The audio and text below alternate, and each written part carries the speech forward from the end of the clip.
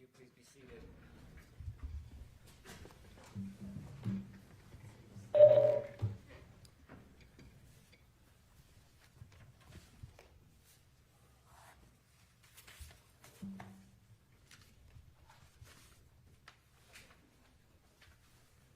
Good morning, everybody.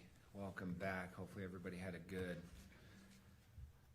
weekend, all things considered. We are going to go on the record. It is Monday, March 23rd, 2026. This is State of Utah versus Meggan Sundwall, case 251401132. Council, let's talk about instructions. I appreciate the efforts that have gone into this over what was probably a long weekend. It sounds like you've got, or it looks like you've got a lot of the things narrowed. Yes, Judge, and actually I think we've narrowed it even further. The state originally was planning on arguing the lesser of murder be included. I think that we have decided that we don't believe that's necessary. So I think that... So we can pull that as a lesser included. Yes, and, okay. and then I believe the parties are in agreement that the lesser included of reckless manslaughter can also be pulled. So any definition of recklessness can also be pulled. I think that there may be at least two references to defining recklessness in the court's instructions.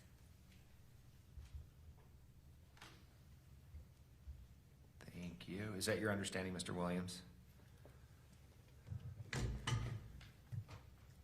Yes. Thank you. Any other stipulations before I have questions for both of you?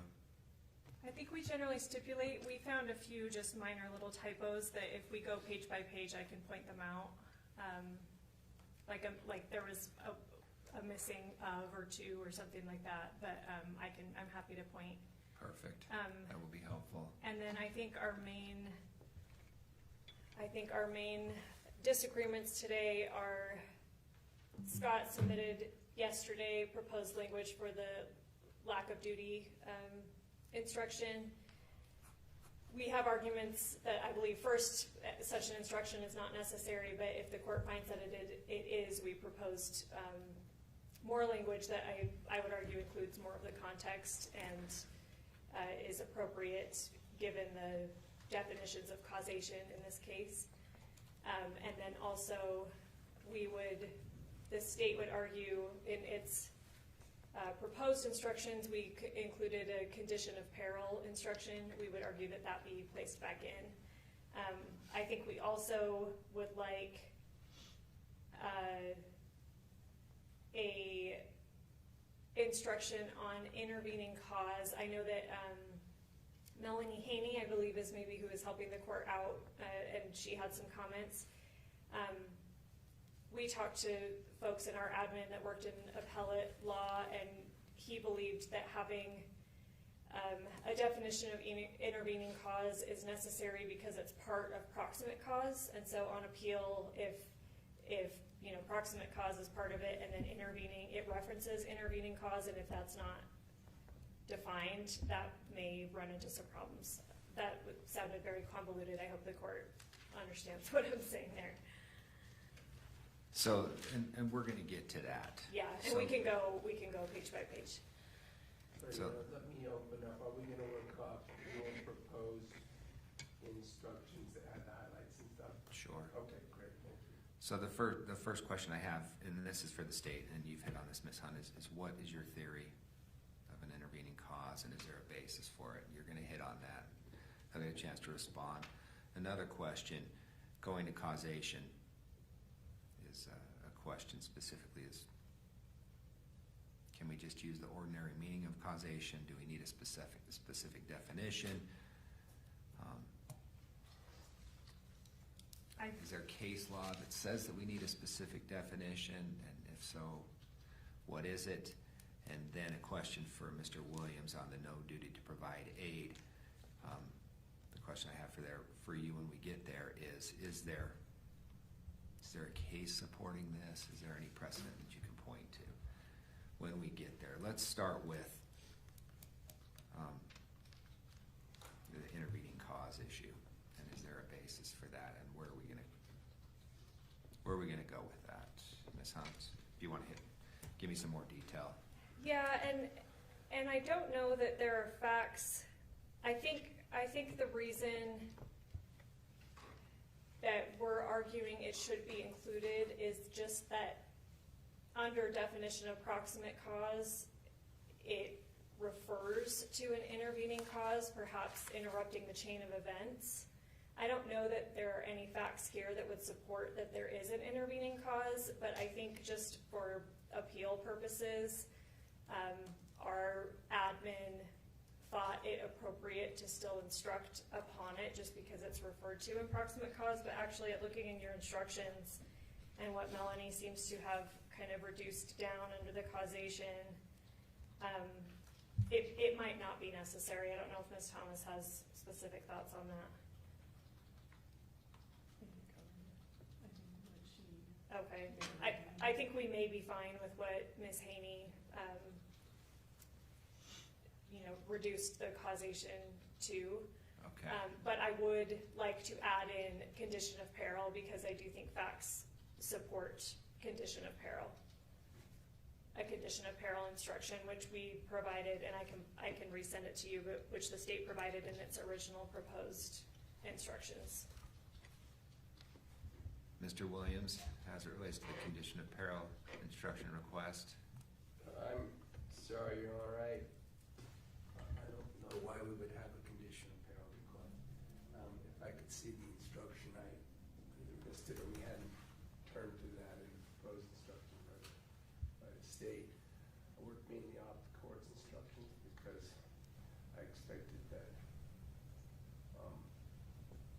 when you put that together, that was what you thought after seeing the proposed instructions by the state. So I might need a minute. Why would we need a condition of peril instruction? And that was my question for the state. Okay. And I'm happy to address that now. Go ahead. And I can email this to everybody, but in the state's original proposed instructions, the condition of peril says, where an individual by her wrongful conduct created a condition of peril, her act can properly be found to be the proximate cause of a resulting injury or death. A person created a condition of peril when she creates a condition that exposes another to the risk of being injured or that imperils or endangers another. And the state, the cases relied upon for that is State v. Hallett, that's 619 P2D 335. And also State v. Boss, which is 127 P3D 1236. And I believe one of those cases is, the facts in one of those cases about condition of peril is somebody knocked over a stop sign and then left the scene without fixing the stop sign, and then ultimately a crash resulted. And I'm forgetting now if a death happened, but I think maybe so. And so the person that knocked over the stop sign created the condition such that it was foreseeable and the proximate cause that a crash may happen. And I believe that person was correctly found guilty of manslaughter in that situation. And so here I think the facts, many of the facts do support, and I know that there could be many theories of causation here, and the state does intend to argue a few of them. But one of them is that Ms. Sundwall created such a condition of peril, and at that point, if the jury finds that it's a proximate cause to the injury resulting in death, I think that we're entitled to have them instructed upon that.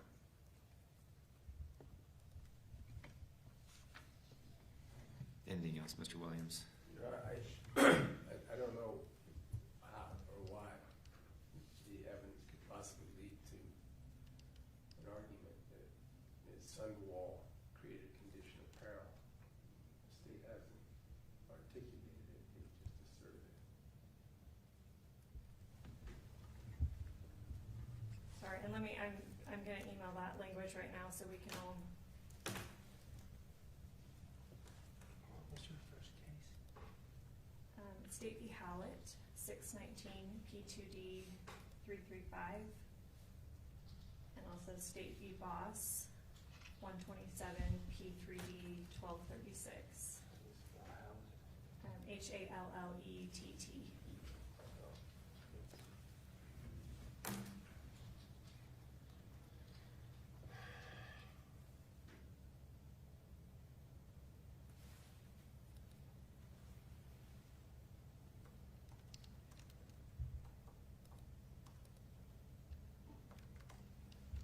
I'll give you a chance to look at that, Mr. Williams, before we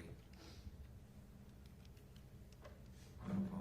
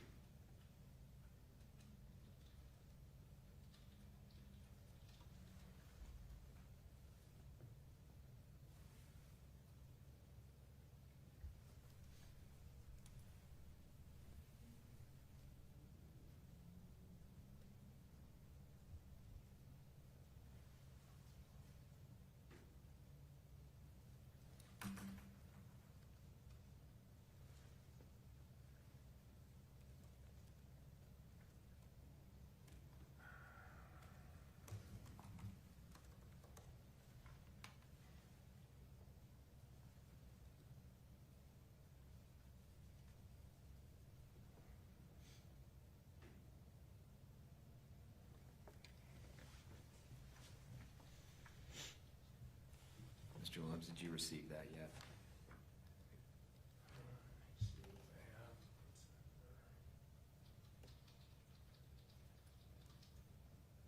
It was included in the original instructions I sent to you before trial. I believe I just sent another, maybe I didn't include the other.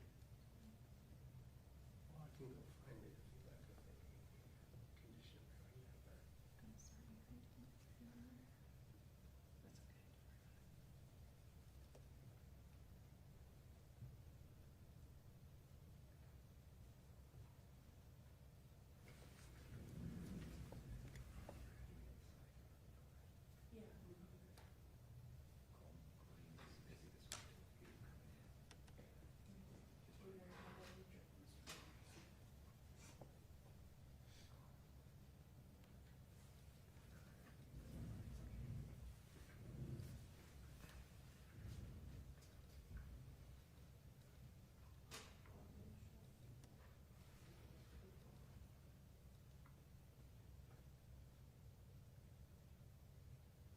okay.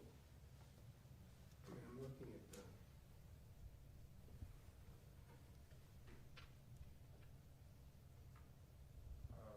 proposed language of the two cases. They just, first of all, they're not about jury instructions. They almost don't even mention condition of peril, but they're both negligent homicide cases, and part of it is tied to that, to the notion of can you be negligent and do something that creates, I mean, I would ask the state to, the court to have the state specifically articulate what could possibly in this case be creating a condition of peril. The entire theory is, as I see it, maybe they've got to propose something in closing that I haven't seen for 2 weeks, but would be that an act was committed inside a room where the decedent set a stage, introduced a glucometer, clearly took a reading before Ms. Sundwall entered, texted in connection with this plan, she was going to preload some syringes, and died by overdose of insulin. What condition of peril, the facts could even warrant this, assuming it's a real thing? Again, these cases don't even cite to jury instructions given in the two cases. They only cite to both of them are criminal negligence cases, one of them with strong dissent. That's how it is. And I've reviewed how it, Ms. Hunt, that gets back to my original question, is what's the theory? I think that's multifold, and I'll start at the beginning.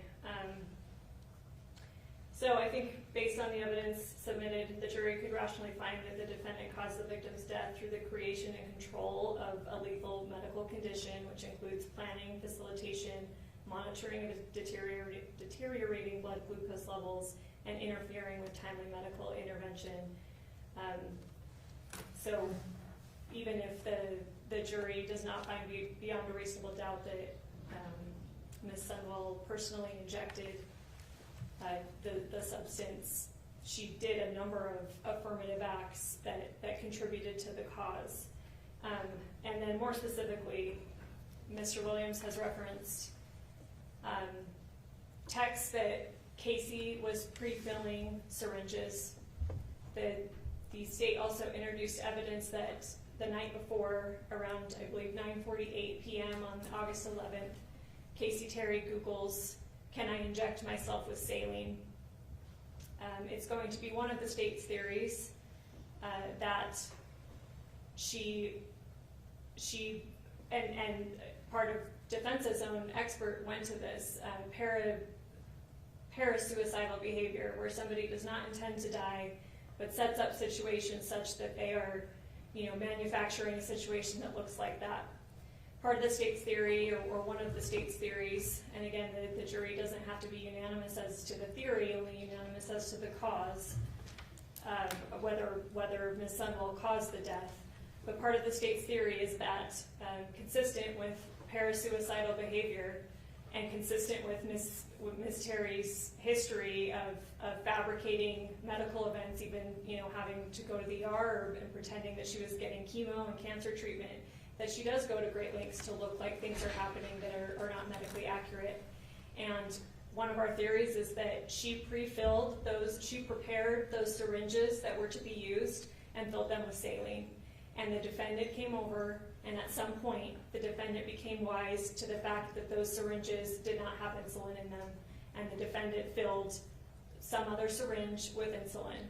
And then how that got administered, I think it can have been a number of ways, all of which I think lead ultimately to Ms. Sundwall being the cause.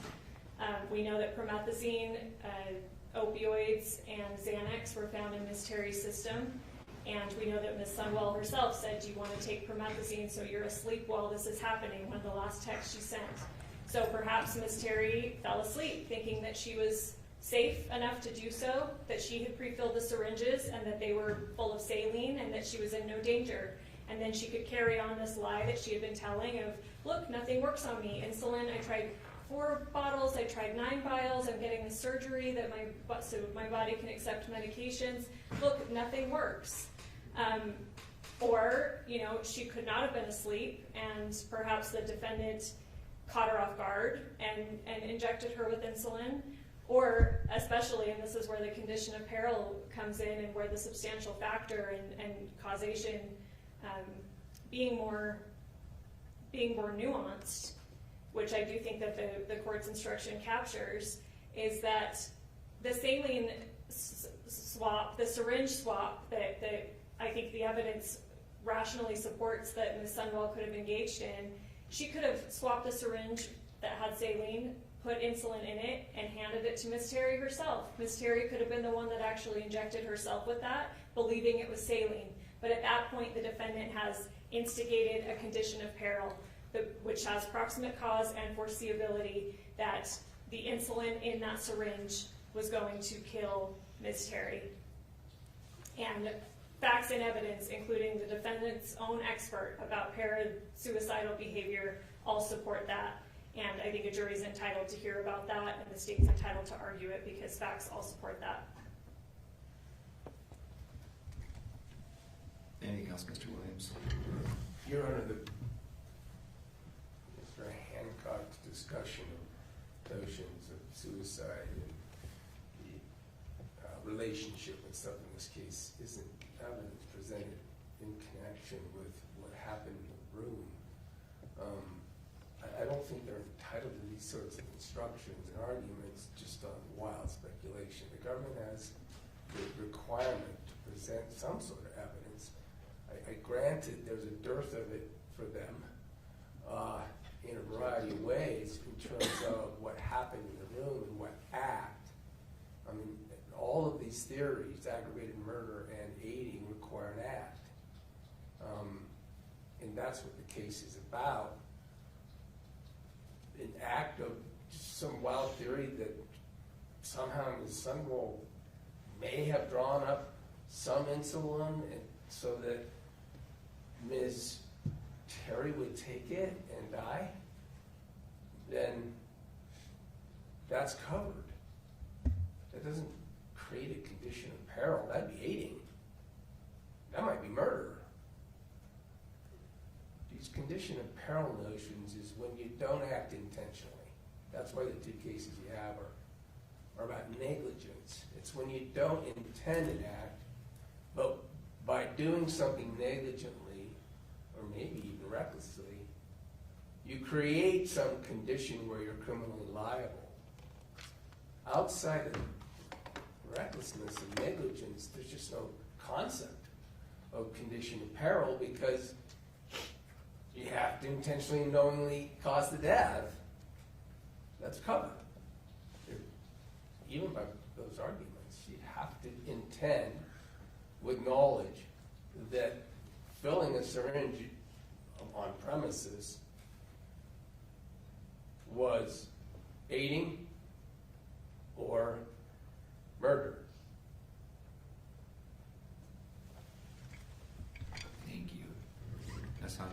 Agreed, and I think we're talking less about the mental state, although obviously if Ms. Sundwall is filling up a syringe with insulin and either administering it herself, injecting it herself into Ms. Terry or handing it to Ms. Terry to inject, it obviously would be intentionally or knowingly leading to the death of Ms. Terry, given the information we know about insulin.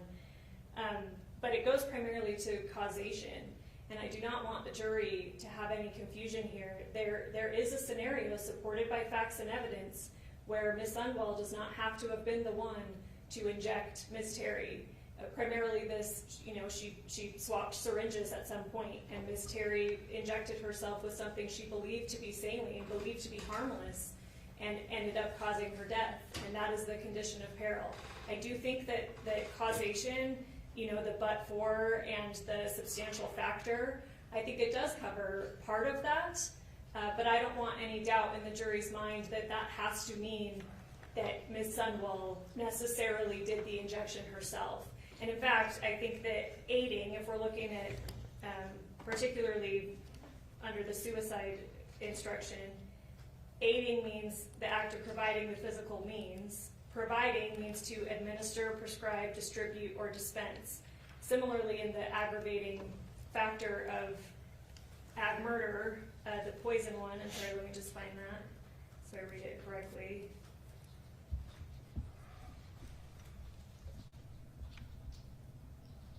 The homicide was committed by means of the administration of any substance administered in a lethal amount, dosage, or quantity. Again, administration does not necessarily mean there, and it's not defined, and so the jury can use the ordinary definition. It does not require Ms. Sundwall to be the one to have physically injected it herself. And I guess this is a scenario that I can liken it to. If you're poisoning somebody's food or somebody's drink, you can poison the material, you can put poison in the drink, you can put poison in the food, and then, you know, whoever you're attempting to poison can come up and they're the one that actually eats it or drinks it. It doesn't have to be force-fed to them or forced down their throat. But no doubt that person would still be administering them poison because, you know, but for the poison being in there, they wouldn't have died. And if they knew the poison was in there, they wouldn't have eaten the food or drank the drink. So I think that administration is broader than Ms. Sundwall having to be the one that injected Ms. Terry. And I think that an ample amount of evidence here supports that. Why would Ms. Terry Google, is it okay to inject myself with saline the night before she knows that Ms. Sundwall is coming over with the goal, with Ms. Sundwall's goal at least, and perhaps Ms. Terry's at least plan of faking it or something. The goal that Ms. Sundwall has is that Ms. Terry ends up dead. And so I think there's ample evidence, and the state should be able to argue every theory supported by the evidence, and whether the jury believes that or not, that's the jury's province. Thank you. Let's move on to Mr. Williams, your no duty to provide aid instruction. Walk me through that. Yeah, the state throughout, Your Honor, the entirety of this litigation has told me they agree that instruction of no duty to aid would be appropriate. And even the response, which is the only communication I got over the weekend, last night, doesn't say they object. It just says they would like different language. The state didn't provide any. I think it's important to have a no duty to aid. Gosh, in this case, can you imagine any more important one? Because it's not the same every jurisdiction. In Utah, there's this.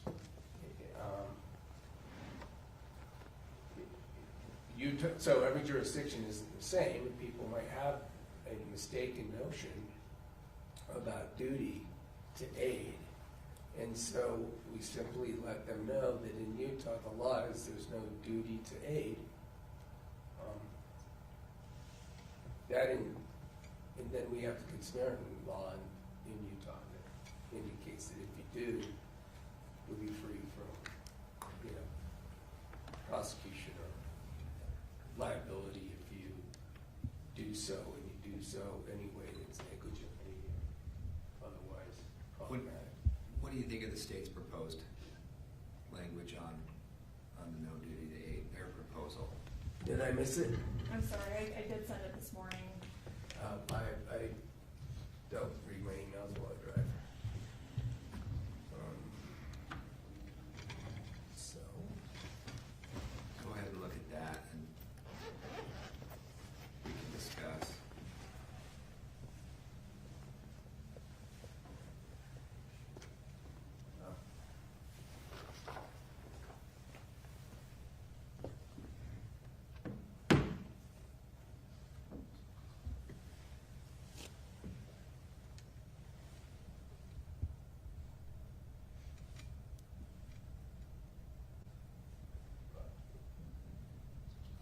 I'm not sure, are we only talking of, I would object to the second paragraph. I mean, that's just a restatement of the condition of peril. I don't think if we're instructing them either, we would instruct them it's not ordinarily required to provide medical assistance to another person in distress. The reason ordinarily, I don't know where that comes from. They can say, I suppose, it doesn't come from any law that I've ever seen. And that was my question originally too. Do we have any case law from either side supporting this? No, Judge, and in fact, I believe that no duty to aid comes from civil common law, and I think it applies in situations where, and this is just an example off the top of my head, if I come upon somebody that is drowning in a pond or a lake or something, I don't have an affirmative duty, even though I may be able to jump in and try to save them. Similarly, if Ms. Sundwall just came upon Ms. Terry having injected herself with insulin and is obviously struggling, she may not have a duty to provide care even though she is capable of it.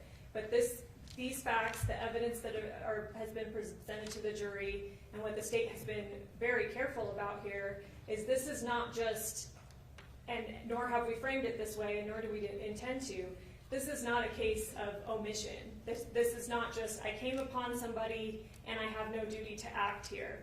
The evidence supports that the defendant took a repeated series of affirmative acts to block aid, to put in motion the condition of peril under multiple theories. And so I think that all of this is covered. So number one, I would object to there being an instruction at all on it, because I think it's all covered in the causation instructions that the court has proposed. But if the court does think it's appropriate, I think that, referencing, and I couldn't find a case either used in a criminal setting of a duty to aid or no duty to aid. The Good Samaritan law does not spell out that you have no duty to aid. It merely says that if you do step in a situation like that, and like Mr. Williams said, if you mess up, then you're not going to be subject to civil liability or you can't be sued.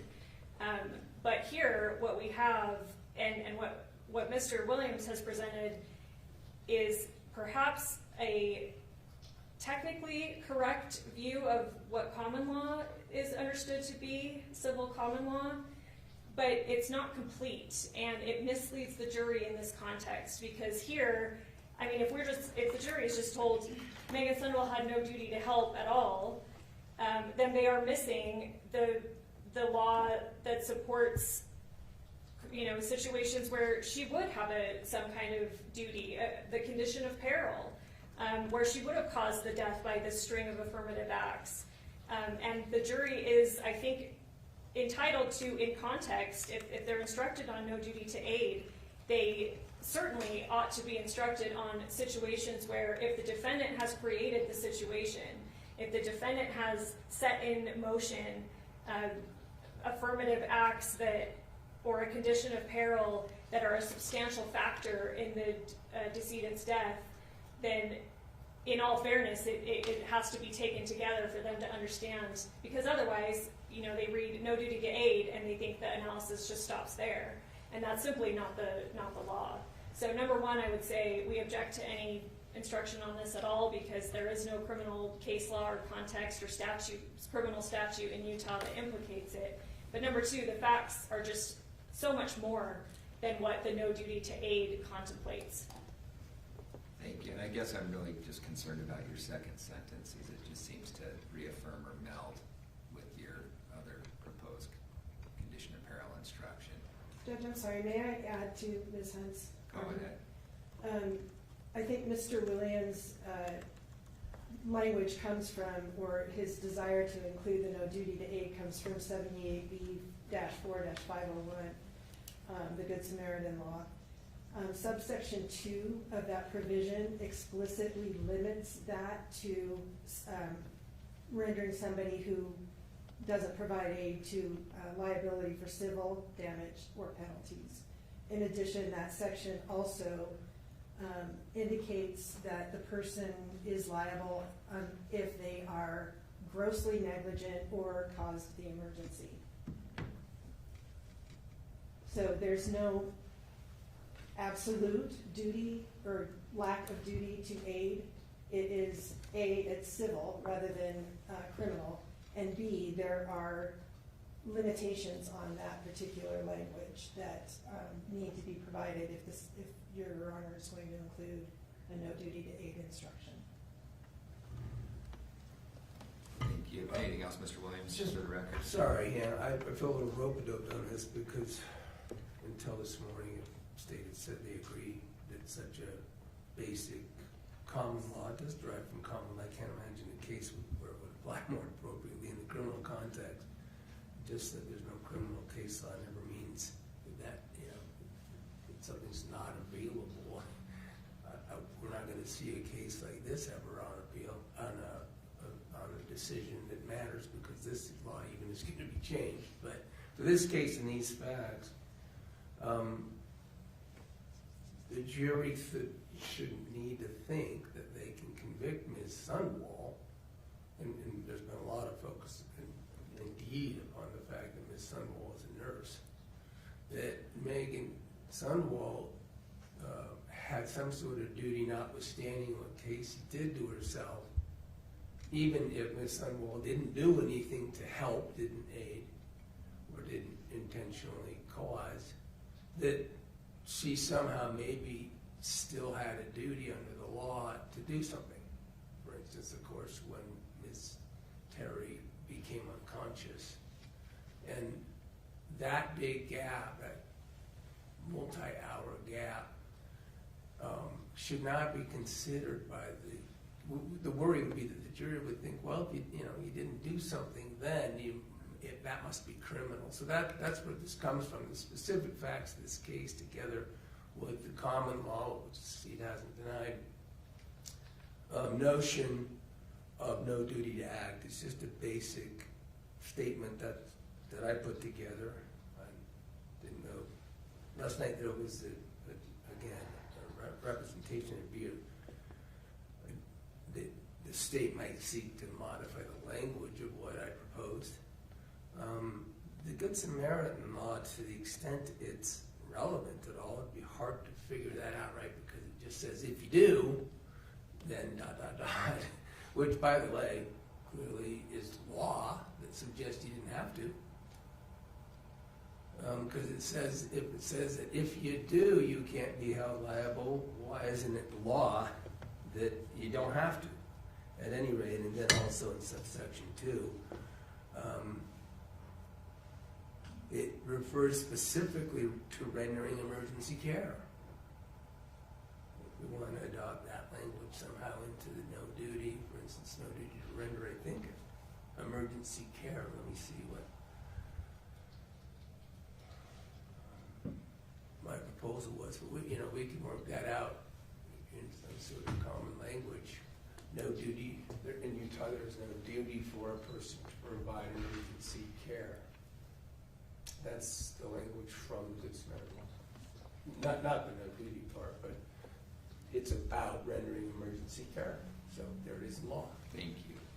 And again, Judge, the state is not framing this as an omission case. There's ample evidence that the defendant took several steps of affirmative acts to either delay or prevent medical aid reaching Ms. Terry.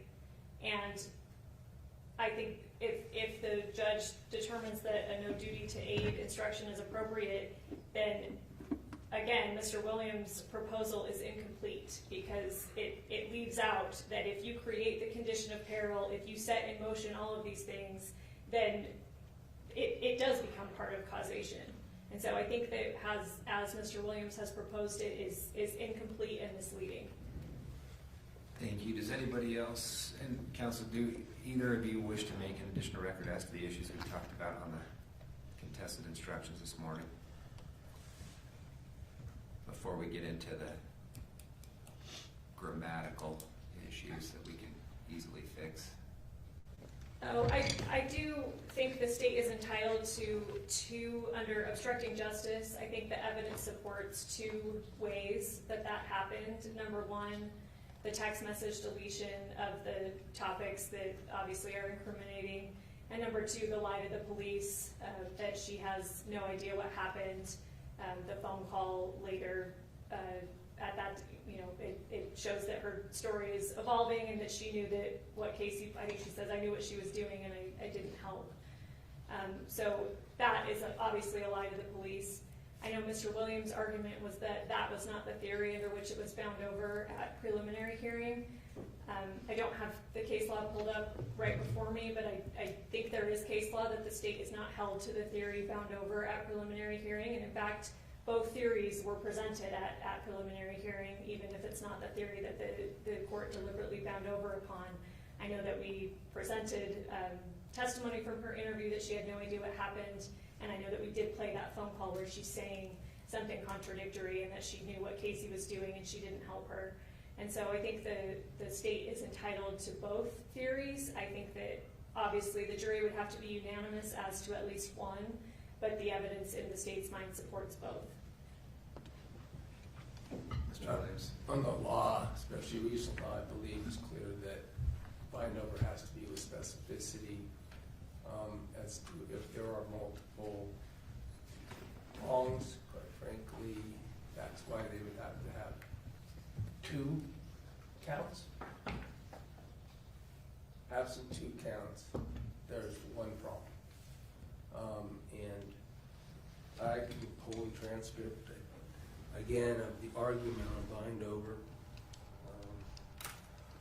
Or perhaps, Your Honor, we maybe could look at your order on bind over, but it's, in my position, it's been clear that this case has proceeded to this point on obstruction by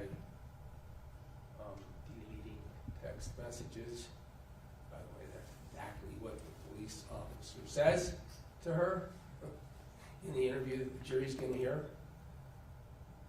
Deleting text message, that's obstruction of justice.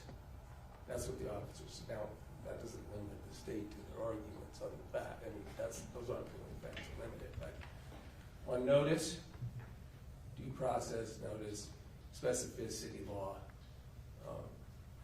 I submit that the only specific bind notice was on deletion, object to including any other theory or argument, or theory in jury instruction.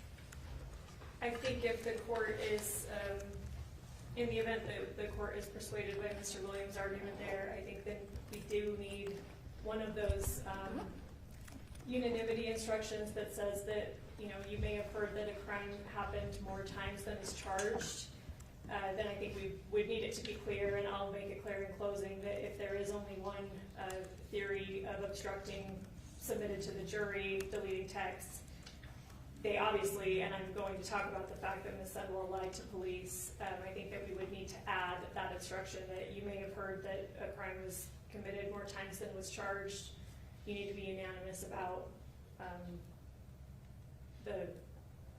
the activity that accomplishes or satisfies that element.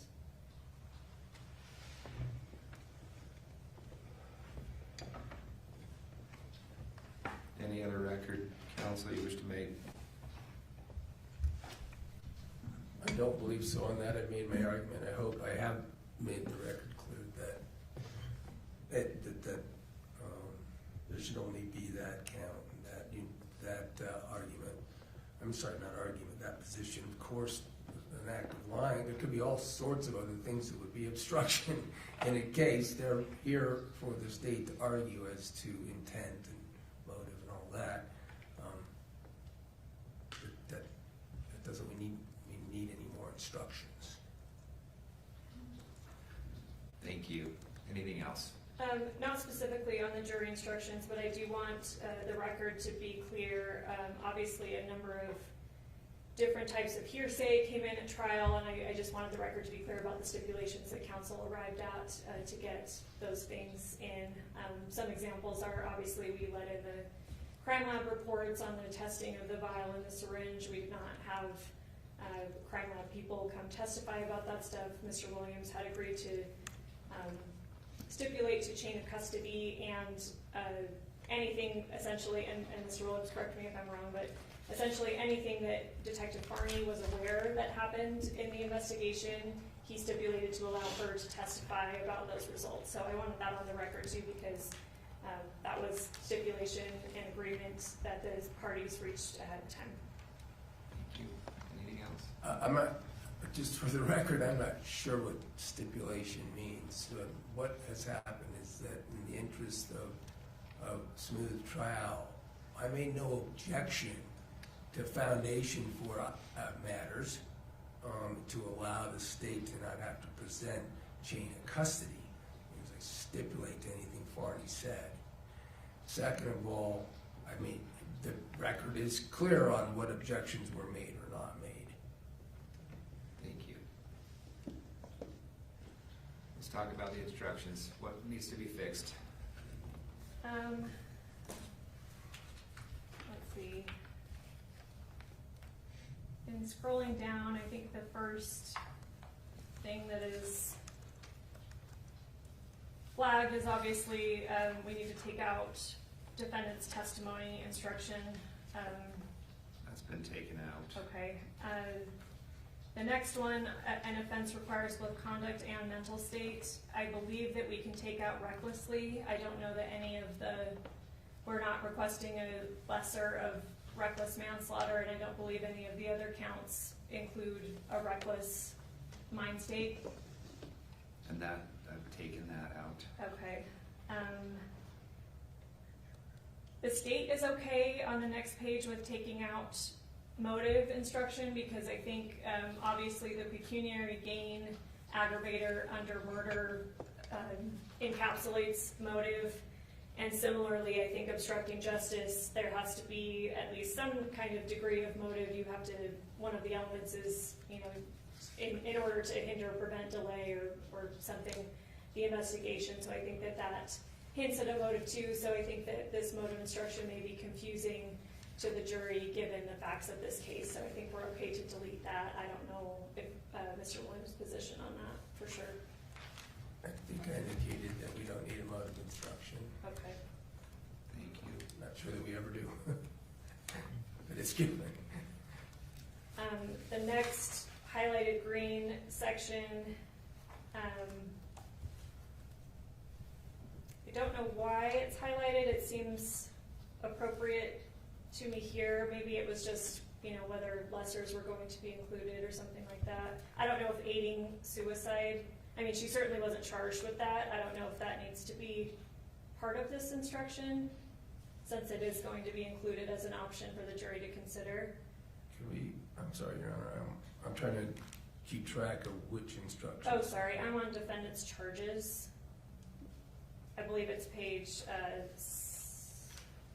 don't really have the right page numbers here for you. Yeah, I don't have any page numbers either. I think we've changed the name of aiding suicide manslaughter to just manslaughter, since that's the only theory. Is that your question?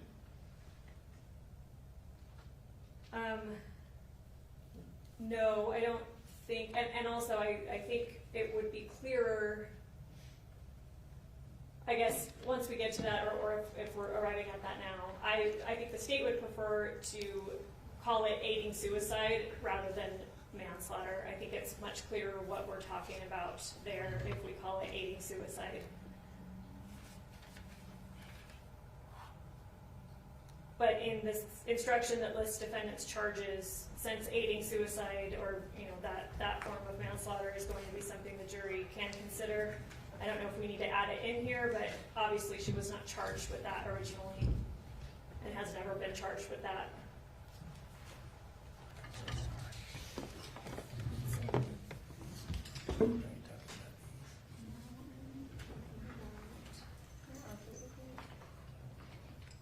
Here, the defendant's charges here, sorry. That's it. Having a little trouble going along. No charge. And again, I'm not quite sure why it was highlighted. I don't know if Ms. Haney thought that if lessers are part of it, that they need to be included here. I don't know what the court's opinion on that is. Defendant's charges instruction? Yes. I have no objection to just removing it. It's, you know, at best, it's duplicate of the elements. And it is awkward in this particular case insofar as this state did not agree, didn't charge the aiding. So the aiding is better described as a lesser. I think I agree with that. I would like to keep this instruction in though, because I think it does emphasize that the state has the burden of proving beyond a reasonable doubt all of the elements of the crimes charged. And I think that that's probably appropriate. Thank you. I think that's in the elements instruction. I'll submit it, but if it's modified, I'm not sure I understand what the proposed modification is. I guess I'm not proposing a modification anymore. I'm just saying that the state is okay with including it, but I'll defer to the court. Thank you. Next instruction. The lesser included offenses, again, we're not seeking murder and reckless manslaughter. The only technically lesser here is the aiding suicide, and again, for clarity, the state would like to have it just called aiding suicide and not have the word manslaughter as part of that.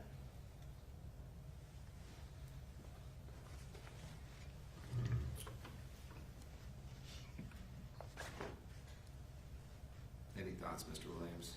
Listen, it's interesting, right? Because what happens, the legislature realize that there's kind of a quirky problem there because they've now taken aiding and made it its own. But in this court, in this trial, it's titled manslaughter. Manslaughter : in aiding suicide. I'm not sure we have a record if we don't put that in. If we don't make a reference to manslaughter, we haven't really articulated a crime as codified. Times appropriate to the statute. This is a manslaughter in the form of the prong of aiding. So the state has agreed the prong of recklessness need not be instructed in there. We're removing that, but it's manslaughter, subsection aiding suicide. So I think it would be a little awkward legally not to call it that. Thank you. Next, instruction. Or next issue. Elements of count 1 aggravated murder, I believe this is where we found a little typo in the 4B aggravator. I think there was left out an of after administration. Does the court see that? I do. Thank you. Otherwise, the state has no issue with that. Thank you.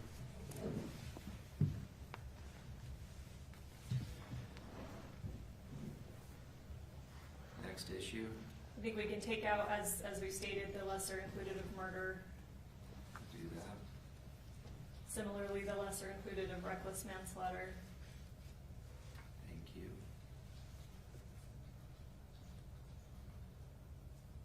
The next one down, the elements of lesser included of aiding suicide manslaughter. In the paragraph after the elements, we just added in, let me see if it's consistent with the others. So to compare, in count 1 aggravated murder, in that paragraph below the elements, it says, you know, if every element has been proven beyond a reasonable doubt, then you must find the defendant guilty of aggravated murder. In aiding suicide, we added, because before it just said, if every element has been proven, you must find the defendant guilty. And we added of aiding suicide manslaughter. And then on the other hand, if you are not convinced, you must find the defendant not guilty of aiding suicide manslaughter, just to specify of that charge. Does that make sense? I think so.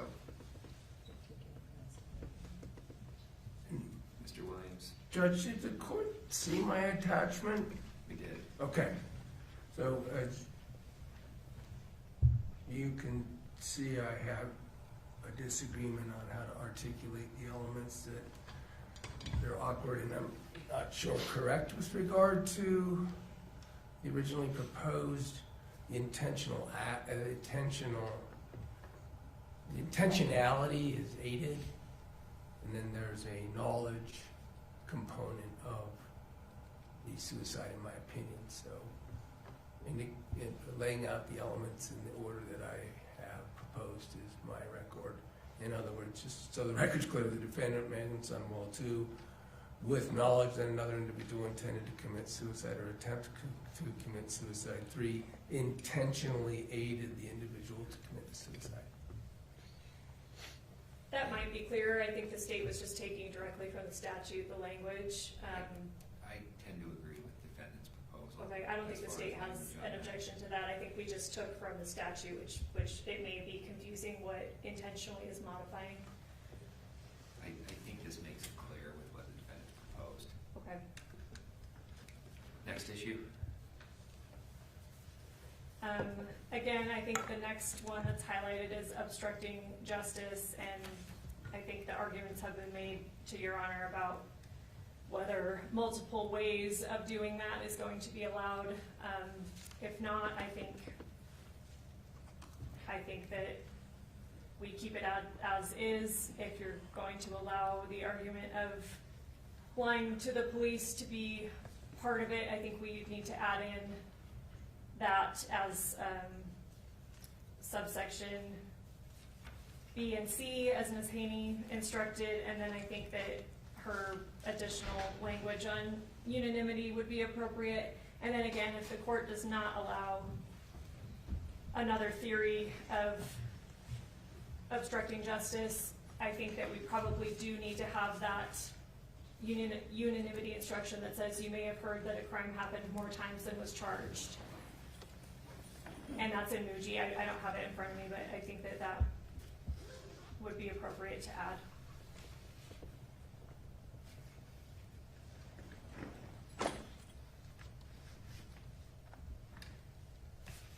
Thank you. Mr. Williams, any thoughts?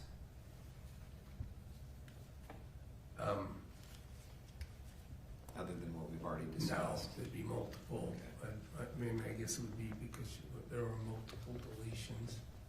In other words, that could be the only argument, is there were multiple deletions of text, right? And so my record's made in terms of the different forms of obstruction. Next issue. Again, depending on what the court decides on count 2, if there's allowed a second theory, the unanimity on count 2 instruction that Ms. Haney has highlighted, we've added in, so in the paragraph, you may not find Ms. Sundwall guilty on this count unless you unanimously agree that the prosecution has proven. We added beyond a reasonable doubt there that Meggan Sundwall committed obstructing justice in at least one of the specific ways listed in the element 3 of instruction blank. And then at the very end, we added, if you find Ms. Sundwall guilty of obstructing justice, you must indicate your unanimous decision. We added in the language on the verdict form. And again, just trying to, for purposes of clarity. And I made that change.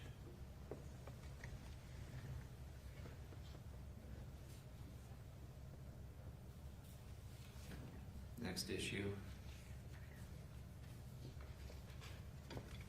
Ms. Haney made a comment on the definition of intentionality. I can't speak for Mr. Williams. I do believe both counts are specific intent result crimes. So I think we agree with that. I think that instruction is fine.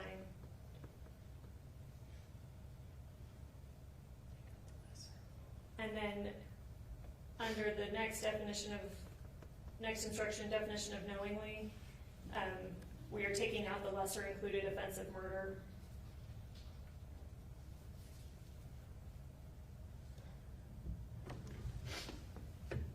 Your Honor, I don't think we have, for the record, a mens rea of knowingly here. Mens rea of aiding is intentionally acting. Then it says with knowledge that a person is. That is not, I submit, another mens rea in that statute. It's a question of fact. No, I would object. Well, I guess that's not true. Murder has intentionally and knowingly as a mens rea. So that's just an awkward aspect as I started to speak through it. Murder does. Thank you. Never mind, sorry. Agreed. Aggravated murder does have intentionally or knowingly. Also, I would disagree with Mr. Williams. The aiding suicide does not include. It clearly says with knowledge that another individual intends to commit suicide. I think the legislature clearly could have used other verbiage. They used knowledge, which is a recognized mental state So I think it's appropriate to instruct the jury on what knowledge means there as well. Next issue. Taking out recklessly definition entirely, the court's probably already done that. Thank you. And then I think the next issue is getting to the causation. I think that the state is largely okay with what the court has presented, but again, the state would request a definition of condition of peril, and then I also think that just for completeness sake, we would like intervening cause to be defined because it's part of proximate cause, and then proximate cause, if condition of peril is included, it refers to proximate cause, which then in turn refers to intervening cause. So I think it would be potentially complicated on appeal if the jury doesn't have meanings for what those terms are. Thank you, and I'll go back and make changes and come back with a ruling on those, so we're clear on the record. And is it clear I object to that? It is. Any other issues with the instructions, or I guess we'll need to modify the verdict form? We just had again, I don't know that it's terribly material, but the verdict form instruction toward the very end, the last sentence is, remember, any response you give on the verdict form must be unanimous. We changed it to, remember, all responses you give on the verdict form must be unanimous, just because obviously there's going to be multiple. I'll think about that. Anything else from either party? I did come up with, I'm not sure if you've decided, of course, yet, whether you might give a sort of duty to aid, but in my proposal, one other alternative, since it's language straight from the Good Samaritan Act, in other words, statutory language, is after in to aid another person who, we perhaps could say, may otherwise require emergency care. That's the language from the Good Samaritan. So it's just a proposal. Thank you. Anything else before I go back and make changes? Come back and make my ruling, and you'll get copies of everything. This is, I can't point to any law, it's just not a way that I've seen it before, but on the verdict form, the list of, the first thing listed is not guilty, and then followed by guilty of, obviously we'll take out reckless manslaughter and murder, but I've just never seen it. I can understand certainly why the defense would want it in that order. I'm sure that you can understand why the state wants it in a different order, but I think it makes more sense to descend in the order of guilty to not guilty, because that's kind of the path that they're later instructed on to follow the different inquiry A or whatever. We think it makes more logical sense to list the guilty offenses first and then not guilty. It just, I think, provides a clearer path for them to what they have to do, but I'll submit on that. We don't have any precedent for that. It's just an argument. Is that correct? Yes. Yeah, we have some precedent. The starting point is not guilty in this country. Thank you. All right. I'll go back and make my changes. I'll come out and rule on the two main instructions that we had detailed argument on. The jury will be here in about 20 minutes. We'll get copies for them. You'll have copies. I'll give you a chance to review them, and then we'll get started. Thank you, Your Honor. Thank you all for your efforts. I'll be back in a moment. All rise.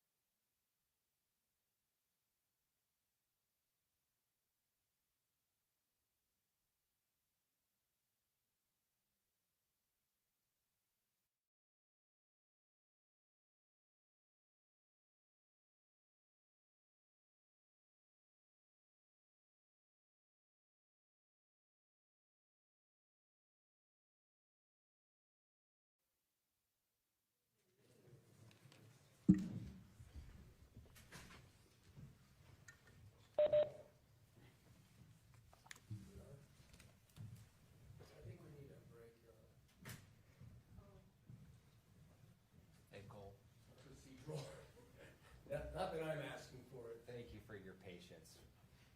Oh, yes. Come out for just a second. Back this way real quick. Sorry about that.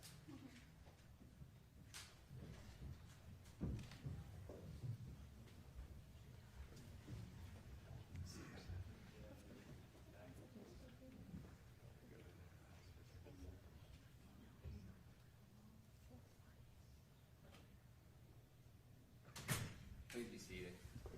That'll just give more time to get some more caffeine. Could you maybe let the jury know that the reason we have to do that is the son wants to use the bathroom? And she went to the bathroom. I'm happy to do so. Judge, What has to be done to get Yeah, I don't think they did. Judge, can I come and turn the lectern before making a Of big course. scene? Yep.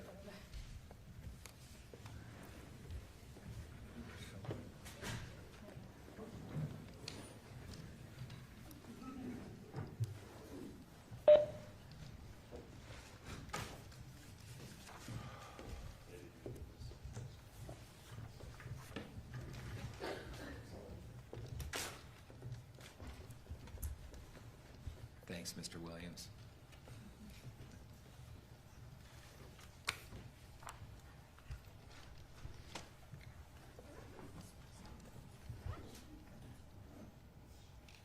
That was just a dress rehearsal. There we go. Now we're on practice.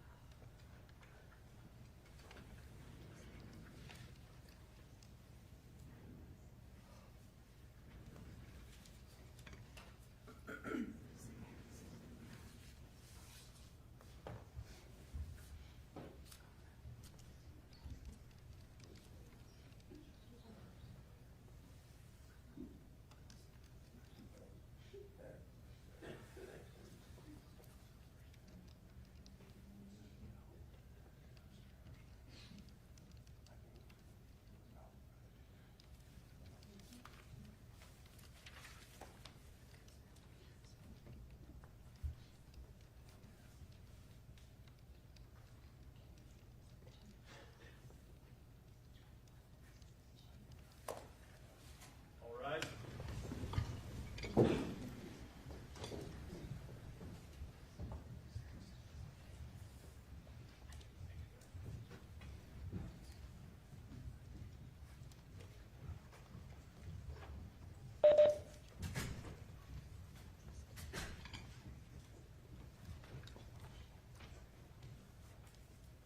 Please be seated. Court will go on the record on case number 251-401-132, State of Utah versus Meggan Sundwall. Ladies and gentlemen of the jury, thank you for your patience. Sorry about that initial dress rehearsal. Sundwall was in the bathroom, so we're all ready to go. Hope you all had a good weekend. We're going to go through closing instructions right now. You've each got your binders. We're going to read through every instruction together, after which we're going to hear closing arguments, and then you will be excused to deliberate. Once again, we all thank you for your attention and efforts in this matter. If you could please turn to instruction number 13.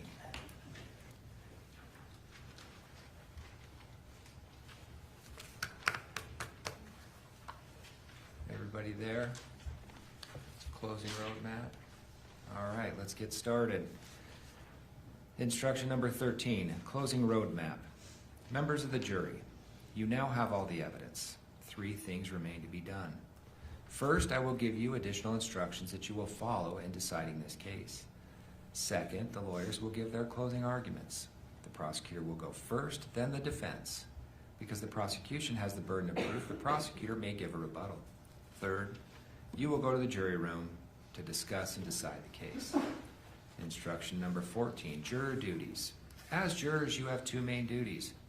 The first duty is to decide from the evidence what the facts are. Deciding what the facts are is your job, not mine. You are the exclusive judges of all questions of fact. The second duty is to take the law I give you in the instructions, apply it to the facts, and decide if the prosecution has proved the defendant guilty beyond a reasonable doubt. You are bound by your oath to follow the instructions that I give you, even if you personally disagree with them. This includes the instructions I gave you before trial, any instructions I may have given you during the trial, and these instructions. All the instructions are important, and you should consider them as a whole. The order in which the instructions are given does not mean that some instructions are more important than others. Whether any particular instruction applies may depend on what you decide are the true facts of the case.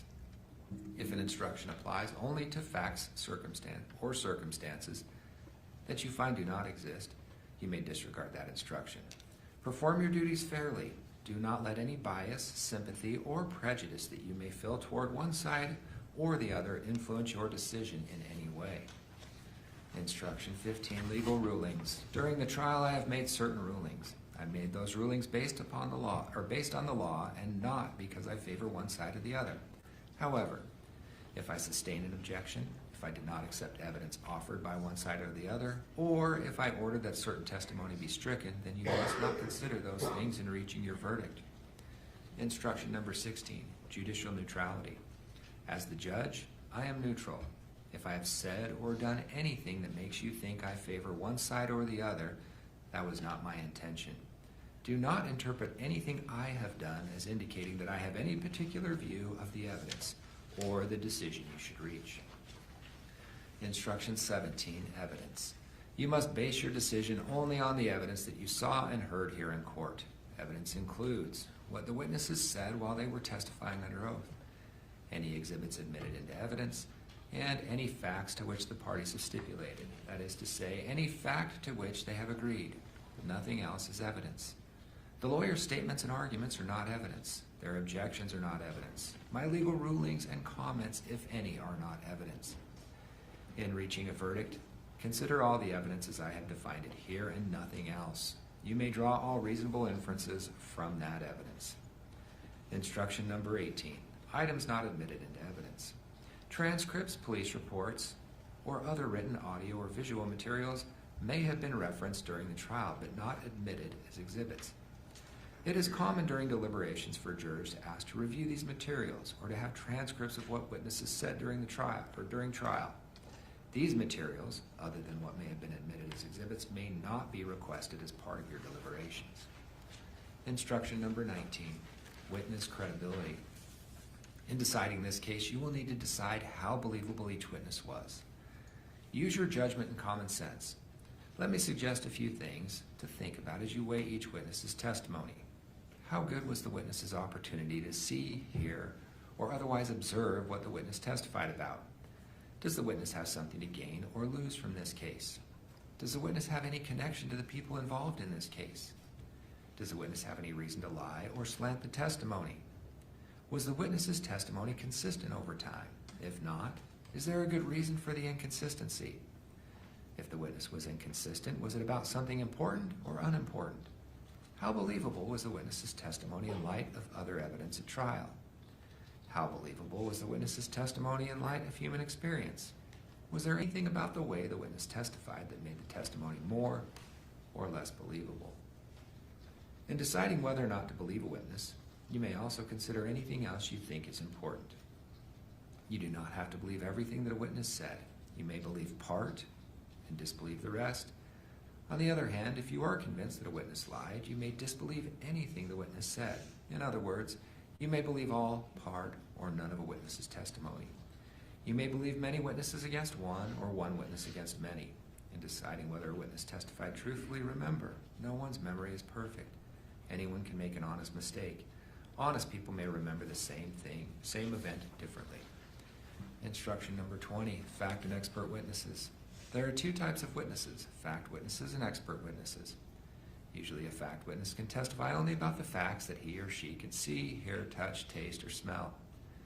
An expert witness has scientific, technical, or other special knowledge that allows the witness to give an opinion. An expert's knowledge can come from training, education, experience, or skill. Experts can testify about facts, and they can give their opinion in their area of expertise. You may have to weigh one expert's opinion against another's. In weighing the opinions of the experts, you may look at their qualifications, the reasoning processes the experts used, and the overall credibility of their testimony. You may also look at things like bias, consistency, and reputation. Use your common sense in evaluating all witnesses, including expert witnesses. You do not have to accept an expert's opinion. You may accept it all, reject it all, or accept part of it and reject part. Give it whatever weight you think it deserves. Instruction number 21, testimony of a law enforcement officer. You have heard the testimony of one or more law enforcement officers. The fact that a witness is employed in law enforcement does not mean that his or her testimony deserves more or less consideration than that of any other witness. It is up to you to give any witness's testimony whatever weight you think it deserves. Instruction number 22, direct and circumstantial evidence. Facts may be proved by direct or circumstantial evidence. The law does not treat one type of evidence as better than the other.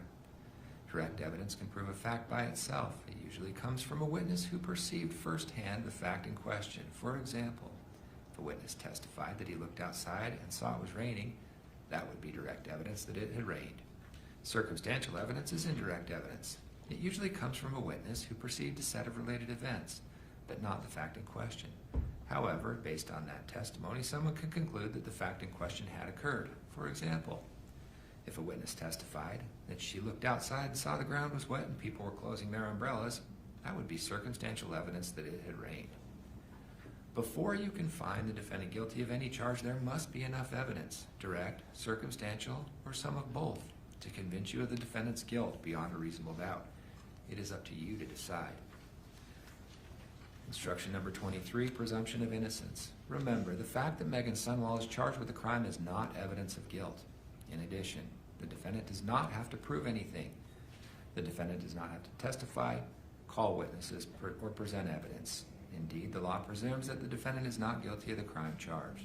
The presumption of innocence persists in favor of the defendant unless the prosecution's evidence convinces you beyond a reasonable doubt that the defendant is guilty. The prosecution carries the burden of proof at all times, and the prosecution must prove each and every element of a crime beyond a reasonable doubt. Until the prosecution has satisfied that burden, you must presume the defendant is not guilty. Instruction number 24, beyond a reasonable doubt. The prosecution has the burden of proving the defendant guilty beyond a reasonable doubt. Proof beyond a reasonable doubt is proof that leaves you firmly convinced of the defendant's guilt. There are very few things in this world that we know with an absolute certainty, and in criminal cases, the law does not require proof that overcomes every possible doubt. If the evidence leaves you firmly convinced that the defendant is guilty of the crime charged, you must find the defendant guilty. On the other hand, if there is a real possibility the defendant is not guilty, you must give the defendant the benefit of the doubt and return a verdict of not guilty. Instruction number 25. Defendant chose not to testify. A person accused of a crime may choose whether or not to testify. In this case, the defendant chose not to testify. Do not hold that choice against the defendant. Do not try to guess why the defendant chose not to testify. Do not consider it in your deliberations. Decide the case only on the basis of the evidence. The defendant does not have to prove that he is not guilty. That she is not guilty. The prosecution must prove the defendant's guilt beyond a reasonable doubt. Instruction number 26. An offense requires both conduct and mental state. A person cannot be found guilty of a criminal offense unless the prosecutor proves that the person's conduct is prohibited by law and, at the time the conduct occurred, the person demonstrated a particular mental state specified by law. Conduct can mean both an act or the failure to act when the law requires a person to act. An act is a voluntary movement of the body and can include speech. As to the mental state requirement, the prosecution must prove that at the time the person acted or failed to act, he or she did so with a particular mental state. For a criminal offense, the law defines what kind of mental state the person had to have, if any. For some crimes, the defendant must have acted intentionally or knowingly. For other crimes, it is enough that the defendant acted recklessly, with criminal negligence, or with some other specified mental state. Shortly, I will instruct you on the specific conduct and the mental state that the prosecution must prove beyond a reasonable doubt before the defendant can be found guilty of a crime. Instruction number 27, inferring the mental state. The law requires that the prosecutor prove beyond a reasonable doubt that the defendant acted with a particular mental state. Ordinarily, there is no way that a person's mental state can be proved directly because no one can tell what another person is thinking. A person's mental state can be proved indirectly from the surrounding facts and circumstances. This includes things like what the person said, what the person did, and any other evidence that shows what was in the person's mind. Instruction number 28, consideration of multiple offenses. Meggan Sundwall has been charged with more than one crime. It is your duty to consider each charge separately. You do not need to consider the charges in any particular order. For each crime charge, consider all of the evidence related to that charge. Decide whether the prosecution has presented proof beyond a reasonable doubt that the defendant is guilty of that particular crime. Your verdict on one charge does not determine your verdict on any other charge. Instruction number 29, do not consider punishment. In making your decision, do not consider what punishment could result from a verdict of guilty. Your duty is to decide if the defendant is guilty or not guilty. Punishment is not relevant to that decision. Instruction number 30, defendant's charges. Meggan Sundwall is charged with the following crimes. Count 1, aggravated murder. Count 2, obstruction of justice. To these charges, the defendant has entered pleas of not guilty. These pleas cast upon the state the burden of proving beyond a reasonable doubt all of the elements of the crimes charged. These elements are set forth in the following instructions. Instruction number 31, count 1, lesser included offense. Count 1 charges the defendant with aggravated murder. Manslaughter is a lesser included offense of that charge. As you deliberate, you must determine whether the defendant is guilty of aggravated murder, guilty of manslaughter, or not guilty of either offense. The law does not require you to make these determinations in any particular order. However, you cannot find the defendant guilty of more than one offense. In other words, you can only return one verdict on count 1. Guilty of aggravated murder, guilty of manslaughter, or not guilty. The elements for aggravated murder are set forth in Instruction 32. The elements for manslaughter are set forth in Instruction 33. Instruction 32, elements of count 1. Aggravated murder. Meggan Sundwall is charged in count 1 with committing aggravated murder on or about August 12, 2024. You cannot convict her of this offense unless, based on the evidence, you find beyond a reasonable doubt that each of the following elements. 1, the defendant Meggan Sundwall. 2, intentionally or knowingly. 3, cause the death of Kacee Terry. 4, under one or more of the following aggravating circumstances. A, the homicide was committed for pecuniary gain. Or B, the homicide was committed by means of the administration of any substance administered in a lethal amount, dosage, or quantity. After you carefully consider all the evidence in this case, if you are convinced that each and every element has been proved beyond a reasonable doubt, then you must find the defendant guilty of aggravated murder. On the other hand, if you are not convinced that each and every element has been proved beyond a reasonable doubt, then you must find the defendant not guilty of aggravated murder. To find the defendant guilty of aggravated murder, you must unanimously agree the prosecution has proven at least one aggravating circumstance listed in element 4 beyond a reasonable doubt. You must also unanimously agree which circumstance or circumstances the state has proven. Instruction number 33, elements to the lesser included offense of manslaughter. You have been instructed that manslaughter is a lesser included offense of aggravated murder. You cannot convict Meggan Sundwall of manslaughter unless, based on the evidence, you find beyond a reasonable doubt each of the following elements. 1, the defendant Meggan Sundwall. 2, with knowledge that another individual intended to commit suicide or attempt to commit suicide. 3, intentionally aided the individual to commit suicide. After you carefully consider all the evidence in this case, if you are convinced that each and every element has been proved beyond a reasonable doubt, then you must find the defendant guilty of manslaughter. On the other hand, if you are not convinced that each and every element has been proved beyond a reasonable doubt, then you must find the defendant not guilty of manslaughter. Instruction number 34, elements of count 2, obstruction of justice. Meggan Sundwall is charged in count 2 with committing obstruction of justice on or between August 12, 2024 and August 19, 2024. You cannot convict her of this offense unless, based on the evidence, you find beyond a reasonable doubt each of the following elements. 1, the defendant Meggan Sundwall. 2, with the intent to hinder, delay, or prevent the investigation, apprehension, prosecution, conviction, or punishment of any person regarding conduct that constitutes a criminal offense.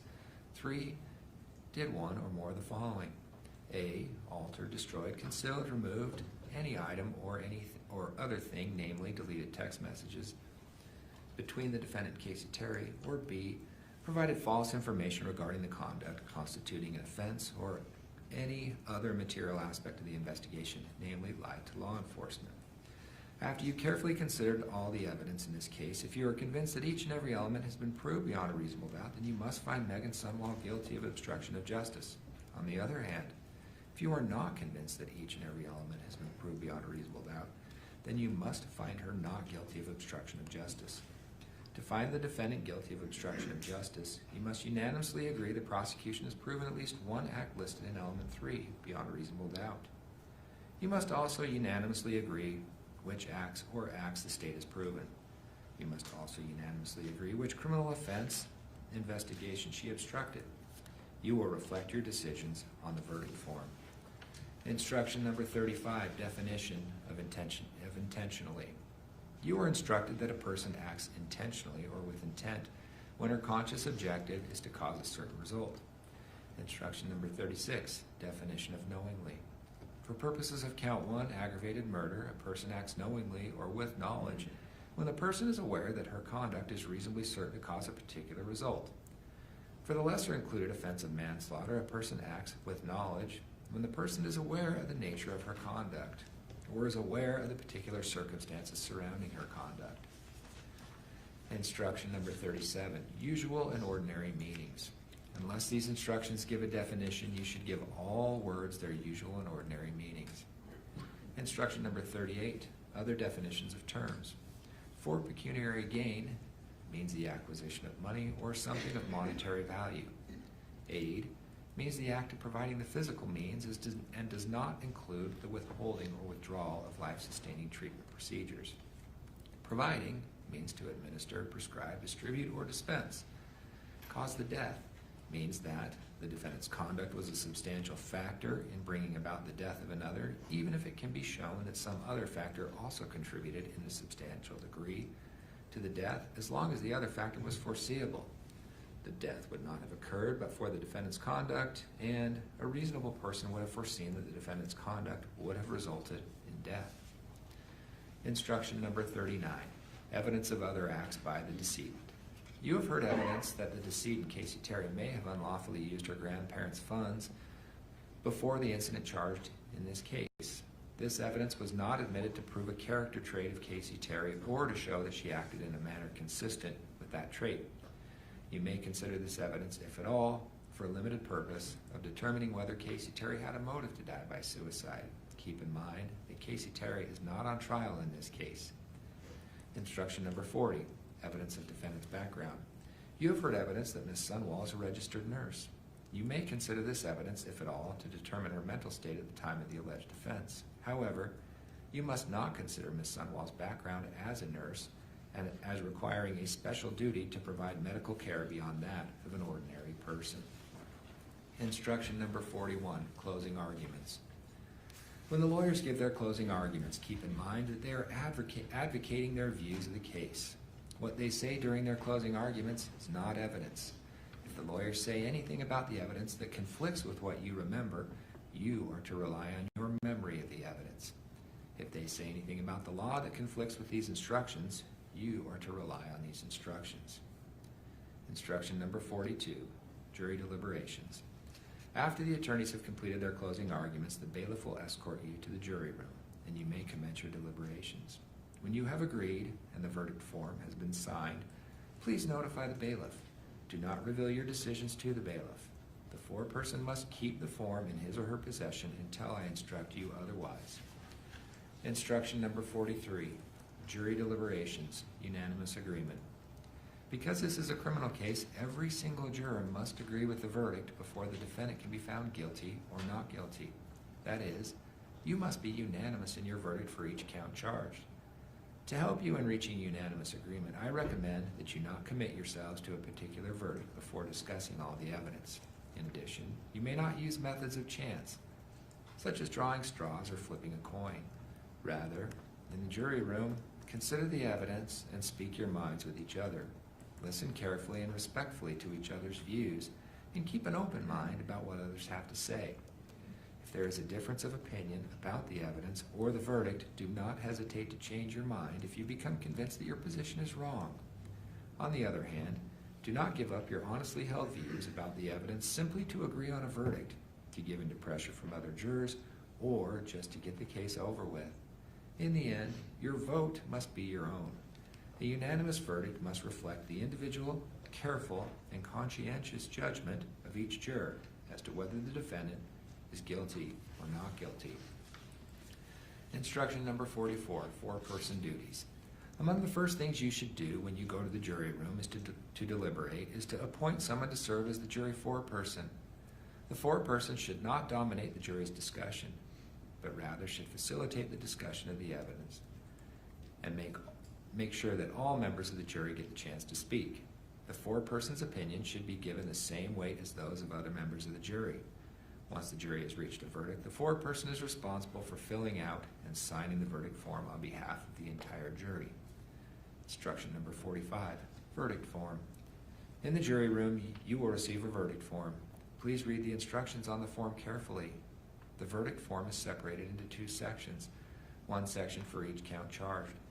Each count has separate instructions. When rendering your verdicts, you need to make sure only one verdict for each count is marked. You may be asked additional questions about the basis of your verdicts. Remember, all responses you give on the verdict form must be unanimous. Instruction number 26. Questions during deliberations. These instructions should contain all the information you need to decide this case based on the evidence. However, if you have a question or need clarifications during deliberations, write a note and give it to the bailiff. I will review it with the lawyers. We will answer your question as appropriate. I will now read the verdict form that you will consider. Read the instructions carefully. Be sure to mark only one verdict for each count. Count 1, aggravated murder. We, the jury unanimously find the defendant, Meggan Sundwall, is not guilty. Guilty of manslaughter, guilty of aggravated murder. If you marked guilty of aggravated murder, you must answer inquiry A. Inquiry A. You must only answer this inquiry if you marked guilty of aggravated murder. We, the jury, unanimously agree the prosecution has proved the following aggravating circumstances beyond a reasonable doubt. Check all that apply. Your decision to mark any aggravating circumstance must be unanimous. This homicide was committed for pecuniary gain. The homicide was committed by means of the administration of any substance administered in a lethal amount, dosage, or quantity. Count 2, obstruction of justice. We, the jury, unanimously find the defendant, Meggan Sundwall, is not guilty of obstruction of justice. If you mark guilty, you must answer inquiry B and inquiry C on the next page. Inquiry B.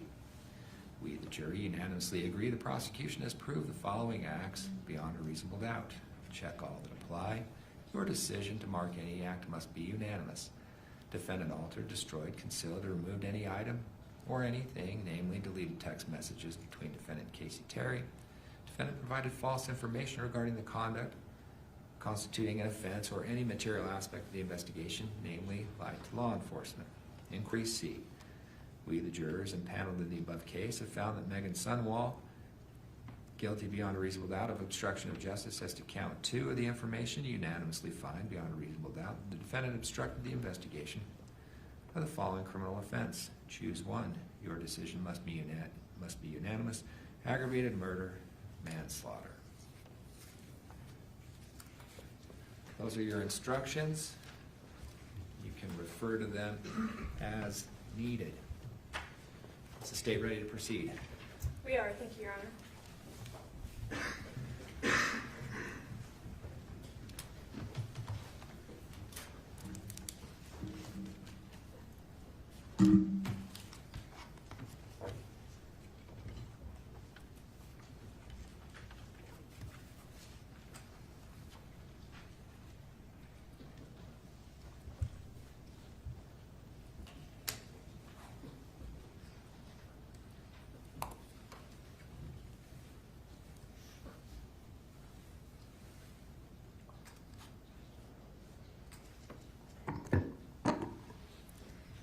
This case boils down to one question: who was in control? In this case, when you step back and look at all of the evidence that you've heard over the last few weeks, you get clarity. What happened in the years, months, weeks, and ultimately what happened down in that basement on August 12, 2024, was not chaos. It was not confusion. It was not a tragic misunderstanding. It was not a best friend merely helping out her other best friend in the whole world. This was control. And the person who was in control during that entire time frame sits at that table: Meggan Sundwall. The judge instructed you on credibility, and that's in Instruction 19. I won't read over it entirely again, you just heard it from the judge, but when you evaluate the evidence, use your common sense. Look at all these factors in Instruction 19 and your human experience to determine credibility. You look at whether things make sense in real life. You ask, does the story match the evidence? Do behaviors and patterns match human experience? Do certain patterns match what we've heard or learned about during testimony? When you apply those rules here, the evidence does answer one central question: who was actually directing, controlling, and causing what happened to Kacee? The answer is Meggan Sundwall.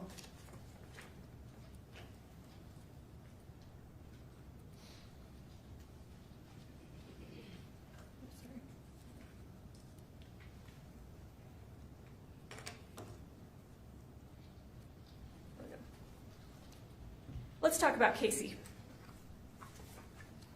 What do we know about her? First, let's be clear about something the state is absolutely not running from. Kacee lied. She exaggerated illness. She misused medication. She made some poor decisions. Both sides, I think, can agree about that. She was a flawed person. She was a hurting person. The evidence shows, though, that she had real medical issues from early in life. She was only born with one kidney. She had surgery, I believe we heard it at like 3 weeks old from that. She was exposed to long, early medical treatment. She lost her mother as a small child and her father as a teenager. Over time, she learned that medical crises brought attention, care, and connection. Much of her dishonesty centered around health. That context matters not to excuse her behavior, but to understand her vulnerability.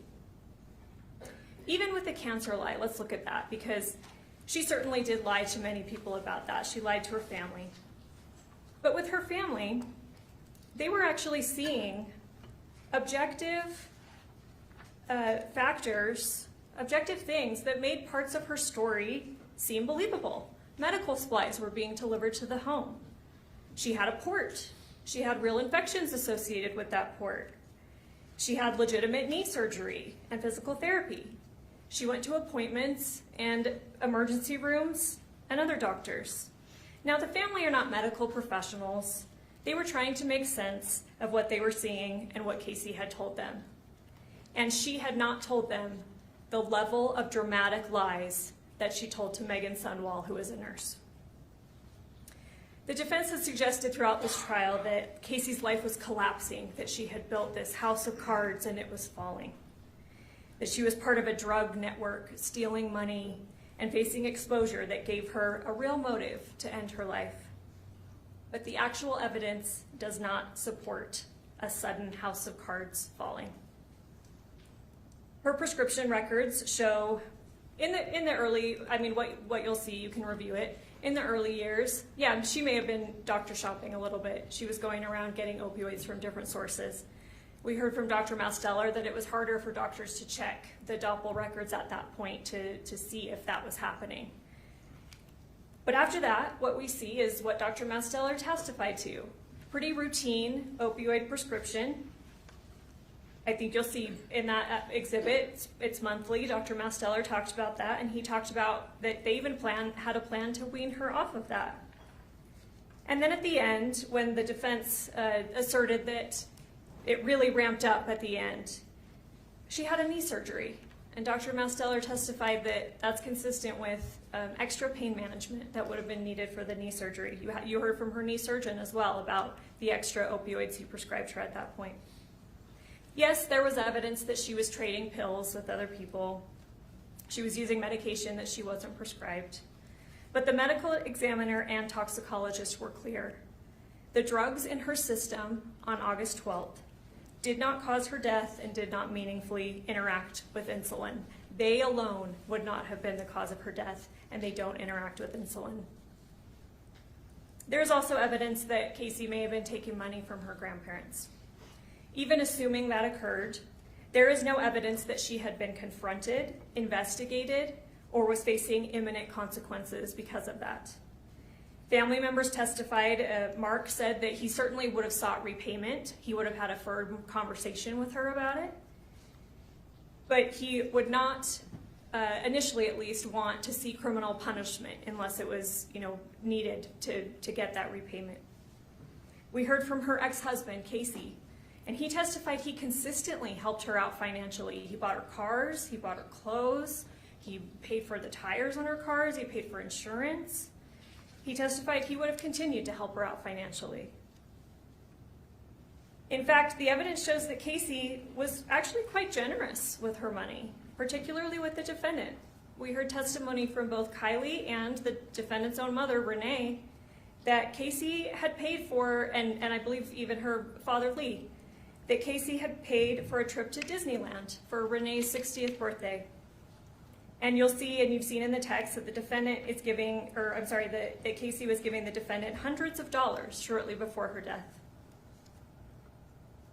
This is not evidence of someone whose world is collapsing overnight. This was Kacee's life as it had been for years. Messy, complicated, imperfect, but certainly stable enough that she continued planning surgeries, planning to escalate up in work, and daily activities. Flaws do not equal suicide. Chaos does not equal an intent to die.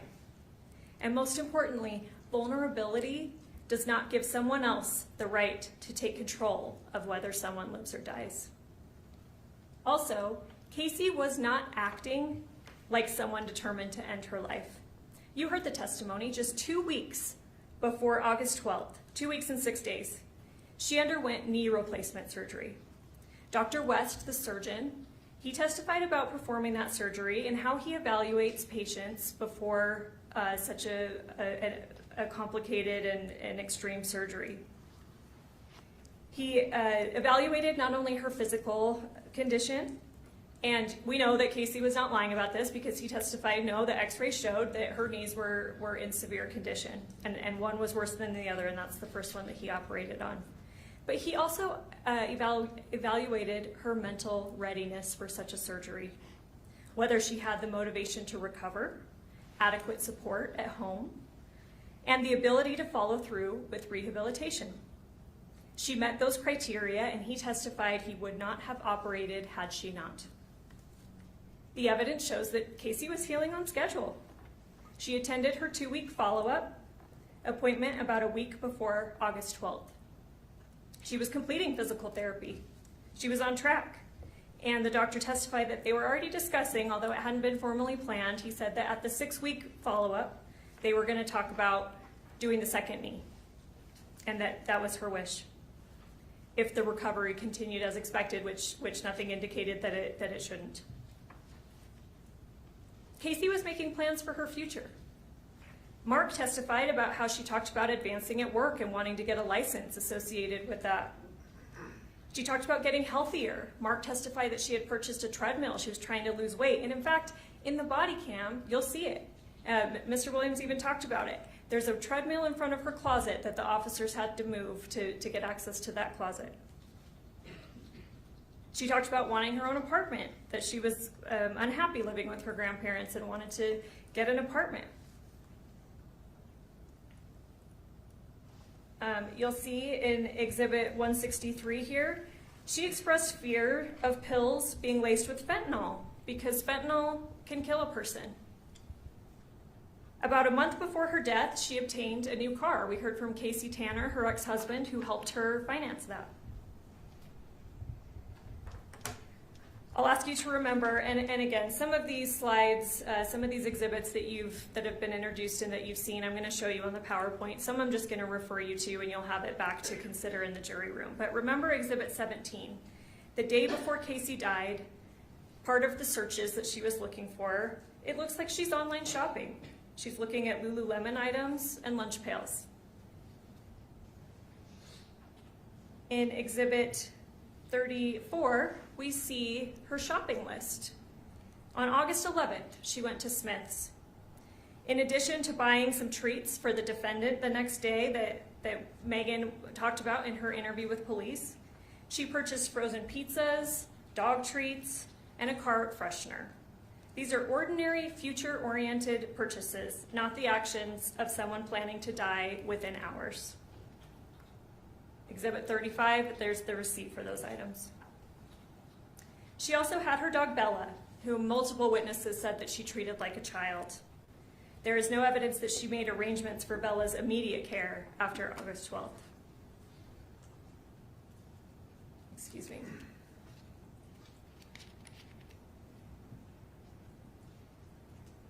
You heard that she sometimes portrayed her family as emotionally abusive. And for sure, we heard that Meggan and Meggan's family, they heard that Kacee did not have a good relationship with her family. They would not let her come live with them. They were emotionally abusive. They talked down to her. But the testimony from Kylie and Mark showed something different. Actually, a pretty close family relationship. Regular contact, shared events, and continued support. And despite all that speculation, you have heard there's no suicide note, no goodbye messages, no indication from anyone to anyone that she intended to die. If she actually had a good relationship with her family, which testimony supports, despite her telling other people that she didn't, would she leave those things? Her conduct in the days leading up to August 12th shows planning for life, not preparation for death. Instead, what you see is a person who sought attention, particularly from the defendant. Even the defense's own expert, Dr. Hancock, acknowledged that pattern. Kacee told dramatic stories. She exaggerated, primarily in medical contexts. Dr. Masteller confirmed that. And over time, those stories, and again, primarily to Meggan, became more extreme, more implausible. And again, Meggan is a trained nurse and would have knowledge. Yes, in the text, which again, you'll have plenty of time to review all of those, you will see, or the ones that were admitted, excuse me, you will see Kacee talk about suicide and supposed prior attempts that she made at suicide. But when you look for believable, decisive action by Kacee alone, not just dramatic claims about something obviously not true, the kind of action that is actually taken by someone truly determined to die, you will not see it. She had access to insulin. You'll see that in the text. We've heard testimony about it. There were many diabetics in her home. There's different types of insulin. It's not inventoried very well because Mark said he would never throw out, otherwise usable insulin, even if it's expired. She could have killed herself with insulin at any point. The defense made quite a point of demonstrating that she had access to very large quantities of opioids. She could have overdosed on those at any point. And again, she expressed fear, even of pills, even if she's trading pills, and even if she's taking pills that she's not prescribed. She's still afraid that they might contain fentanyl. She could have gotten pills with fentanyl and died much easier that way. And evidence shows that she repeatedly described to Meggan over text how painful and frightening she thought death from insulin would be. Hours of declining consciousness, seizures, organ failure, and particularly what she described to Meggan as her not wanting to die this way, drowning in her own fluids, which is exactly what we hear happened. Instead of real attempts, you see exaggerated claims. For example, in Exhibit 82, she tells Meggan, again a nurse, that she injected 9 full bottles of insulin. This is something that Meggan apparently, quote unquote, believed. You heard testimony that insulin is measured in units and that a single vial contains about 1,000 units. Dr. DeSalvo testified that as little as 38 units could be fatal for someone of Kacee's weight. You heard in Exhibit 60, this is a text from Meggan. Meggan herself told Kacee way back in 2020 that 100 units would be lethal, 100 units ought to do it. Yet despite these dramatic statements from Kacee, which you'll see pretty consistently, what you also see consistently is hesitation, delay, escalating stories without follow-through, over years. And all the while, Meggan is supposedly believing them. Again, she's a nurse. Dr. Hancock, the defense's own expert again, agreed that someone with these patterns, he talked about lying, this behavior of splitting, where you're telling something to one person and something to another person and then trying to prevent them from interacting, going to extremes for attention and care. He said, yeah, that person could be very vulnerable. That person can be someone who can be exploited by others. The defendant was a nurse. She understood the vulnerability. She knew the lies. She recognized the control she had over Kacee. And yet she didn't treat this as a mental illness. There's no evidence that she pushed for therapy. She did not even confront Kacee about what she knew were blatant falsehoods. Think about that. I took 9 vials of insulin. At another time, I took 4 vials of insulin. I've taken all the drugs that I have. I just can't die. My body doesn't accept drugs. Meggan doesn't call her on any of that. She's just accepting what she as a nurse would know is pretty absurd.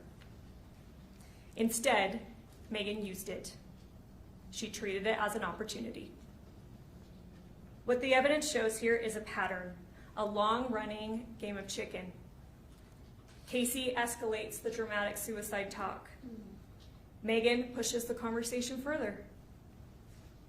More early on in the text, and again, you'll review them, Meggan sometimes does say, Case, this decision has to be yours. I only want to do it if it's your decision. But as time goes on, the text shows that Meggan increasingly encourages insulin use and pushes toward action. And again, the text show that Kacee is deflecting. For years, nothing actually happens. Kacee never commits suicide. Kacee's never dead. Kacee makes extreme, often, like I said, patently unbelievable claims about suicide attempts, but she does not carry one out. The evidence supports that, particularly in the early years, Meggan's goal was to encourage Kacee to die on her own. Meggan probably did not want to have to kill Kacee. If Kacee killed herself, if Meggan could convince Kacee to kill herself, that would certainly be easier. It would be cleaner. It would be more convenient. You see that encouragement clearly. Let's look at Exhibit 48. And this is in 2020. Meggan says, there's nothing left for you here. You have to go. You have to let go. It is past time. Remember Exhibit 49. You have so much more on the other side. Exhibit 61. Oh, sorry. Exhibit 48. Yeah, this is what I just referenced. There's nothing left here for you. Everything is ahead of you in the next life. Move forward and stop existing. Exhibit 61. Again in 2020. Are you doing insulin tonight? Meggan asks. Remember Exhibit 60. 100 units is enough, and it's not even detectable in an autopsy. Meggan tells Kacee that back in 2020. Meggan even brings insulin home from work back in 2020. Remember and review when you go back to deliberations, Exhibit 62. Meggan says, you didn't use insulin last night. Are you planning on it? Remember Exhibit 63. Are you planning on using the insulin? Exhibit 65. Should I take the insulin back? Because she had drawn it up and put it in the fridge. And remember Kylie's testimony. She remembered seeing it there. This is when Kacee was moving out of Meggan's home. and said that she was afraid of Meggan doing something to her. And Kylie said, I saw a vial of insulin in there. That's backed up by the defendant's own statements. Let's look at Exhibit 66. Meggan is saying, there's still shots in the fridge. I drew them up for you and tried to get you to take them. It's on the third text down. Even then, Kacee is hesitating, delaying. Remember Exhibit 67. Kacee says, I was going to do it last night, but I fell asleep, probably tomorrow. Remember Exhibit 62. Kacee explains that she's just not ready. She wanted to talk to Meggan first. She feared missing Meggan. And she said, I just need to do it and get it over with, but I have all these attachment issues. Dr. Hancock testified that people with these patterns, again, are seeking attention, care, and reassurance that their life has value. Yet Meggan does not redirect her toward treatment. Instead, she continues the conversation. Exhibit 51, Meggan asks, what do you have to live for in this life? I truly believe everything for you is ahead of you, not here. I felt that way for a long time, more strongly as time goes on.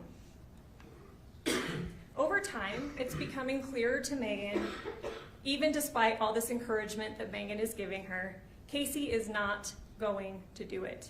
She's not going to do it alone. So Meggan begins offering direct help. Let's get to 2021.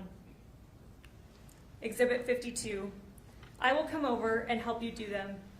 I'm happy to come over and help you if you are really ready to be done. Exhibit 53. I don't think you will. And then she says something. She says, something's holding you back. Do some soul searching and figure out what's holding you back. When you are actually ready, you let me know and I'll be there to help you. You won't be able to do it alone. Meggan herself, way back in 2021, knew that Kacee was not going to do it alone. Meggan understands the dynamic. Remember Exhibit 70. Meggan suggests drawing up everything you've got and giving it through your port. And then she again asks, do you want me to come over and do it? Still, we see Kacee stalling. Remember Exhibit 72. Kacee's delaying again. She says, oh, I was going to, my nurse was coming over, then I needed to take Bella out, then I fell asleep. And still we see Meggan pushing harder. Exhibit 133. Honestly, this is Meggan to Kacee in 2022. Honestly, I think with the insulin, someone, should probably be me, should stay with you and continue to give you doses so it will actually stay low and you can pass. Ladies and gentlemen, this message marks a turning point. By 2023, the pressure still continues. Remember Exhibit 98. Meggan asks, are you wishing you went through with your plan? Remember 55. I really, really want to be be there with you when you pass. Exhibit 54, Meggan's talking about wanting to be present and she's even coordinating the timing around childcare. Kacee again hesitates. At this time she says, it does not feel right. Go look at Exhibit 54 and see that. Meggan, again, she does say, this is Kacee's choice, this is your choice, but again, never therapy, never intervention, never ending the conversation, never calling Kacee on what are increasingly dramatic and outlandish lies. By 2024, the dynamic really intensifies. The stories become more bizarre, more absurd. Remember Exhibit 81. Kacee, and this is a long exhibit, and I invite you to go through all of it. This is where Kacee is inventing this hospice. She's inventing multiple nurses that are coming over and doing different things. And if you'll remember with Dr. Masteller, I took some of these vital signs that these supposed nurses are communicating to Meggan through Kacee's own phone during this fake hospice. Dr. Masteller, again and again and again, nope, these vitals are not real, they don't make sense, they're incompatible with life. And every time I asked him, would you expect a nurse to know that? Yes, yes, yes, yes. Even Dr. Hancock, again, the defense's expert, he said he's not a medical doctor, and that's to be fair, but even he said some of these vitals are highly suspect. And yet Meggan continues to play along. She even responds, "It's a total mystery." When she sends her some kind of vital, and pretending to be a nurse, she says, "Hey, have you ever seen vitals this low? Even the doctor's confused." Meggan, it's a total mystery. Instead of challenging the obvious fabrication, she sustains this suicide narrative, and the pressure continues to escalate. Remember Exhibit 58, Meggan tells Kacee, "Easter would be a beautiful day to die." Remember 100, Meg says, "It would have been a good day for me to come and help you with the insulin." Remember 57, "Go, Case, don't look back, go." Remember 101, Meggan asks about obtaining insulin and transferring prescriptions.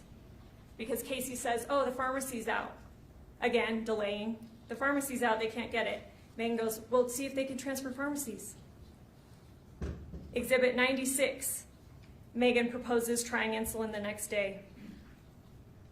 And I'll show you Exhibit 135.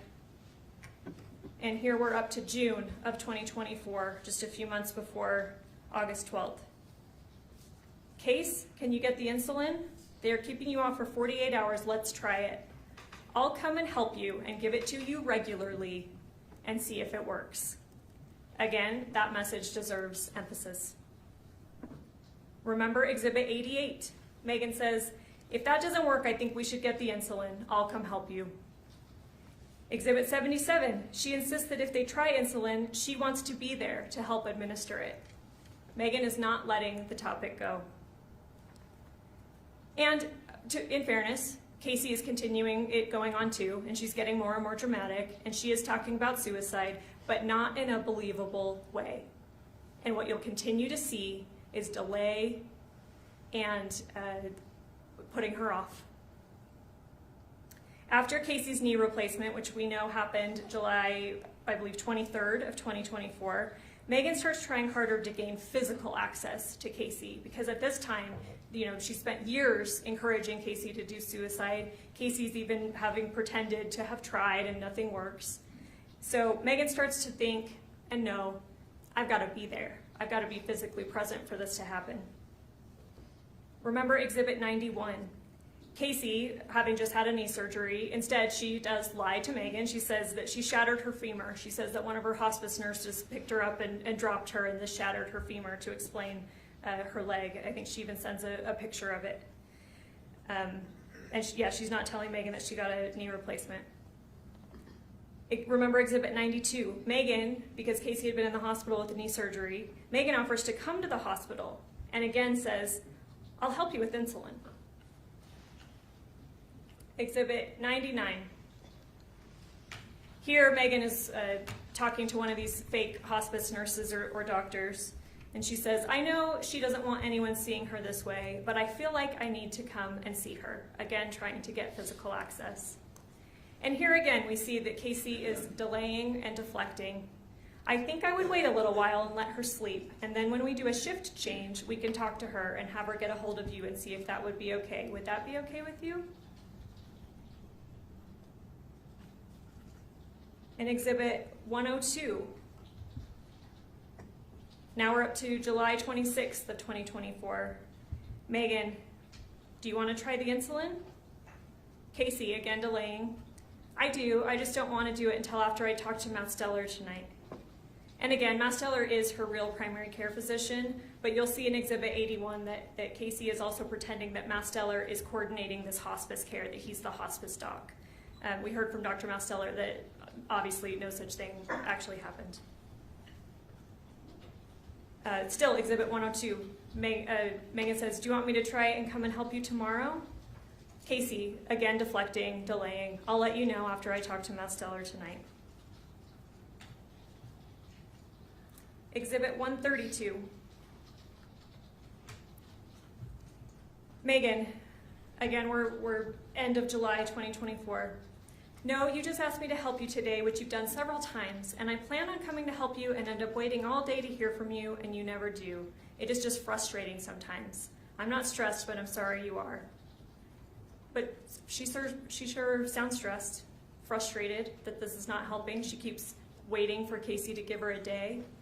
And then she says, and put a star next to this one, ladies and gentlemen, I don't think you want to try to off yourself, and I completely understand.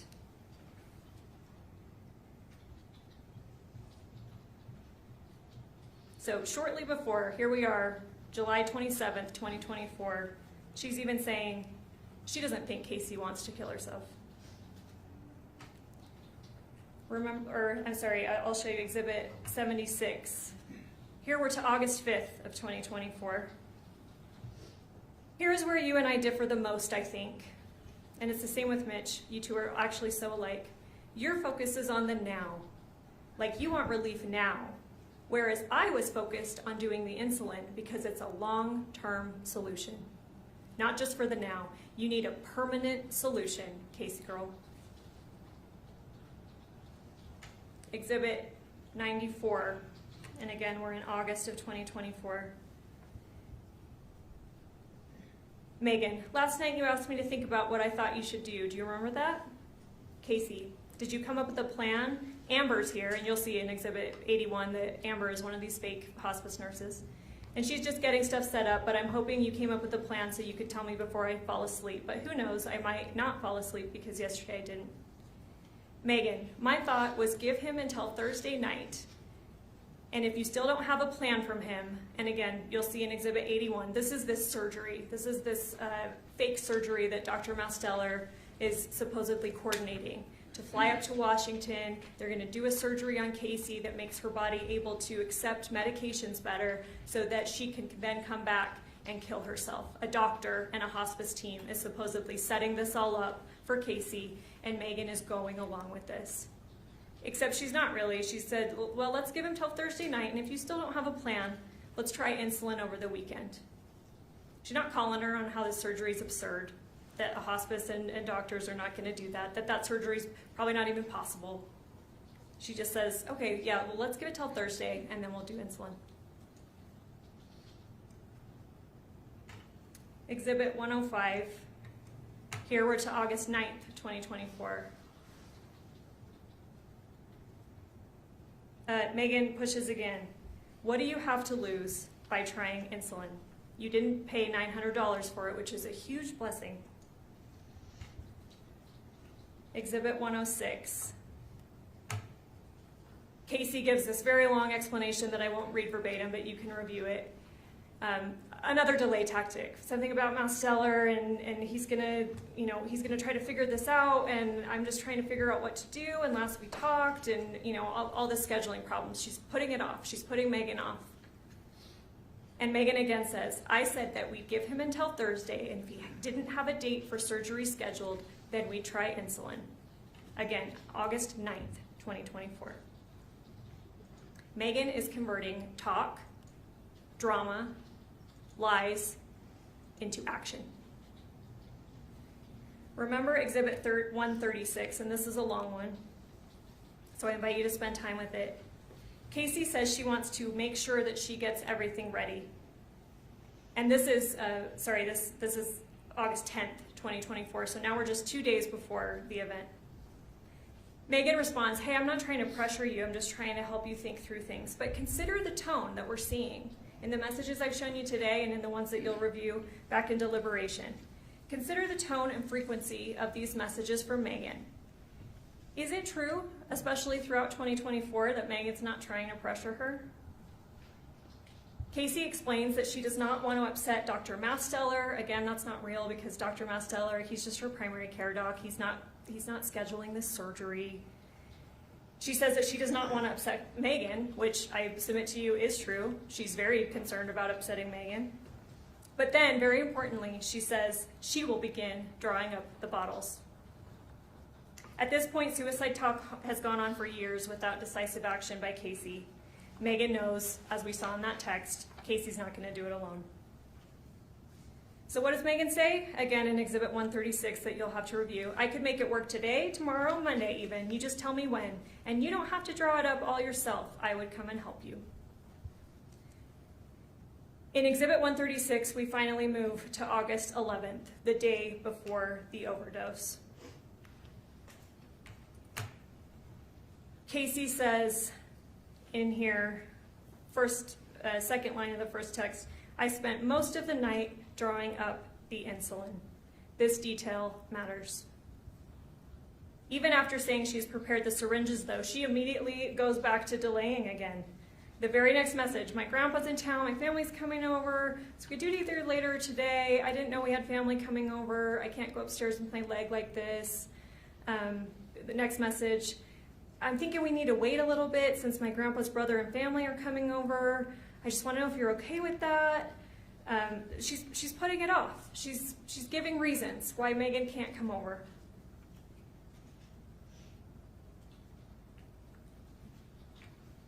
Meggan responds, hey, we can do it later today. Tomorrow would be a bit more challenging just because of the car situation. And again, Kacee's trying to put it off. Okay, hopefully they won't stay long. It's Kylie's birthday. We're going to be having dinner, birthday cake and stuff, and they're all here. Hopefully they'll be gone. Do you want me to just keep you updated? And then again, importantly, Kacee says, I have everything ready. Now I'm getting irritated because I don't have meds for mast teller, so I feel horrible. I want to do it and pray it works. I just wish Kylie could get off of work sooner because the rest of the family are here. They are just visiting while we wait for Kylie's family. Delay, deflection. But saying that, yeah, she spent most of the night drawing up all the vials. She has everything ready. Meggan becomes irritated.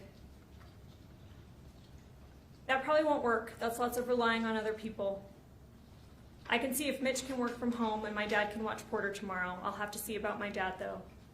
And then at this point, Kacee says, if my grandpa doesn't have anything going on, Kylie's not going to mind giving me a ride to your place. What is Kacee doing at this point? She's trying to change locations. Because if she changes locations, if the plan has to occur at Meggan's house, then Kacee can deflect a lot easier. Meggan knows that, though. Okay, my dad can watch Porter tomorrow morning. So she's coming over at this point. Meggan's coming over the morning of August 12th.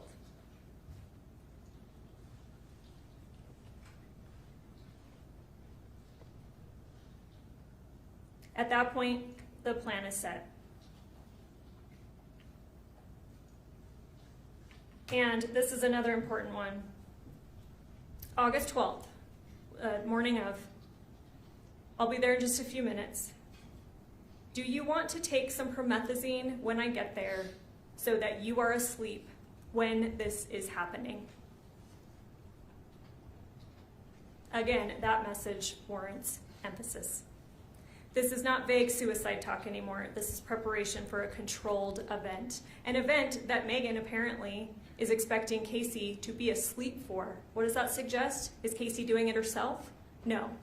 So you're asleep while it's happening. And again, this preparation follows Kacee's statement that she has already drawn up the syringes. Now let's switch gears. Why would Meggan want Kacee dead?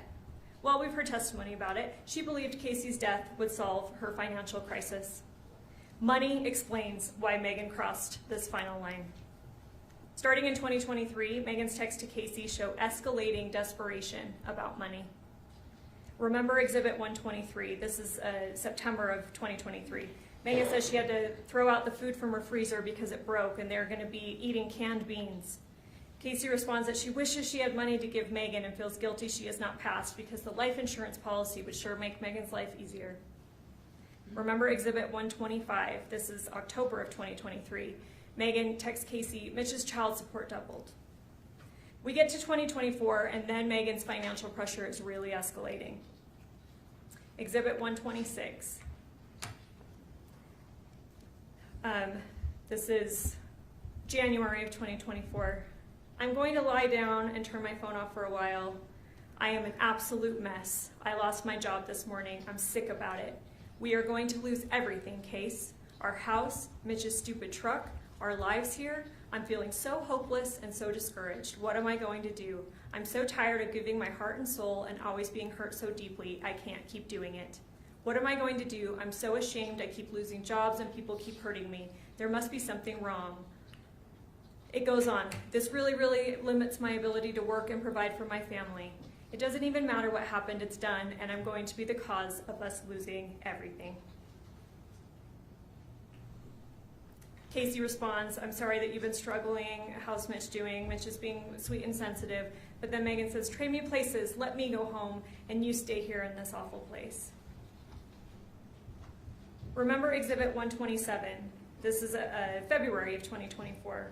She damages her car again. Meggan does. Exhibit 128. If you dying would get me out of this mess and darkness I am in now, I would take it. February of 2024. Remember Exhibit 129. This is, again, February 2024. She says car repairs are going to be $4,000. Remember Exhibit 131. This is July of 2024. There are more car problems. It's overheating. Exhibit 157, July 29th, 2024. Meggan says, I know it sounds so dumb, but I saved up for these pants. I really, really wanted at the buckle, and I'm taking them back now because I can't afford groceries for my family, so it kind of sucks. Kacee, I'm so sorry. How much are the pants? Do you have your Venmo card on you? I sent you $320. Might be less because of the card. They sometimes take a fee. Kacee, again, Meggan, instead of buying groceries for her family, she's opting to spend over $300 on pants, and Kacee Venmos her that money. You heard testimony.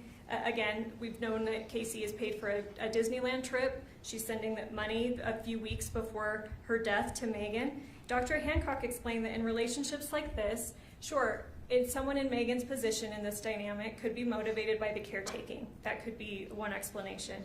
But he said, when I cross-examined him, that they can also be motivated by things like gifts and money. Evidence shows you that Meggan needed money and she was sick of waiting for it. Frankly, Mr. Williams mentioned this in his opening. He said that Kacee was bombarding Meggan with all these texts. And you heard there is a total of 29,000 of them. You don't have all of them. Obviously, that would take weeks for you to go through. But you have a lot, and you'll see that, yeah, Kacee was sending a ton of messages, and Meggan was responding a lot. It was probably exhausting, pretending to be Kacee's friend and believing all these absurd lies. It probably was exhausting, and she was tired of it. She had been doing this for years. She believed the life insurance, she believed the money, and she had to speed up the process. This was Meggan's investment. She had spent years on this investment, and she expected it to be paid out. Remember Exhibit 156, this is July 30th, 2024, so we're getting pretty close to the August 12th. Meggan says she was $28 short at the grocery checkout, and a nice old lady behind her had to help spot her. This financial pressure matters, because alongside that pressure is Meggan's belief that Kacee had a life insurance policy with her as the beneficiary.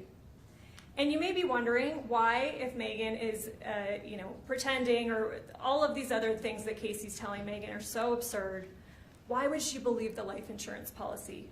Well, go look, because this is the one claim from Kacee that Meggan actually investigates. She actually vets it. She actually asks some questions. She does some follow-up work on it. And Kacee gives her details that sound pretty credible.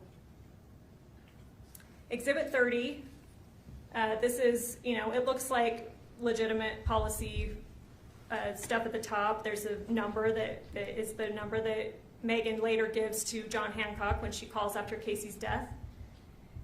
And here we have, handwriting. I believe Kylie testified that this is Kacee's. She's signing this over to Meggan way back in, here signed April 28th of 2016.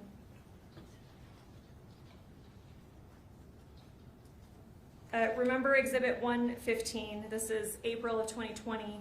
Kacee reminds Meggan that she's going to receive the policy if Kacee dies. Meggan asks whether it's going to be enough for cosmetic surgery. She goes, can I get a facelift, tummy tuck, eyelid surgery? Let's look at Exhibit 116. And this is, again, in 2020, but Meggan is asking follow-up questions. Here's a random question for you. How on earth did you get approved for a life insurance policy with all your health stuff? Kacee, I bought it back in 2011. I wasn't as sick back then, but when my dad died, I decided to get one too because my dad always tried to make me get one, so I did. She's giving information that sounds like it could be credible.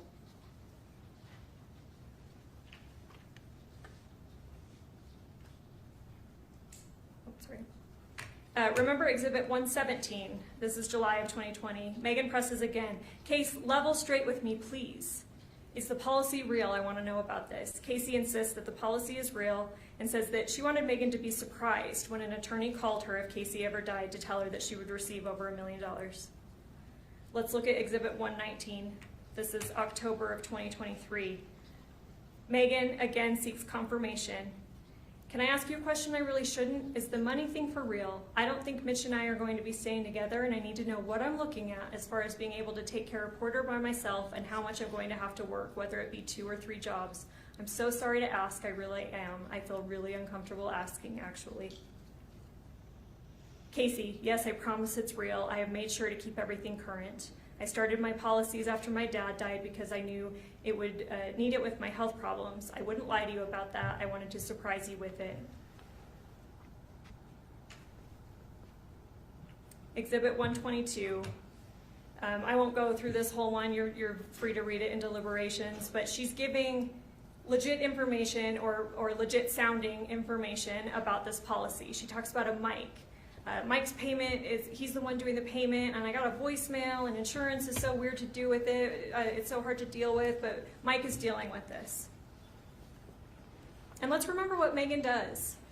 Not even, I believe, after Kacee died, but she's at that point demanding the paperwork from the family, right? She wants the life insurance paperwork. And then in her police interview, the second interview that you'll have to listen to, she tells them, Mike Dolan is who pays it. He's who you should contact. She even says, he's in Kacee's phone as my love. He's paid $2,000 premium, talk to Mike, because Meggan believes this policy is real. And she goes further. Remember Exhibit 147. This is the call. This is the call on August 23rd, 8 days after her very best friend in the world, more like her sister, what she says in the call, has died. 2 days after her second interview with the police, where they tell her that Kacee having a policy is very unlikely. So she calls. She says, my best friend, more like my sister, has died. The family is not giving me access to the paperwork. She has a policy number, though, and she asks, does that sound like a real policy number? The lady says, yeah, it sounds like one. And then she's told that it's not real. Even her conduct the very day after Kacee is rushed to a hospital, unconscious, and we know that at the hospital her blood sugar level is tested and it's at 14. Meggan's behavior reflects expectation of coming into money. You can look at Exhibit 16, and it's on August 13th, the day after the overdose.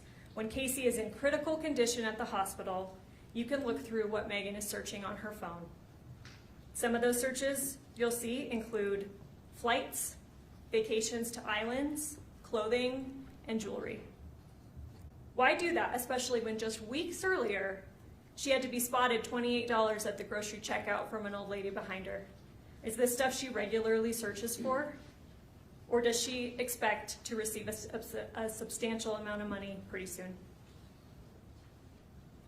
Despite years of obvious exaggerations and lies from Kacee, Meggan maintained this relationship, not because she believed it, everything that Kacee was telling her, not because they're actually best friends, but because the evidence shows that the one thing she did believe was the life insurance policy and that Kacee's death could bring her more than $1 million.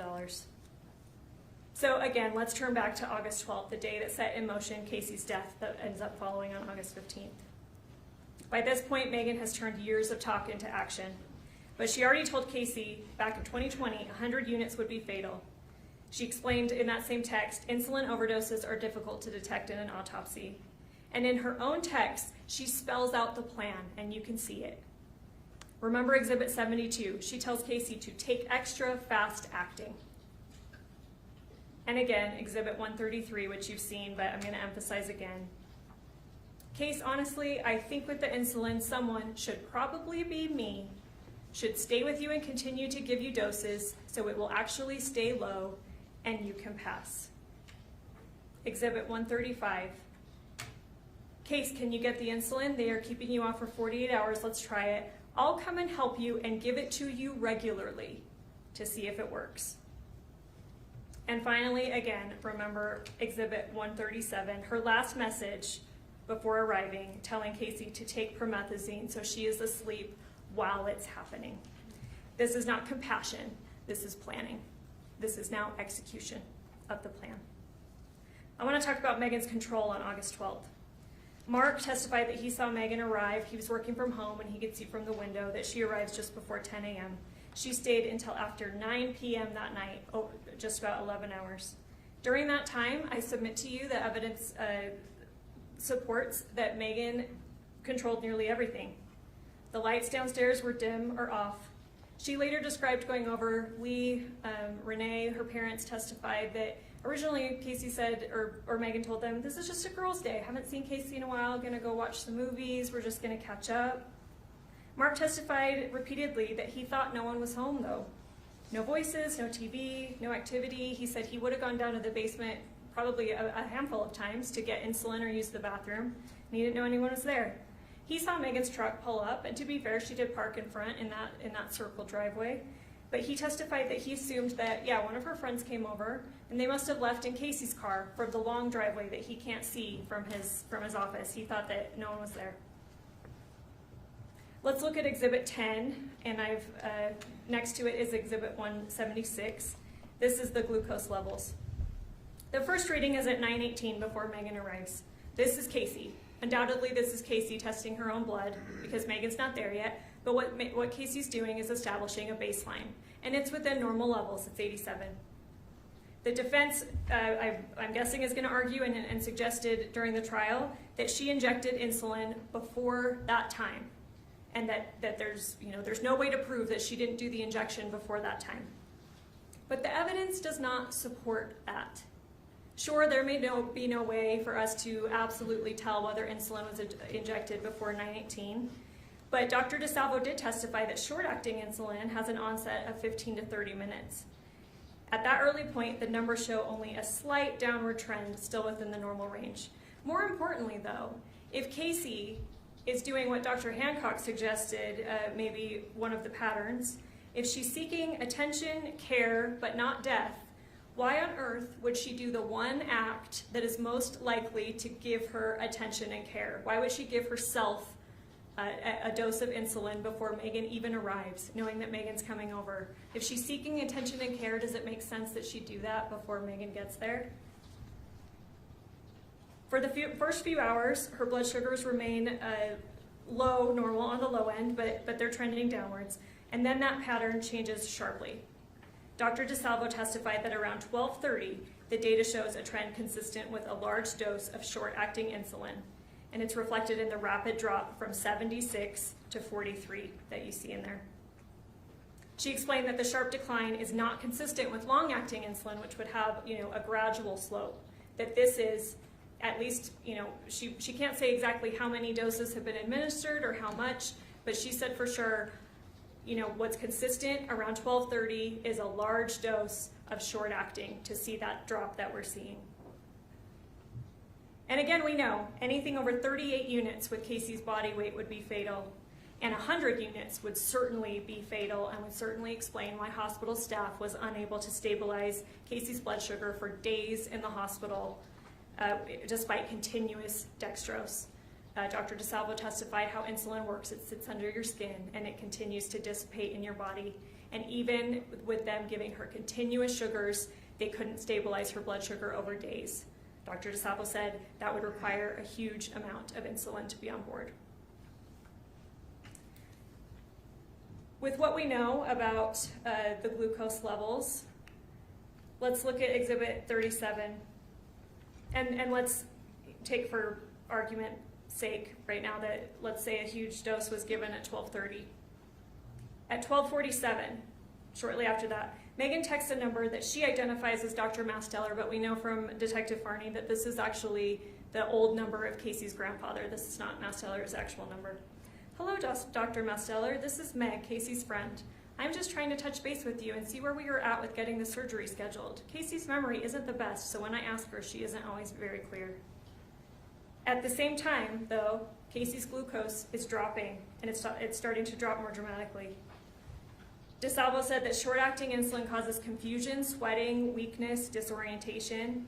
Yet Meggan doesn't tell this doctor that she's supposedly texting that she's even with Kacee. She doesn't make it clear that, hey, I'm with Kacee at the time.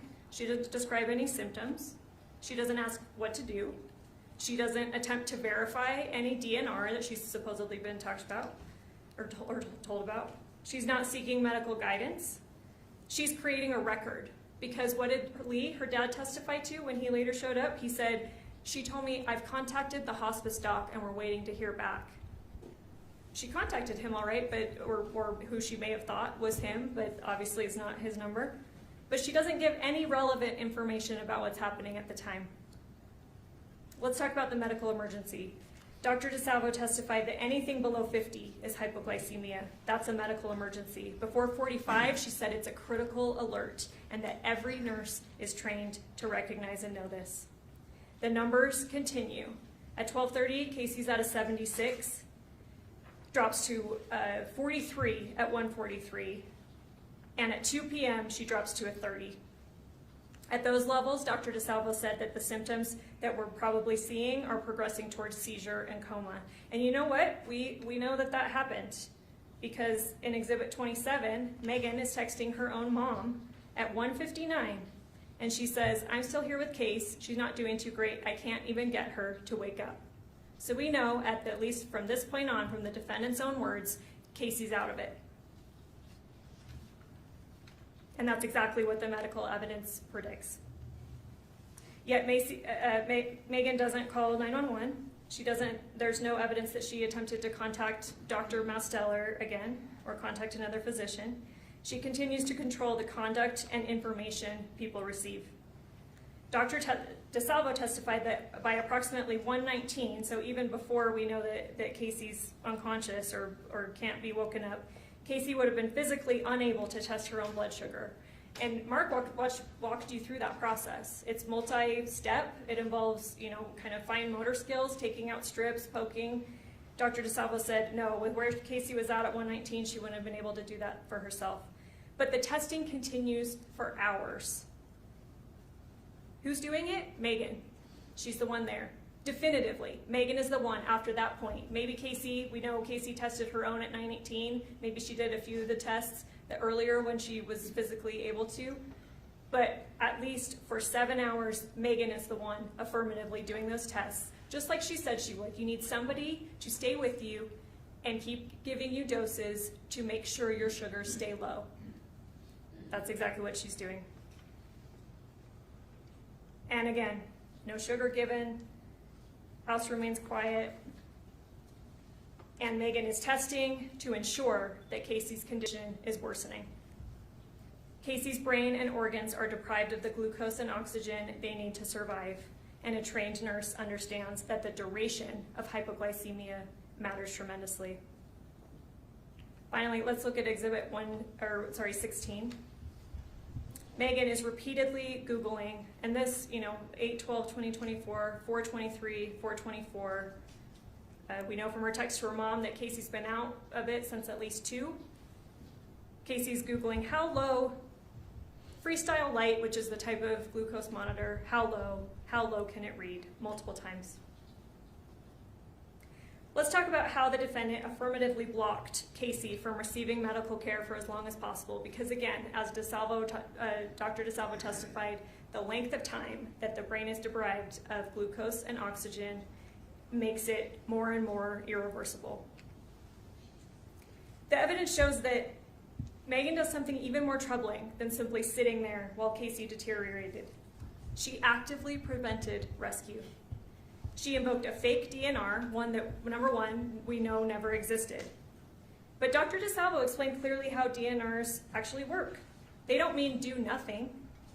They mean no mechanical resuscitation of the heart, no shocking of the heart. She was very clear, patients can still receive oxygen, glucose, antibiotics, comfort care, and emergency treatment. Dr. DeSalvo said that absolutely a trained nurse would know that. And yet the defendant uses this non-existent DNR to affirmatively stop others from helping. Let's talk about when her parents arrive. They arrive around 8:30. Lee testified that he immediately recognizes that Kacee's in a medical crisis. He describes a death rattle. He said he's only heard that sound when people are dying. Dr. DeSalvo testified about the death rattle too, and what causes that and how it sounds different than sleep apnea. She said it's a profoundly distressing sound. And yet the defendant told her she has a DNR. Nothing can be done. And that I've already been in contact with the hospice doc. We're waiting to hear back. So Lee's presumption at that time, even though he knows there's a medical crisis, he's not medically trained. Okay, a DNR means I can't do anything. And she's already contacted the doctor. We're just waiting to hear back. But again, we know that Meggan did not give this Dr. Masteller any relevant information that she's waiting to hear back on. She's not contacting again saying, this is Kacee's condition, what do I do? She misrepresented the situation to her own father to actively prevent any intervention. Let's talk about blocking Mark. Around 9 p.m., Mark comes downstairs because Grandpa's been trying to call Kacee. She's not answering, so he asks Mark to go down and check on her. And Mark immediately recognizes, just like Lee had, this is a medical emergency. He says, how long has she been like this? And when he mentioned calling 911, he testified that the defendant came apart. Meggan then calls Kylie, and again, invoked the fake DNR, saying there's a DNR, you can't call 911, trying to get Kylie to stop Mark from calling 911. These are affirmative steps Meggan is taking to prevent 911 from getting involved. Meggan also claims to have held a medical power of attorney, that she is the one that has the responsibility of medical choices over Kacee. But we know again that that's fake, that number one, it didn't exist, and again, this is something that either Dr. Masteller or Dr. DeSalvo testified that, no, that's like legal documents. You'd have to go sign paperwork. She would have had to have seen something. It would have to be in front of a lawyer or a notary. Meggan would absolutely know that she did not have medical power of attorney, and yet she's asserting that she has the responsibility over Kacee's care. You may wonder why the defendant invited her parents over that evening at all. Let's consider that. The evidence suggests that she probably expected Kacee to die much sooner because she originally had dinner plans with them. She called them in, and doing that, she does say around 2, Kacee's not doing well, but she's not leaving because, again, she needs to make sure that Kacee is dead to the best of her ability. And so she calls them in to frame the situation as a spiritual release, consistent with her religious beliefs. She wants Lee to give a blessing of release. Maybe she genuinely believes that will speed up the process. But it also creates plausible deniability because at this point, Kacee's been unconscious for hours. If you're murdering somebody, why on earth would you invite your parents over to the scene? It's not something that it sounds very reasonable, right? But Kacee's unconscious. Kacee can't tell them what's going on. And Meggan already knows that she's going to take steps to try to block any 911 or block any rescue. And Mark didn't know that they were there since, as always, they parked on the street and they entered the house from the back way, the back patio, so no one in the home knew that they were there. And yet the defendant still affirmatively lies to them about what happened. She tells the parents, at some point we're watching movies, we're chit-chatting, Kacee went to the bathroom, she was in there forever, I couldn't get her to come out, I banged on the door, I finally got her to come out, she was all loopy, I had to help her to the bed, I have no idea what happened, she must have taken something. She later repeated that same story to the police in one of the interviews. And her account only began to change once she realized investigators had more evidence. Remember Exhibit 22, this is a recorded call where Meggan says, maybe she needs to say that she knew what Kacee was doing and didn't help her.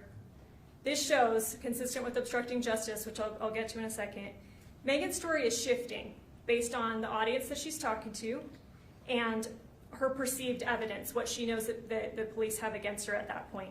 And at this time, best case scenario for her, because she knows the police had the texts, She knows some different things. Well, best case is that I knew that Kacee was committing suicide and I didn't do anything to help her.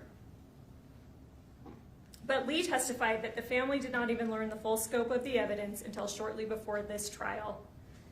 Lee said that I think up until 2 weeks before this trial, what they believed was still the bathroom story, that Kacee must have taken something, Meggan had no idea what, and she just helped her to bed. Let's talk about EMS and how Meggan blocked that. Defendant left the residence before EMS arrived, providing them no information that could have assisted quicker treatment of Kacee. And the defense attorney, Mr. Williams, brought this up, that this was because Kylie had just angrily, she used choice words, she swore at her, she said, "I'm gonna ruin you," she accused her of murder. And then he introduced this idea of panic, that if you're in a panic, you're not behaving rationally, you're doing things that you normally maybe wouldn't, or that you know that you shouldn't do. But what does she do? Sure, fine, that could explain her leaving the home, but she doesn't leave the scene. Lee and Renee testified that they got in the car, drove a little bit up the street, and watched for about 20 to 30 minutes to see what would happen because Meggan was so concerned about Kacee at that point. If she were truly concerned, she could have approached EMS without anyone in the house, without Kylie, Mark, anyone knowing that she was still there.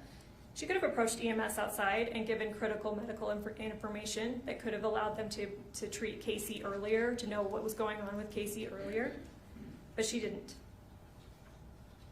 DeSalvo said that with a blood sugar as low as 14, minutes matter in saving. And yet Meggan affirmatively chose not to give EMS information. I'm going to very briefly address the investigation because we heard a lot about it in trial, and I'm guessing that Mr. Williams is going to spend some time on it in his closing. Was the investigation perfect here? No. In hindsight, could some things be done differently? Yeah. Is that probably true of every investigation? Yes. Let's remember how this case began. It was dispatched as a medical call. By the time law enforcement understood that they were dealing with either suicide or foul play, the scene had already been disturbed. The patient was still alive, EMS was down there, things were being disturbed, and even the defense's own expert, he seemed to think that's reasonable. Yes, obviously you deal with a patient that's alive before you start preserving the scene. Detective Farney testified that she followed the evidence where it led, and she did collect some critical physical evidence. There was a syringe found on the bedroom floor that, granted, EMS had moved to the side table because it's a syringe and they're, working on Kacee. It's a small space. They don't want to step on a syringe, so they did move it. Although it wasn't found until a few days later, there's an insulin vial found in the outside patio trash, wrapped in a rag, and then hidden inside a soda box, missing approximately 100 units. Let's talk about that vial, because it was tested. It was collected and tested, and granted, it wasn't found until a few days later when Mark went to empty the trash, and had he not stepped down on that soda box to compact it, to throw it away, probably never would have been found. But he did find it, and he called Farney, and she told him, take it out, set it up, and whatever you think of whether this was a smart idea, let's think about what we know about that. Mark took out the items, set them up, and it was photographed, and he sent it to Farney. So for sure, we know that vial was handled at least twice, even in the home. We know that someone wrapped it in a towel, put it in the soda box, put it in the outside trash. We know that Mark, a few days later, found it, took it out, set it out for a picture to be taken, and then I think he testified that Farney told him to put it in a bag so she could collect it later. So it's handled by people, it's being moved. And yet testing revealed no detectable prints or DNA on that vial. This matters because it shows something pretty simple. People can handle objects and still leave no forensic trace.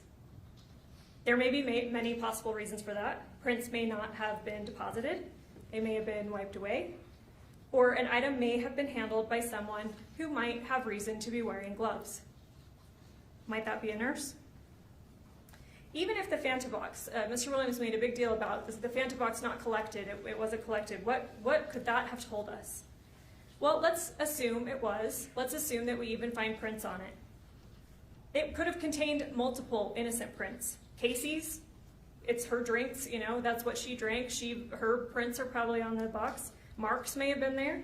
The Smith's checkout clerk fingerprints may have been there. Perhaps even the defendant from ordinary contact inside the home. Maybe she grabbed a Fanta for Kacee and touched the box. Does that tell us, does that answer anything really truly significant about the case? The flaws in this investigation, regardless of what they are, they don't change what we do know. That Kacee died from an insulin overdose. Other drugs present in her system would not independently cause her death. We know for sure that the defendant was present for nearly the entire day. And we know from the defendant's own texts that the plan had been building for years. Those messages, ladies and gentlemen, hold more evidentiary value than any fingerprint or lab result. They show intent, they show preparation, they show control. This case is about whether the defendant caused Kacee's death. Even if you believe Kacee sometimes talked about suicide, the real question is what she actually intended and what the defendant chose to do. Again, this was not compassion, this was escalation, this was a deliberate blocking of rescue. That is homicide. Now let's look at the law. Sorry, I'll try to speed things up. I know you've been going forever. Instruction 32 that the judge gave you, this is count 1, aggravated murder. And these are the elements, and I suggest that you treat them kind of like a checklist. You have to find all of these beyond a reasonable doubt, and I'll talk about that standard in a minute. But basically that means that you have to be firmly convinced of each of these elements before you can find guilt. So treat it like a checklist. The defendant, Meggan Sundwall. We know this is Meggan Sundwall. Multiple people identified her on the stand. We know that the person that we have is the right Meggan Sundwall. This is Meggan Sundwall. And I'll come back to 2 or 3 because that's what this case really comes down to. But under one or more of the following aggravated circumstances, homicide was committed for pecuniary gain. There's no requirement that the money actually had to be real or that it had to be paid out, but the evidence is pretty clear that if Meggan was the cause, that it was for money. You could check that one off. And then also, we know that it was committed by means of administration of a substance in a lethal amount, dosage, or quantity. We know that Kacee was given a lethal amount of insulin. So you can check that one off. The law only requires you to be unanimous about at least one of them, but I would argue that the evidence supports you finding both of them. So this comes down, and again, intentionally or knowingly, you have definitions about what those mean. If Meggan is the cause, then yes, they talked about it for years. The intent, their intent, what Meggan knew to be the result of what happened is that Kacee is going to be dead. That was the intent, that's the knowledge that Meggan has. So let's talk about causation. That's in instruction 38. It's part of some of these other definitions, but cause the death means the defendant's conduct was a substantial factor in bringing about the death of another, even if it can be shown that some other factor also contributed in a substantial degree to the death, as long as the other factor was foreseeable. The death would not have occurred but for the defendant's conduct, and a reasonable person would have foreseen that defendant's conduct would have resulted in death.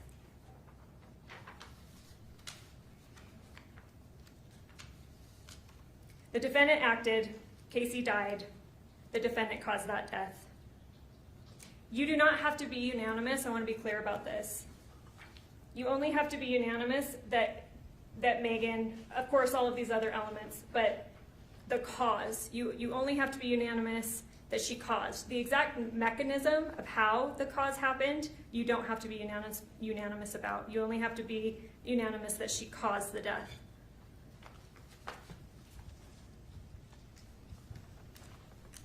She could have been a substantial factor if the death is foreseeable. It does not require her to be the sole cause. You do not have to agree on every mechanism of how she caused it. I want to talk about manslaughter, which is the lesser included that is an option for you here, and that's in instruction 33. Sorry, let me get my papers together. And this one here is the aiding suicide. Here, again, You have to be beyond a reasonable doubt firmly convinced of every one of these elements for you to find this. And again, treat it like a checklist if you want. Again, we know Meggan Sundwall. But here, with knowledge that another individual intended to commit suicide or attempt suicide, intentionally aided the individual to commit suicide. I want to hit the aiding really fast. You have that in your definitions. The same, I believe it's 38. Aiding means the act of providing the physical means.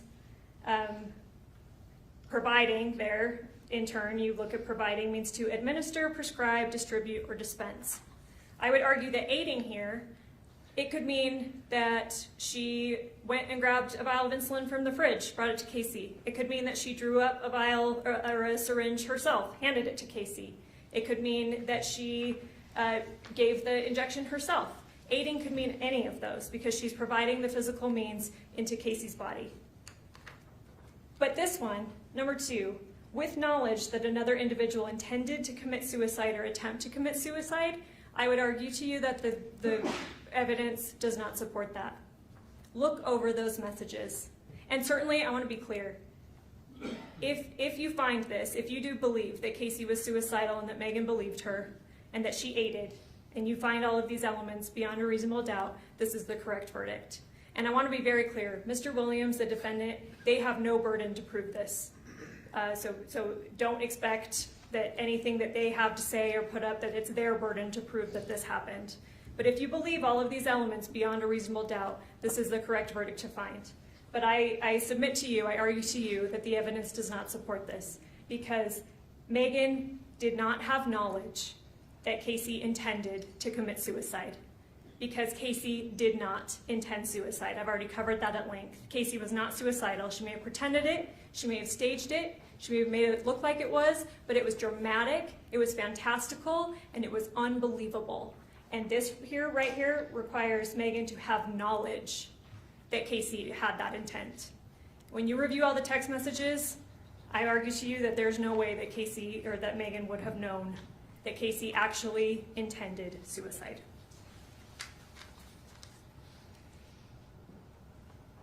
What this case is, it's different, it's far more serious. Aiding suicide is a different relationship to death than murder. Aiding suicide means that Kacee is the principal cause of her death. She's the principal actor, and Meggan merely aided in some way. Murder means that Meggan is the principal cause. So ask yourselves again, who was in control? The evidence does not support that Kacee intended suicide or even that the defendant believes she did. The defendant herself texted Kacee, again, Exhibit 132, just a few weeks before August 12th. I don't think you want to try and off yourself, and I completely understand that. That's on July 27th of 2024. In her second police interview that you can go back and listen to around the 40-minute mark, she tells police that she didn't believe Kacee was really suicidal. She talked about it a lot, but I didn't actually believe she was suicidal.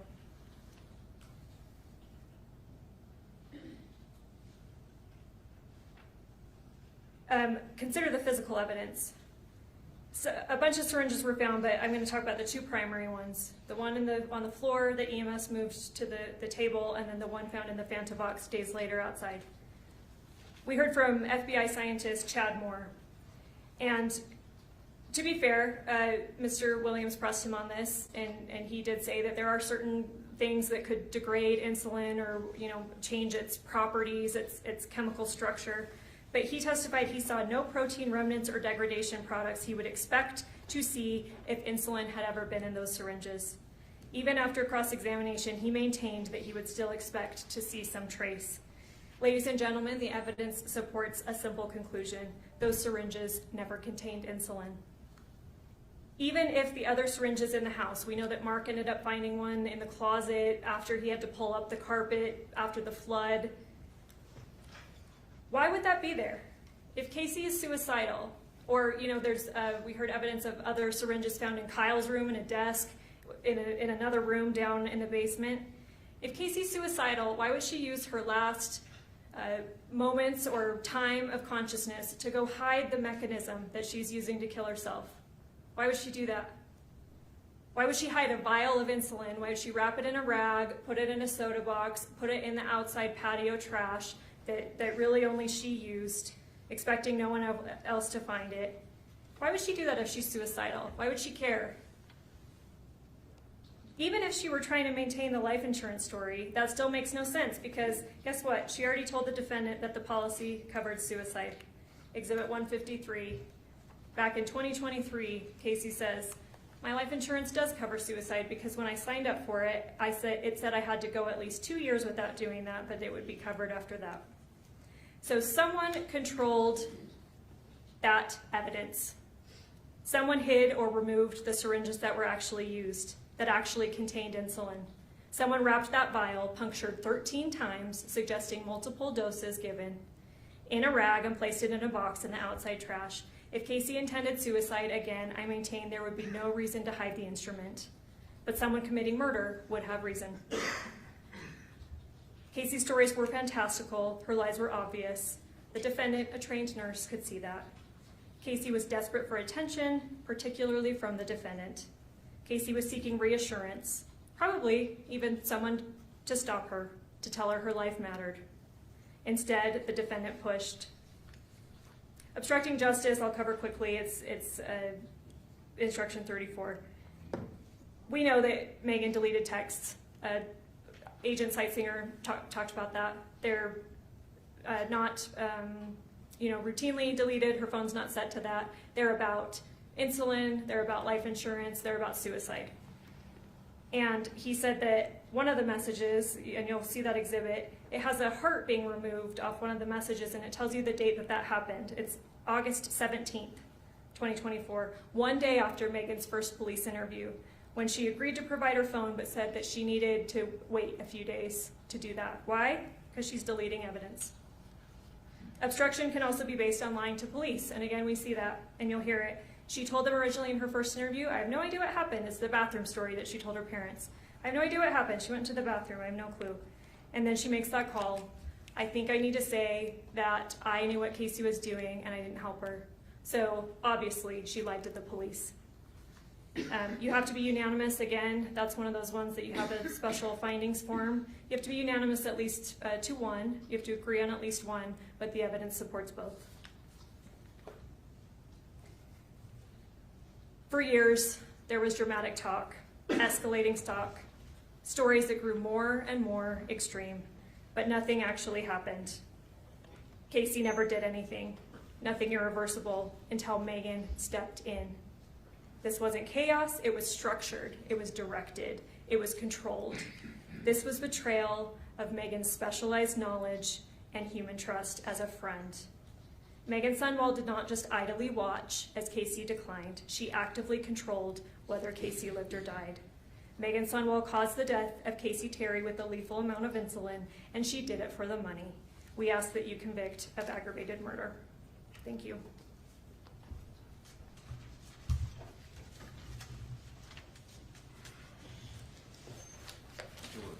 Judge, can we have a short break while we change? We could certainly do that. Thank you very much. I think that may help the jury too. There are other reasons. All right, we're going to take a short break. Ladies and gentlemen of the jury, you were still under the previous admonition that I've given you on a regular basis. You are still not to discuss this case with each other or do any research on your own, not the claims or the parties. We're going to take a short break. Let's try 15 minutes. We'll come back and finish up. All right, Terry.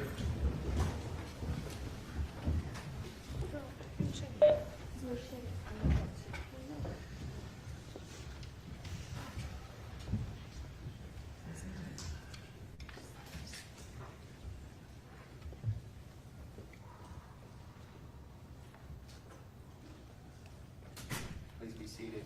Counsel, let's try quarter after. Thank you. Thank you, Judge.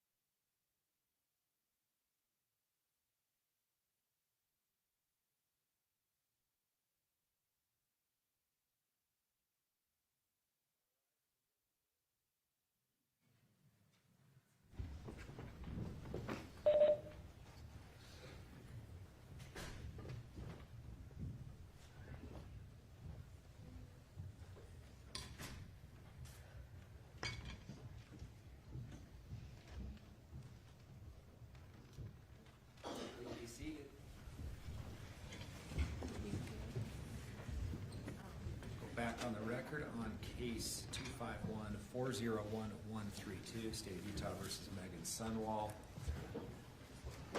Ladies and gentlemen, jury, thank you for your patience and attention. Mr. Williams. Thank you, Your Honor.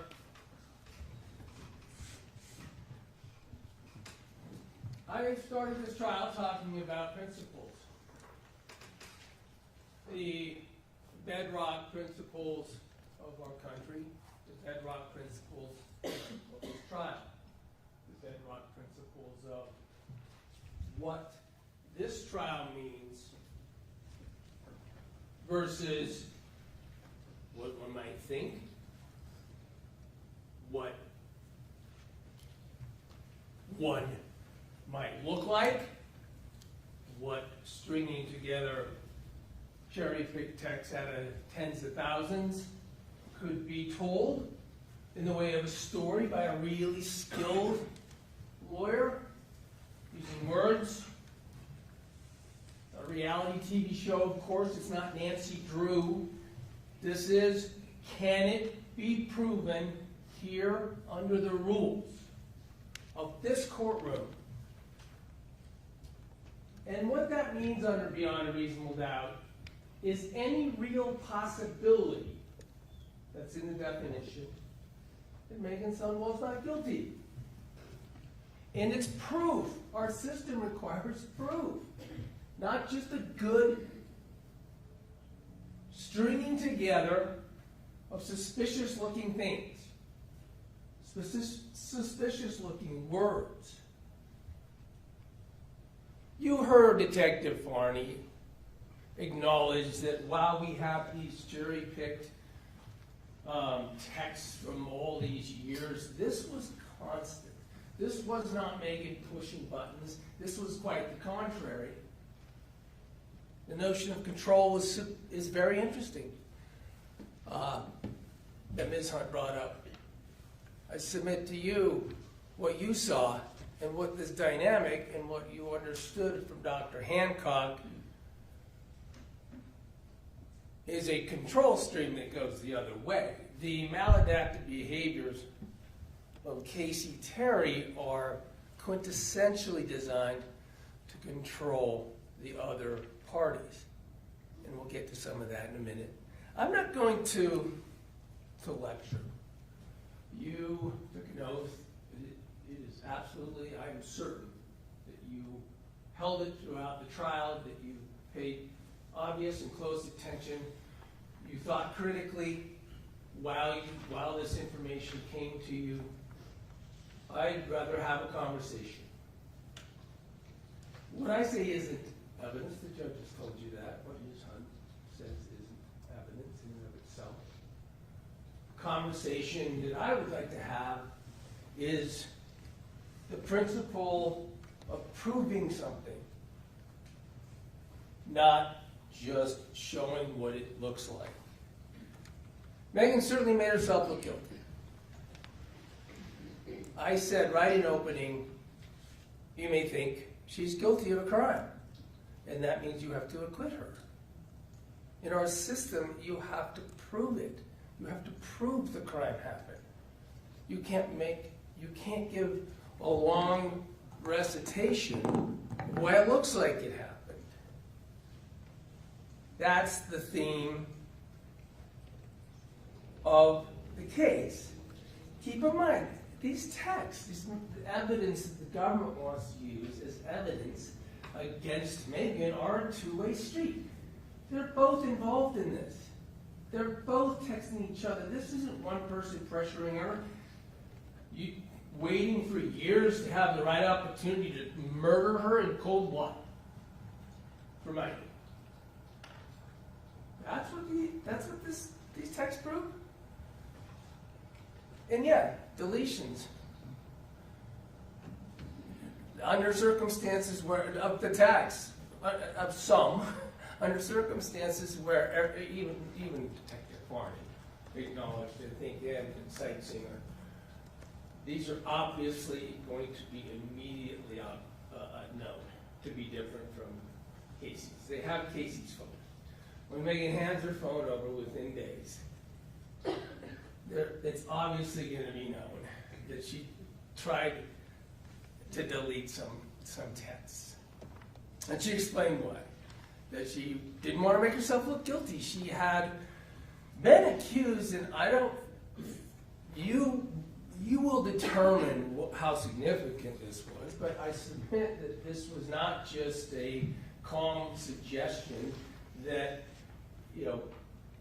I'm going to accuse you or you did something wrong. She was screamed out of the house, told her life, her nurse's license, and her life would be ruined because she was a murderer. This reaction, this panic that would be caused, you heard Dr. Hancock talk about it, and that it could be long-term. Is it emotionally driven? It's not passionately driven. When you think that, and you hear that as a person, you go into a physiological state of panic. And you think emotionally, oh my gosh, what's it going to look like? What's someone going to think? And you do dumb stuff. It makes you look worse. But it's obviously dumb stuff. You delete some messages and you turn your phone over knowing it's going to be known that you deleted them. And then you're going to hear these interviews. I don't know why the state chose not to play these for you. Maybe it's because they thought it should look worse if you just listen to them all at once. I don't know. You'll have Meggan's full interviews. It's interesting. You'll hear the dynamic of how it goes. You'll hear someone in panic, flailing around, answering the questions, certainly not offering up what we now know happened that night in terms of the glucometer and the suicide pact that she couldn't tell anybody about because that's the nature of the bond that was created by Kacee and Meggan with overtones of religiosity that would preclude either of them. Now, of course, Casee's the only one who's lying in this bond, but either of them were precluded from. It was their own pact. It was their own agreement. The suicide portion had to be secret. It had to be confidential.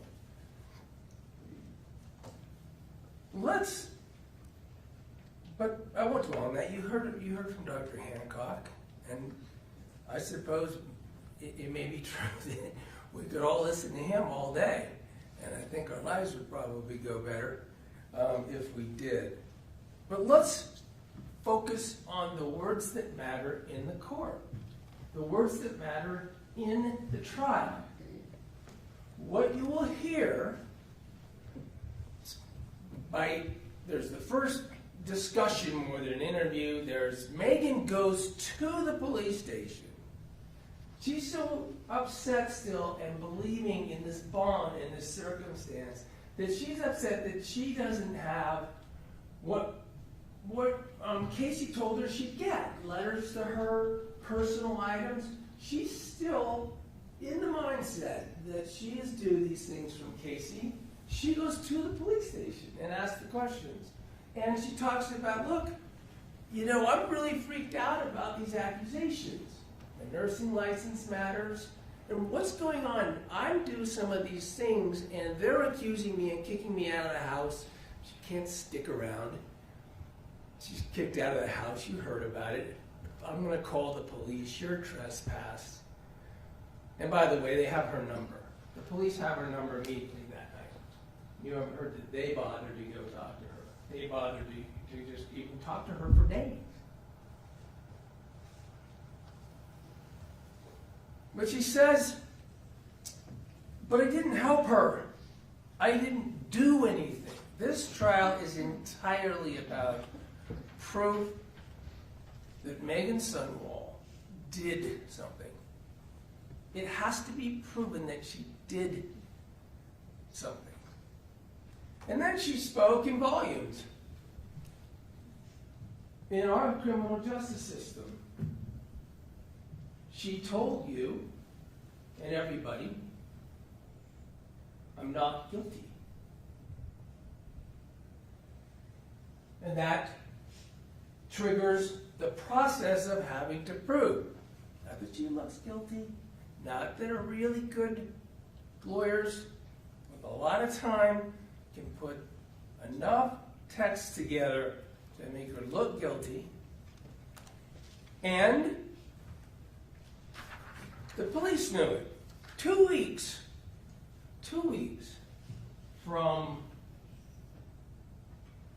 this event, the final interview that you will hear with Meggan Sundwall occurs. Detective Farney and of course Special Agent Hales, who's there for every meaningful part of this case, working for the prosecutor's office. I'm going to go through the statements. This is the final meeting where the police describe what is required in our system. The police tell her, doesn't look good. What does it say? Here's what you'll hear. Hales, we have a suicide or a homicide, one or the other.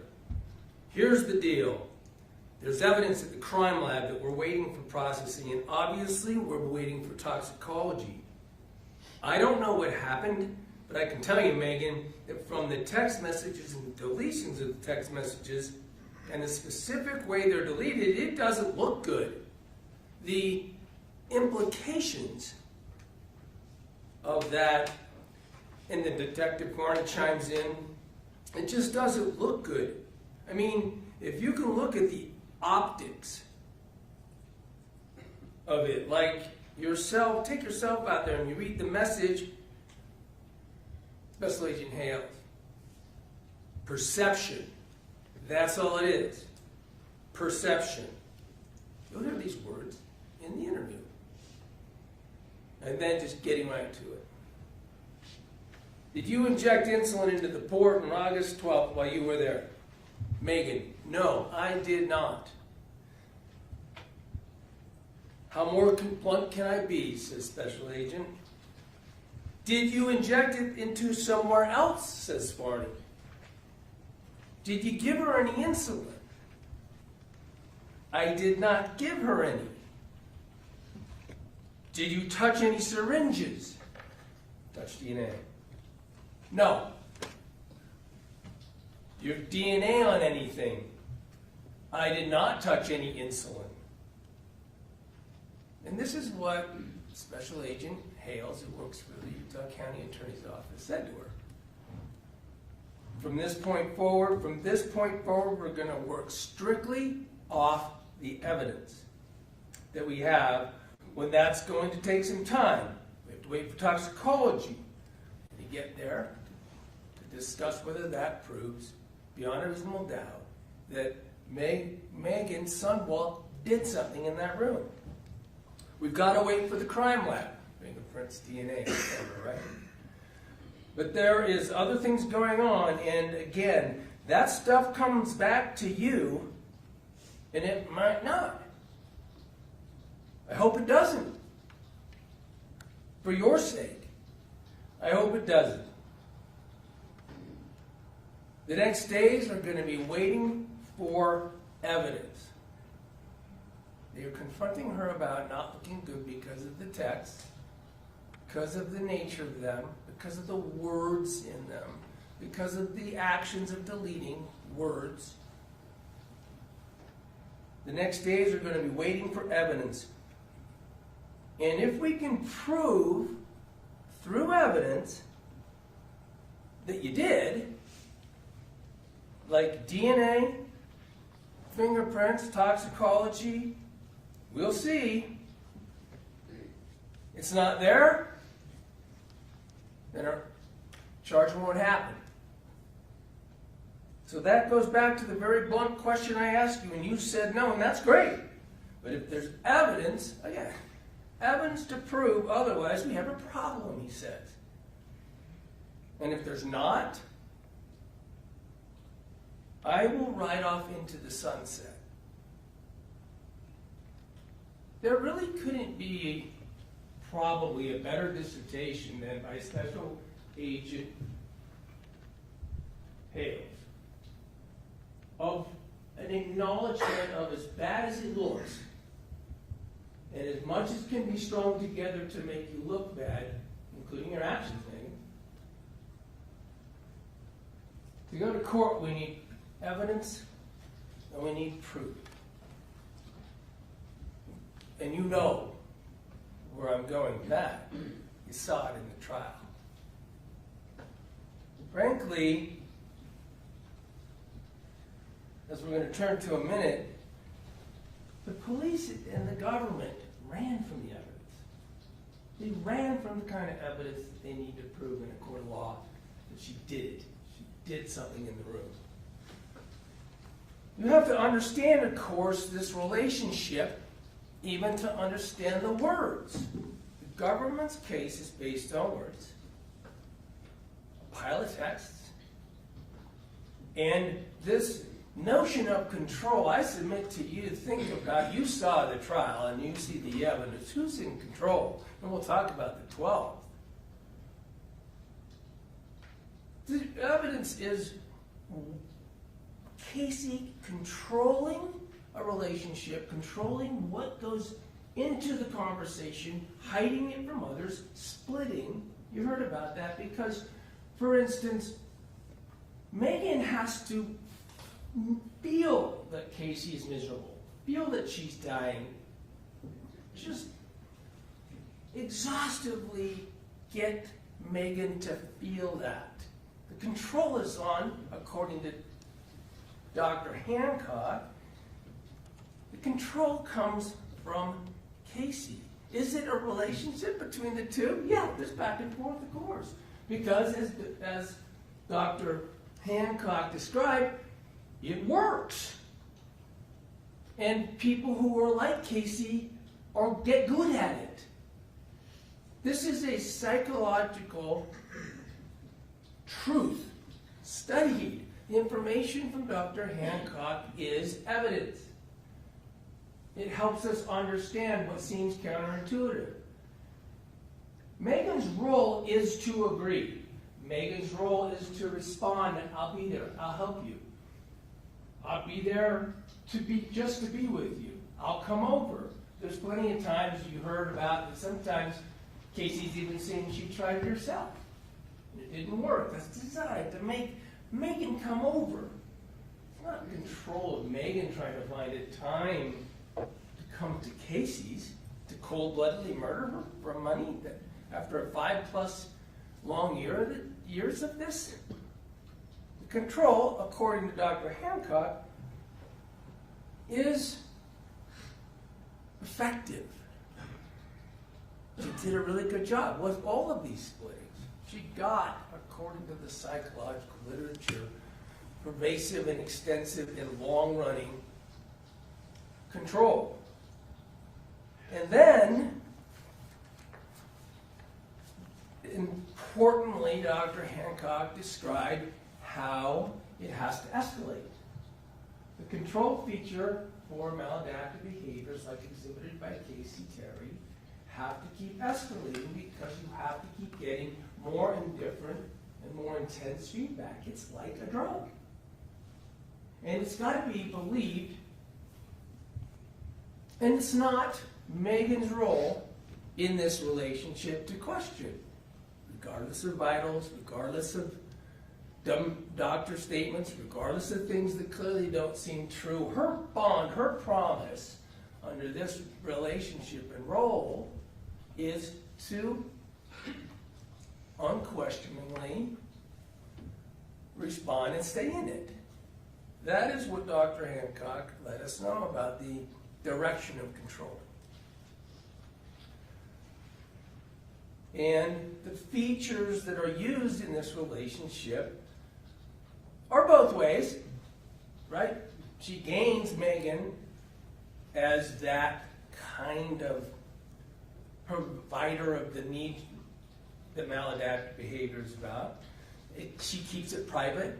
She maintains it in a way that Meggan shouldn't share any of this. The religiosity component from the very, very start is probably the most important, right? Because what we're doing is wrong. We can't share this. Don't tell anybody. Of course, because if you talked about suicide with any of Meggan's or Kacee's other friends or family, they'd intervene. And it would crush the relationship. That'd be it. She wouldn't have this attachment, this singular It's singular. She doesn't do this with other people. This is its own host, its own source of, and let's face it, Dr. Hancock was very honest. There's something deep and painful going on at Kacee. This is the behavior, especially at this level, and that's sad. That is sad. It makes it more real, not less real. And it requires her to have more control, not less control.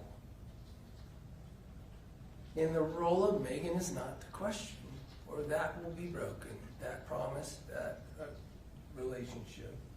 And you have to understand I submit to your election. You have to understand. What about the insurance policy discussions and the things you've seen and heard about? That should, I submit, be considered in light of the same thing. It's still part of it. It's all a lie. It's fake.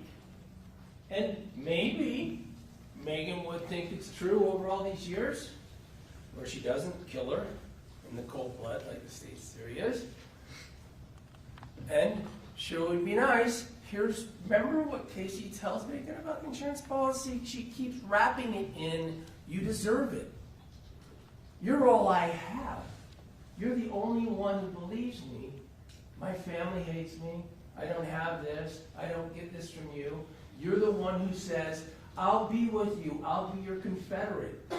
I will be with you in your desire to end your life by suicide, even though it's wrong, because you let me know I'm the only one for you.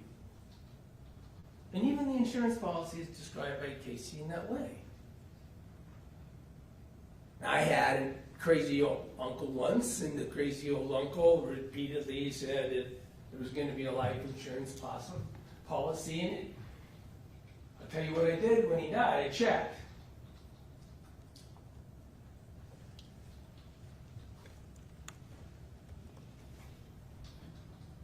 You didn't, by the way. So I went to law school. But let's now talk about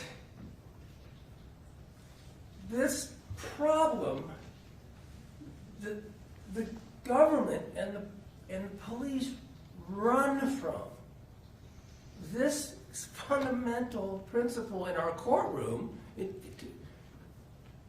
to your deliberations, they literally run from it or somehow spin it back into a story of words. You know, they don't care about the evidence. This arrest was made before all these things that I just read to you and you're going to hear from Special Agent Hale. All those things I just read to you are said 2 weeks after this event, and they don't, the arrest of Meggan Sundwall 8 months after the events in question. They haven't even gotten all those results back. They don't care. Contemplate a trial in a court of law, not Perry Mason. Contemplate what is being requested of you by the government, by the system, and by the court. A murder where the medical examiner says it's undetermined. They literally have to prove their case around that conclusion. They hold up a pointer. Aha, have you seen all these tests? They know full well if they give him over 200 pages of a report that is all about words, he's not going to change his mind. His job is objective. His job is about proof used in a courtroom.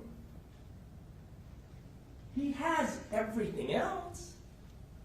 He has it as he sits here today. Forget when he issued his report in January of 25. He said to you from the witness stand, Dr. Murray, the medical examiner, cause, manner of death is undetermined. You were to ignore that, I guess, according to the state. The state medical examiner. who's seen the toxicology, he's done the work, he communicated with the police, he looked at the evidence. That's, of course, because he can't find evidence to prove Meggan did something. Because Kacee could have done it. So they want you to convict Meggan despite the evidence. The DNA evidence that comes back after she's arrested has Kacee's is the only relevant DNA, and it's on the syringe. I'm not sure really maybe what ultimately the government's going to argue to you on this Santa box evidence. But that, it's only Kacee's. Now you're going to argue, well, since we don't have this evidence, you should go with the flow of the words. But that's not the way the system works. That's not the way the principles work. If you don't have DNA after quit, if you do have someone else's, that should be interesting. If you bungle the heck out of the evidence in the investigation, that's not fair. If it leads to not being able to get DNA evidence, fingerprints, same thing. It's not that we're going to prove this to you beyond a reasonable doubt without all the things that Hale said, because we couldn't find them. Because we couldn't find them, reasonable doubt comes from lack of evidence, lack of proof. Toxicology, even though it was bungled, this is truly interesting. We'll get to it in a second. There are syringes all over this room. 3 of them at least are inside the room, or two of them at least are inside the room. There's this one in the phantom box. And ultimately they find a bunch more in Kyle's room, where Kacee was known to be with him and to be around him, to be in and out of the room. They're not sent to Chad Moore even for 8 months. And Chad Moore tells you from the witness screen, all I can say is I didn't find any when I tested them. There's a whole bunch of things that can account for that being true and insulin being in the syringes. When you get to what I want to submit has to be disproven as a reasonable likelihood here as a scenario. But she died by insulin, and there's insulin syringes throughout the room. By the way, they didn't even send him the third syringe that was in there. And the medical charts, I want to turn to those in a minute. These medical charts actually tell the story. Linda, the nurse, who handled everything, knows all about patients who have insulin problems, sees them in the ER, everything else, says everything I know about insulin is, I can't tell you when it was introduced. Mass Stellar. I can't tell you when it was introduced. They saw the same chart.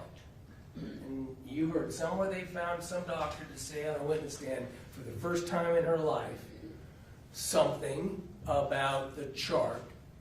But she said unequivocally, I can't tell you. The insulin got there after Kacee Terry was unconscious. It is uncontroverted. What's the problem with the scene? Remember, Meggan goes back, because this box is important. She's been told things. She's been sent a picture of it by Kacee. And the difference is on the left is how the box is when Osborne leaves, and in the middle is what they walk into from the body cam of Forney. The room has been tossed. And in the night of, to the right, in Robinson's hand, is an envelope for Meggan. At least it has her name on it, consistent with the text that we know of, that Kacee is claiming there's things for Meggan. We know from that interview they had with Mark, Kay, and Kylie, amazingly, when Forney walks out of the room, that they're going through the text saying, oh, Kacee's saying, keep some stuff, don't give her this. don't give her that. And Meggan's saying, I've been told that there's important things for me. That illustrates, and then in the interview, you'll hear, in the second interview, Farney says, yeah, we found envelopes, but they were empty. Wonder what happened in between. This illustrates as much as anything the problem with not securing a scene. Farney admitted it is known someone went in and went through that room in between police arriving on the 12th and Farney going on the 14th.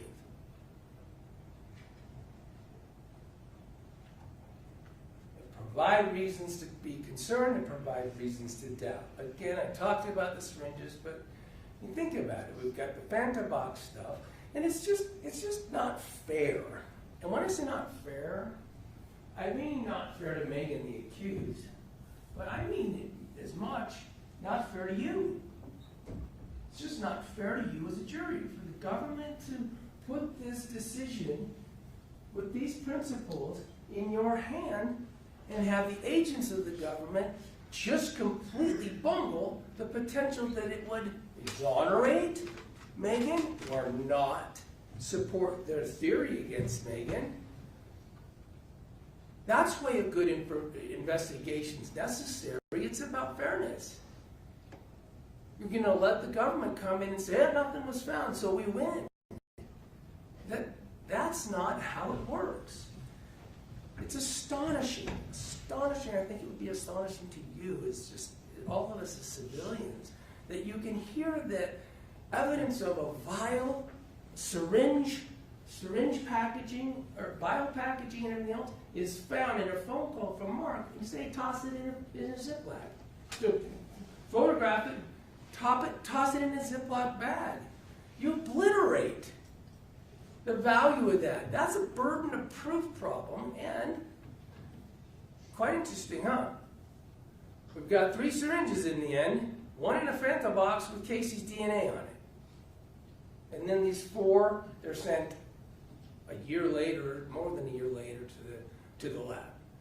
The 3rd one that Mark found in the room, after it had been kicked around, obviously missed by both the first officers and in a hardcore search that Detective Farney says she did, is never processed for any evidence.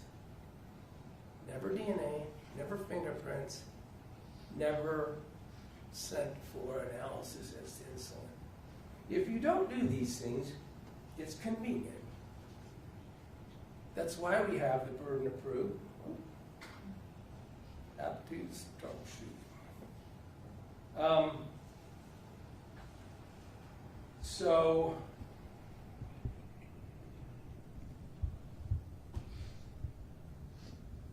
lost my Wi-Fi for a sec. There you go.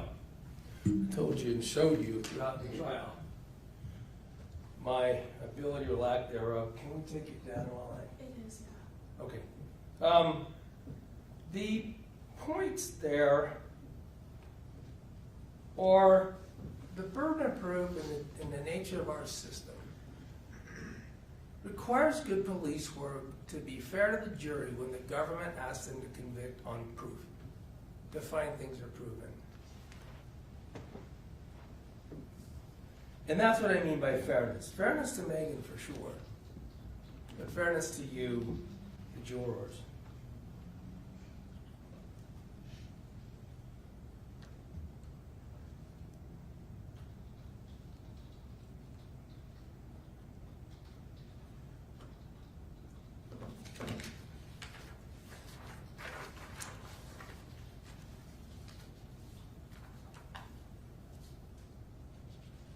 Again, the government had made up their mind.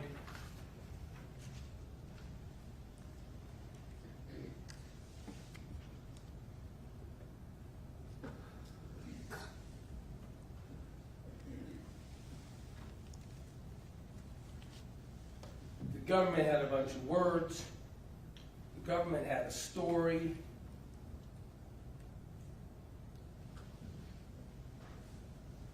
Coming from skilled lawyers who have been involved in it from the start. So let's turn to the 12th. Now, with all these kind of chopped up texts and everything, we have an exhibit for you that is just everything. I think it's from the night with the tech. This plan, I call it a script. You can read it for yourself. It sounds like a script. Sure, there's some changing of things. She's certainly not Kacee putting off and controlling Meggan. I mean, Meggan's not controlling it. Casee's controlling Meggan. Kacee said, let's move it one more day. Let's move it here or there. We know why she needed to move it one more day, Forney said, right? She was doing a drug transaction all of a sudden on the 11th. Christian was coming over. They were doing pill stuff. And we know why she moved it back an hour, right? Well, we probably do. On the morning, she says, hold on, remember, I want to shower. So I don't, have to die without a shower. And what we know from sightseeing her, who didn't bother to be asked any of this important investigative abilities of phones, is she's moving around. Sure, she's telling Mark, acting happy, acting like everything's fine, so he stays up in his room all day. She is controlling everything. She puts it off an hour. Literally, Meggan, you'll see it from the script, Meggan is saying, well, I'll stay at Target then. The night before, Kacee went to the store. Kacee bought, among other things, carbohydrates and sugar.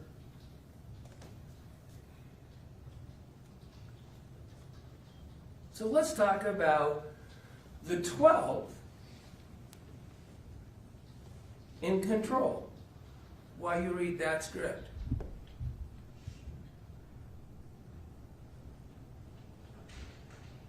First of all, let's put one thing to bed. The DNR is an absolute red herring. It is a nothing. It is a shiny object the prosecutor wants to keep coming back to. The very best example of that is from Dr. Masteller, a powerful point in this trial when asked a doctor if your best friend told you she had a DNR, would you believe her? And he twisted and he struggled and he said, I'd probably believe it. You don't have to have someone who has a DNR to go into this agreement. My best friend and I can have this agreement. It's only illegal if I do something that causes my best friend to die. We know from the history, there's no question that probably that Meggan was shown or not shown or told or not told by an astonishingly capable liar about a DNR and references to DNR, that it doesn't matter. She is DNR. She, in this relationship, the bond and the agreement is not to save, not to interrupt a suicide. It's the word suicide. It's right to the script.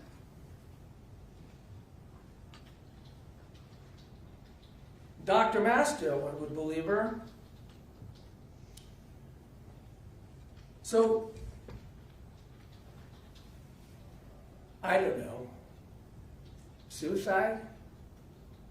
Actual? After years she's been convincing Meggan, but actual in her mind with all this stuff, Kacee Terry? She's really good at faking. Is this a real possibility? I want to walk through that night. Is this a real possibility? I submit to you it's probably the most likely, and certainly isn't proven away whatsoever by the evidence.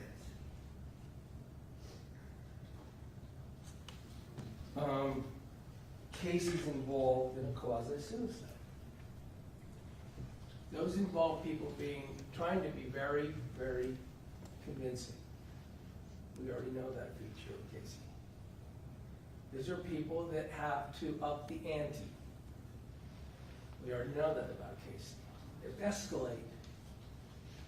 They have to be believed. They have to be truthful. They have to be the ones controlling the narrative. Suicide, suicide, don't tell, you're my one and only. You're my only hope to be with. So much so that the other person might even agree, hey, if I needed to, I'd help. They have to prove she had to. They have to prove she did. Who controlled it? This stage is set. It's literally set like a stage. When Meggan gets into the house, Kacee has placed the accoutrements of a setting in motion. She's used the glucometer. I don't think anyone thinks that Kacee Terry isn't the one who controlled that narrative, controlled that setting. She has used it. That is telling Meggan, I've done something. That is the inference. Why else are you putting your finger? Already to show, hey, I've used it. Look, I'm going down. I'm decreasing. Why would there be any reason to disbelieve? Why is it not a real possibility at all that she has begun the quasi-suicide? To be convincing. To be very convincing. To make Meggan know she's doing it again. We'll see.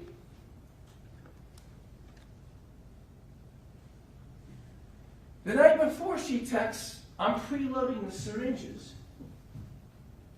She searches, can I inject insulin? Can I inject saline? Yeah. She's setting up a series of syringes to present as if they're full of insulin, but to be diluted with saline. To try to drive blood sugar levels convincingly, but not all the way. To use a different insulins. She's the one who knows this. Why isn't that not a real possibility? It's what it looks like. Can I inject saline? Insulin is available everywhere. Talks about, you've seen this at the searches. There's syringes in the room. She's not diabetic. There's a syringe in the closet for injecting into the port. We know from the doctors it probably wasn't probably used for insulin because of the way it acts. And consistent with this, even Mark understands. She knows that if she wanted to correct because things had gotten out of control, she could drink a Coke. That was rather sobering video. She wanted to change it. She could drink a Coke if she was up to it. And change it has to mean change what she's doing to herself. She's not diabetic, so she normally wouldn't need to change anything. She's bought candy the night before. She's bought crackers, things that she can present as a goodie box to make Meggan feel good, but will also be things she can use to control. But insulin is a tricky thing.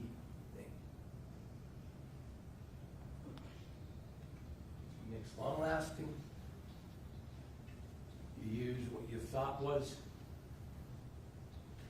a small amount, fast-acting, on this quasi-suicide. Her doctor, Hancock, even described the circumstance of the patient. And you crash it. Again. By the way, what is some more evidence that syringes would be pre-filled? I'm going to pre-fill them. How do you use saline? And a vial that has been poked a bunch of times. Been poked a bunch of times because you're drawing out little amounts. In your saline, you're preloading your syringes. In your saline, you're making your fakes. A real possibility, that's exactly what it looks like. That talk about words, we're all into words, let's talk about Kacee's words to what she was going to do. And then medical evidence completely supports it. With controls like candy and Coke, and it failed. Now, of course the government's narrative could be true. Of course, it's possible that Meggan helped that failure. Of course it's possible. It's not what's possible, what they can suggest it looks like. You have to acquit if you think it's possible. The real possibility, why isn't it a real possibility?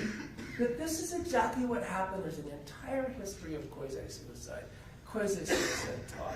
This is the classic example of a quasi-suicide presenter. This is the classic personality trait. This is the classic history. This is the upping the ante. This is the accelerating, etc., etc., etc., but it's not a real possibility.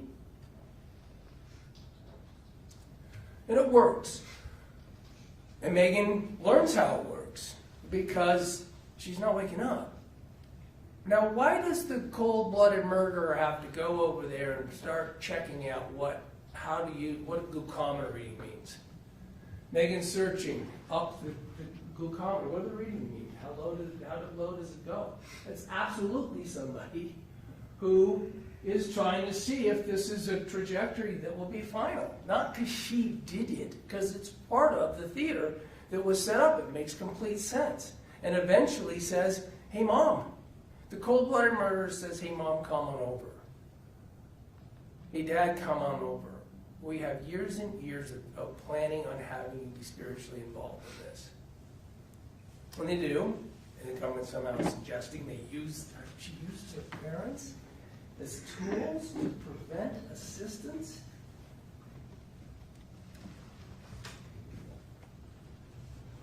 That's horrific.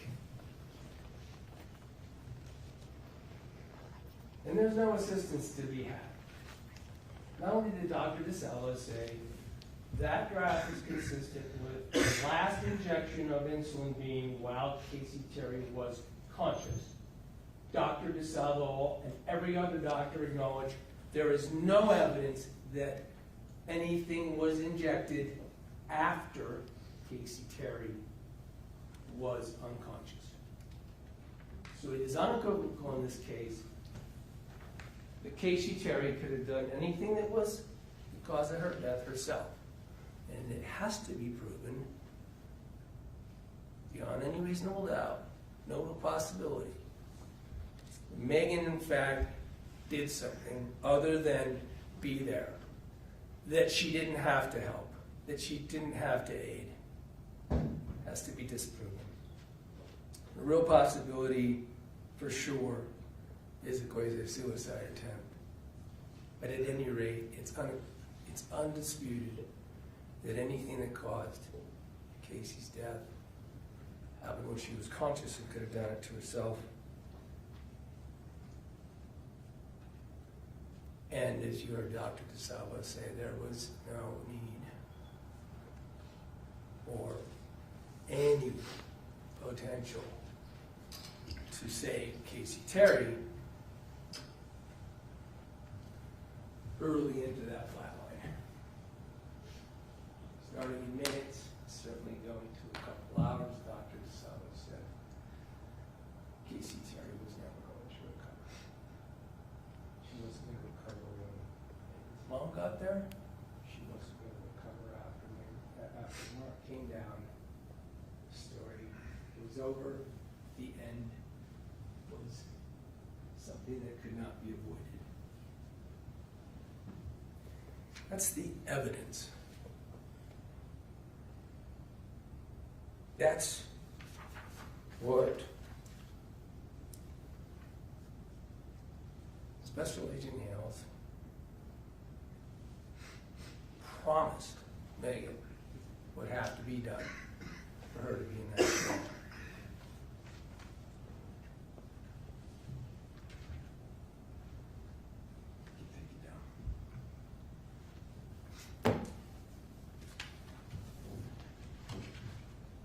I don't know if that's sound like the lecture that I promised not to give you, but that's conversation that how to think about principles applied. The incredible importance of those principles in the other sort, which I fully believe, you will apply throughout the trial. Did not prove it was not guilty, and have a fair shot, full investigation, and minus string of words and text that make you look at.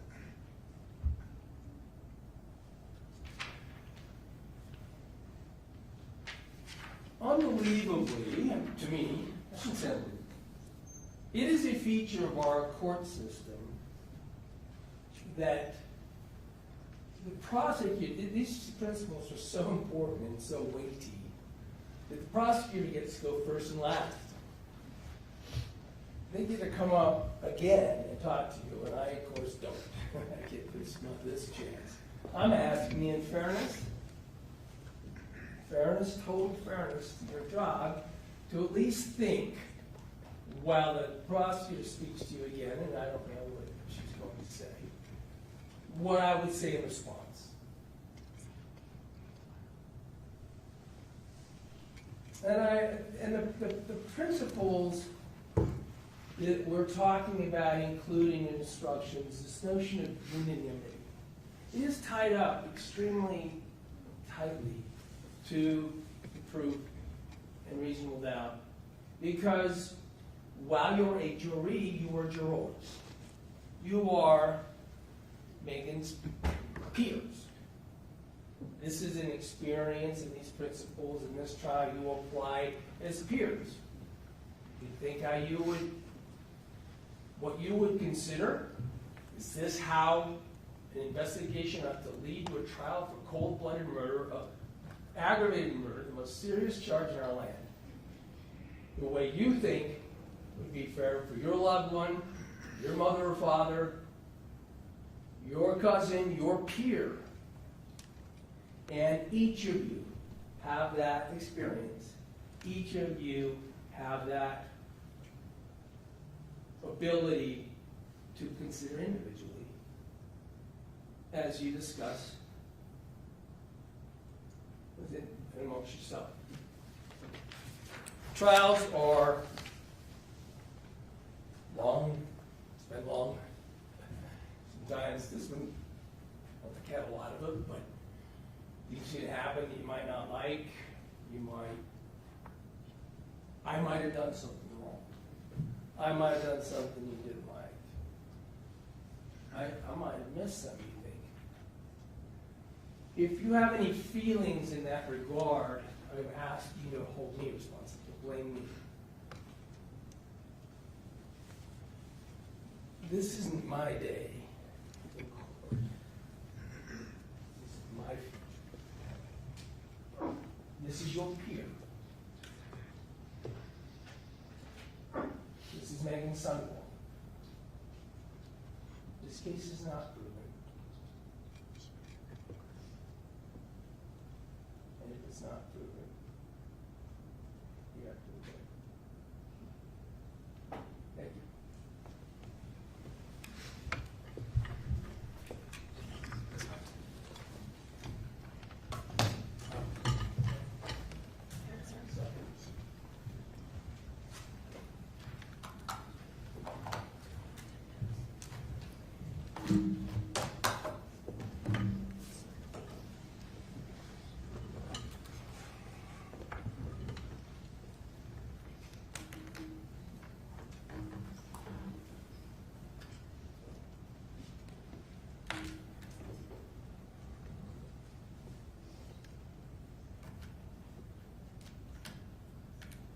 I always try to plug that in the wrong way every single time.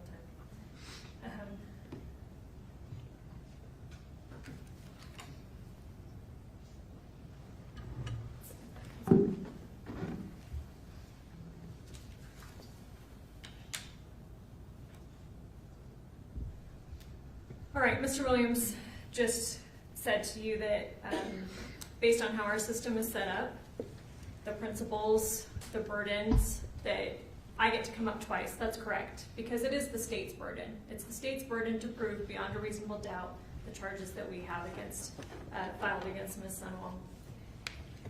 I and the state embrace that burden. I invite you to test the evidence, review it. That's your job as a jury. That's a burden that we embrace. Let's talk about that burden. Instruction number 24. Beyond a reasonable doubt. The prosecution has the burden of proving the defendant guilty beyond a reasonable doubt. Proof beyond a reasonable doubt is proof that leaves you firmly convinced of the defendant's guilt. There are very few things in this world that we know with absolute certainty, and in criminal cases, the law does not require proof that overcomes every possible doubt. If the evidence leaves you firmly convinced that the defendant is guilty of the crime charged, you must find the defendant guilty. On the other hand, if there is a real possibility that the defendant is not guilty, you must give the defendant the benefit of the doubt and return a verdict of not guilty. That is the burden. That is the state's burden. I embrace it. But let's think about that. Not every possible doubt, not beyond all doubt. Not every single doubt has to be covered. You can have things about what happened in that room, in that basement on August 12th that you might have doubts about. But the doubt has to be reasonable. And as long as you are firmly convinced, then your direction is clear. If you are firmly convinced, you convict.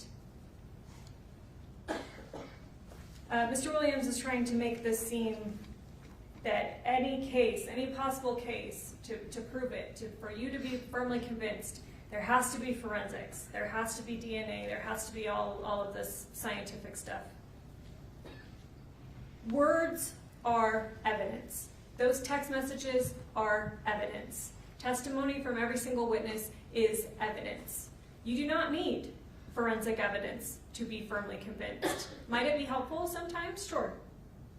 You do not need it. It is not required. I want to turn you to instruction number 22. It talks about direct and circumstantial evidence. I think the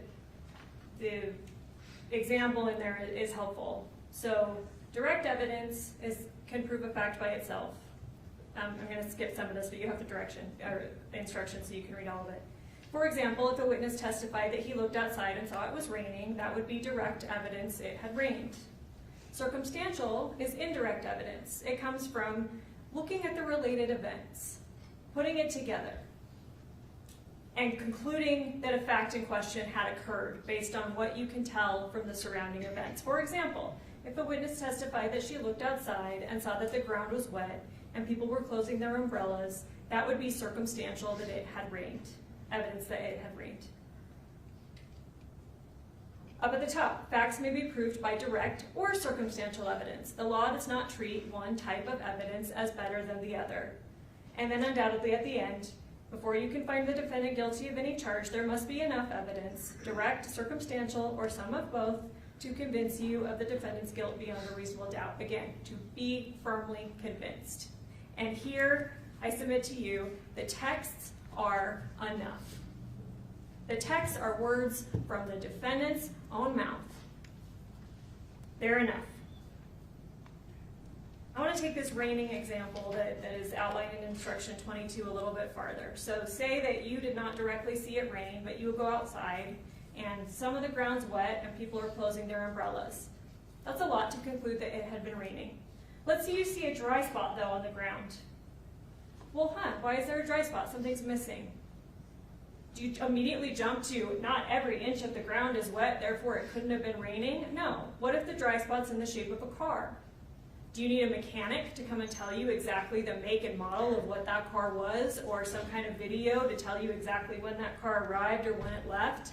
No, because that, while it might be helpful, it doesn't change it that you can be firmly convinced that it had rained, because still, with all the surrounding circumstances, you're able to be firmly convinced of that fact. Mr. Williams, I told you this case was about control, and he tried to flip that and say that Kacee was the one that's in control here. Kacee's controlling this whole dynamic. But let's look at that. Kacee did it to people that actually played along. Meggan played along, despite all of her medical knowledge, despite I would submit to you that when you go back and you read some of the things, especially in Exhibit 81, they are absurd. You don't even need medical knowledge to know that those things are not true. Does she call her on it? No. This is not Kacee controlling the dynamic. Kacee, we heard from Kacee Tanner, her ex-husband. He pretty early on said, you don't have cancer. She tried to tell him that, and we know that she did lie to her family about that. She never went to the extremes about the details and the absurdities and the fake vitals and all that stuff with her family. But Kacee Tanner, she tried to tell him, yeah, I have cancer, and he said, no, you don't, you're fine. And then what did he say? She never brought it up again. This is not Kacee just having to manipulate every single person. She is doing splitting. She is lying. She is, you know, but she's using where the resources are coming from. And with Meggan plays along this whole time that the resource is not dried up yet, so Kacee keeps doing it. And I would argue that some of the texts get so extreme, some of the information gets so absurd, that she may have been wanting to be called out. There's even some evidence of that. In Exhibit 81, you'll see she's pretending to be these fake hospice nurses, and she says, and maybe I brought this up in my first closing, but look at it again, because she does this a couple times. She's pretending to be Kelly or Becky or Lauren or any number of them. These texting a nurse from the patient's own phone, HIPAA-protected information, all things that Meggan as a nurse would know, vitals that are absurd, incompatible with life, don't even make sense. And she even says, I've never seen anything so low. The doctor himself is even confused. I'd submit to you that she might be a cry for help even. She's gone so extreme that she's begging Meggan to call her out at this point. Why is Meggan still going along with this? Dr. Hancock himself even talks about cries for help. Sometimes people, he used the example of slitting your wrists. If you do it this way, it's a cry for help. If you do it this way, it's more consistent with you're actually trying to die. You review the text messages. Kacee, when things get so absurd that they're patently unbelievable to anybody, not even somebody medically trained, it's a cry for help. And Meggan doesn't give her it. Meggan doesn't call her on it. Meggan continues to play along. She continues to be the source of attention and affection. Mr. Williams wants this case to be, for you to be beyond a reasonable doubt, for you to be firmly convinced. You need all these fingerprints, you need all this DNA. But we know for sure that sometimes that's not available. Like I said with the DNA, with the insulin vial, we know for sure at least 2 different people handled it. And there was no prints, there's no DNA on it.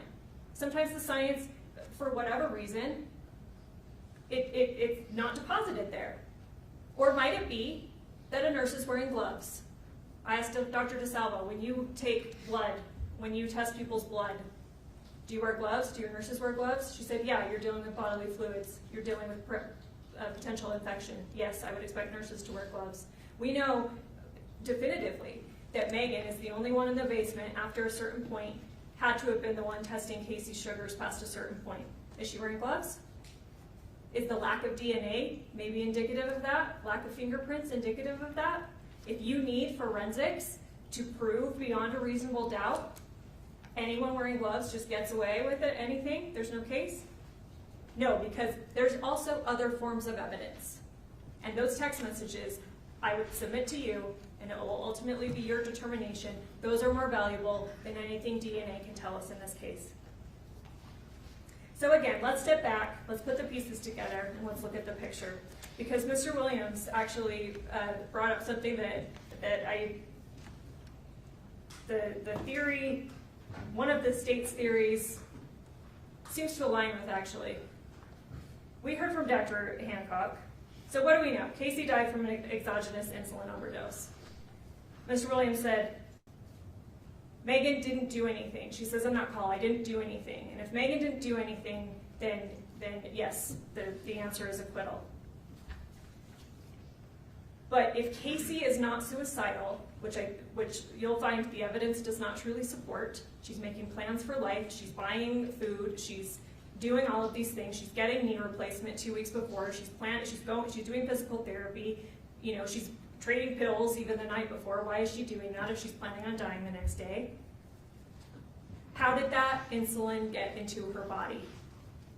The evidence gives you a logical answer, and you do not need to agree. Again, you don't need to be unanimous as a jury on every mechanical step that happened. You only need to be unanimous that the defendant caused the death. And again, I would refer you to that jury instruction on the definition of causation, because that can happen in a number of different ways. But let me give you a theory that I submit to you is consistent with all the evidence. And it's not quasi-suicidal, like Mr. Williams suggested, where people may not intend death, but they're actually using items that could bring them danger. But Dr. Hancock also explained parasuicidal, where they want it to look like it. They want it to look like they're maybe attempting suicide, but they do not intend to die, and they're not going to introduce actually anything dangerous. I submit to you that that's exactly what happened here. Let's look at State's Exhibit 17. So by 4 p.m., you'll see in the text messages between Meggan and Kacee that by around 4 on August 11th, it's clear. Casee's tried to evade, Casee's tried to delay. Meggan says, my dad can watch Porter, I can come over tomorrow. So it's clear that to Kacee that the defendant's coming over the next morning. And she knows that the defendant's intent, the whole point of the defendant coming over there, is so that Kacee can end up dead. So what does Kacee do? 9:48 p.m., Exhibit 17, August 11th, Kacee searches, is it okay to give yourself a shot with saline solution? If she is planning on dying the next day, why is she Googling if it's safe to give herself saline? Mr. Williams, let's think about that. Someone planning to inject insulin does not search whether it's safe to inject saline. Mr. Williams tried to suggest that, well, maybe she's diluting the insulin with saline. Why? Insulin is a clear liquid. Saline is a clear liquid. And what did we hear from Mark? Kacee is familiar with diabetes. Most of the household that she lives in is diabetic. She's been taking care of grandma, who had, I forget exactly the term, but it's diabetes that is so severe that grandma swings back and forth wildly. What did Mark testify? Even 3 units too much could kill grandma. Kacee had been taking care of grandma's diabetic needs for years. Kacee knows that. You think she's gonna mess around with real insulin if she doesn't mean to die? Absolutely not. That is not reasonable. That is not a reasonable doubt. Instead, right here, Exhibit 17, is it okay to inject with saline? And then, like I pointed out, all of those other texts that you'll find in Exhibit 136, Kacee says, I'm getting everything ready. I need to start drawing up the bottles. I spent most of the night drawing up the insulin. Defendant, who is wise to Kacee's lies, doesn't let Kacee know that. Kacee believes, oh, I'm still getting her for some reason. I'm telling her the most insane stuff she's probably ever heard of, and for some reason she's still believing me. The defendant says, you don't have to draw it all up yourself. I would help you. But later Kacee says, and again you'll find this in Exhibit 136, Kacee says, I have everything ready. The evidence shows that Kacee is still performing, but she's not doing quasi-suicidal. She's not going to mess around with real insulin. Again, even units too much could kill grandma. Why would she put real insulin in those syringes when she's asking, is it okay to use saline? She fills up those syringes with saline. She's still performing. And even still, she's still delaying. You'll find in the text thread, she's saying, oh, it's Kylie's birthday, there's transportation issues, maybe I should come to your house, my grandpa needs the car, but she's still trying to put this off. If she was truly intending suicide, there's no need to stall.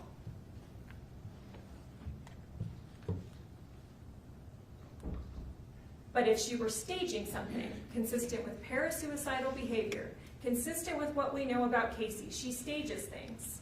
She tells her family she has cancer. She does have legitimate kidney issues, so she has medical supplies being delivered to the home. She has saline coming in. She tells them it's chemo. It's only saline. It's for hydration for her kidneys. She does go to the hospital at different times, and yeah, sometimes her family thinks that it's for cancer. And yeah, no, it's not. Obviously, it's bad. It's a bad thing she did to lie to her family about cancer. But she's a mentally ill, vulnerable person. Not mentally ill in the way that she's suicidal. But yeah, she lies to people for attention. And what did Dr. Hancock say? That condition can be exploited. So she gets it all set up. Everything's ready, have it all drawn up. I submit to you, those syringes contain saline. Because what happens? The 2 syringes that are found, that are not hidden away after 2 police searches and Mark finds one in the closet after he has to pull up the carpet after a flood. If that's one of the syringes, and Mr. Williams said, oh, well, that state didn't even bother to get that one tested. Okay, if that's the one used, again, it was hidden. If Kacee's suicidal, she has no reason to hide it. So who hid it? Had to have been Meggan. The other 2 syringes in play, the one found on the floor of Kacee's bedroom that gets moved to the desk by EMS, or the one hidden in the Fanta box. Chad Moore from the FBI, he's a scientist, so yeah, Mr. Williams pressed him on it. Could light have degraded it? Could heat, could time, all of that stuff may have affected it. But he still said, I'm not seeing any of the remnants or any of the changed proteins or any of the chemical structures or anything, even under a microscope. I'm not seeing anything that I would expect to see in those syringes if they actually had insulin. They had saline in them. But yet we know insulin was administered. We know that the vial found in the outside trash had approximately 100 units missing. And again, harken back to 2020, when the defendant herself says 100 units is enough. The defendant, Mr. Williams, it seems to be saying that Kacee's staging this quasi where she's diluting insulin and maybe she gives herself a shot and she's losing functionality and, she's losing the ability, she's losing her fine motor skills. She's fumbling around. You think Meggan, who the whole point of was, I'm going to come over and help you. You need someone to stay with you and keep injecting you so you stay low, who undeniably is the one to test her sugars for her, a physical act, multiple times after Kacee loses consciousness. You think she's just going to sit there quietly doing nothing while Kacee's fumbling around trying to drop syringes? No, the whole plan was for Meggan to go over there and help her. But what the evidence suggests is that Meggan swapped the syringes. Because, like I said, this is a game of chicken, and Meggan is smarter than Kacee at this point. Kacee's been telling her lies for years. Meggan's been pretending to believe them. Meggan knows that Kacee stages stuff. Meggan knows that she's saying, 9. And again, this goes right in line with what Kacee's patterns. I gave myself 9 vials of insulin and it didn't work. I gave myself 4 vials of insulin. Nothing works. I need to have the surgery because nothing works on me. So why, as Mr. Williams suggested, does she need to demonstrate to the defendant that her sugars are dropping? She could give herself saline and say, see, nothing works. See, nothing works. And this goes right in line with her habit, her history, her parasuicidal behavior. And Meggan knows that. Mr. Williams said that Dr. DeSalvo said I'm going to not quote him directly, but he said something like, after 12:30 or after Kacee's unconscious, it's undeniable that no insulin was given at that point. That is not her testimony. She said it is difficult to determine how many administrations were given, how many injections were given. It's difficult to determine at what time they were given. But the one that she said was the one that is most consistent is around 12:30. Something makes sense that at least one, and we know it's a large amount. But she didn't know. She didn't say absolutely nothing after that can scientifically be determined. She said, there's no way to know. But what did Meggan say repeatedly? Someone needs to be with you to keep giving you injections so your sugars stay low. And she's testing her sugars that whole time. And there's 13 puncture marks in that vial. So what the evidence supports. The evidence is consistent with Kacee filling those syringes with saline. attempting to stage another crisis, still hoping to delay, still performing, perhaps still hoping that once the defendant actually got there and they're actually at the moment where, hey, I'm going to inject myself with what you believe is insulin, Meggan, maybe you'll stop me. Maybe Meggan actually cares about me. Maybe that's what's going through Kacee's mind at that time. But again, this game of chicken, Meggan's smarter than Kacee. So she swaps syringes. Insulin all over the house, syringes all over the house. Kacee goes to the bathroom, Kacee falls asleep. We know that there's promethazine, oxys, and Xanax in her system in the autopsy. Maybe she takes all of those substances, again, that are not enough to cause her death and would not interact with insulin. But you may be wondering, why would she take substances that have sedative effects if she knows Meggan's point is coming over with the result of her ending up dead? Well, because she thinks she's safe. I have it all drawn up. I have the story planted that nothing works on me. Insulin doesn't work on me. So maybe she fell asleep thinking that she was safe because all that she was going to get injected with is saline. That, again, she checked the night before. Is that okay? Is that safe? So Meggan could have done it while Kacee was asleep. Meggan could have, snuck up upon her and gave her a injection. That could have happened. Or she could have drawn up the insulin. Maybe Kacee went to the bathroom at some point. Again, Meggan's over there for 11 hours, plenty of time for this to have happened. She could have handed Kacee what Kacee believed to be a syringe containing saline, that Kacee believed to be one of the ones that she drew up herself the night before, still staging the scene, but one with no danger in Kacee's mind. She could have handed it to her and had Kacee herself inject a syringe that now contained insulin. That's still administration. That's still causation. Look at the causation definition. And again, you don't even have to be unanimous about this theory. You can think any of the other theories that I argued, as long as you are unanimous about that Meggan caused the death. But this theory is consistent with the evidence. And then after insulin was given, it still matters what happened next. The defendant affirmatively monitored Kacee's blood sugar for hours after she was unconscious. She watched the numbers fall.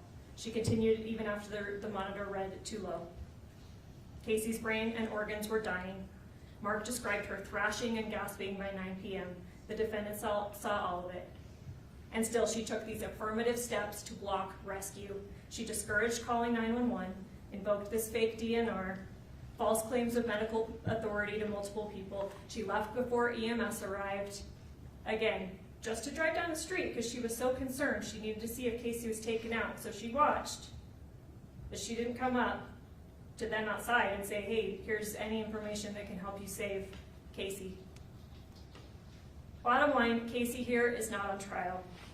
We know she talked about suicide for attention. We know she was flawed. But people who are dramatic, dishonest, or struggling are still protected by the law from being killed. You don't have to have liked Kacee. You don't have to have wanted to be her friend. But the law still protects her from being killed. The question is what the defendant did and what the defendant intended.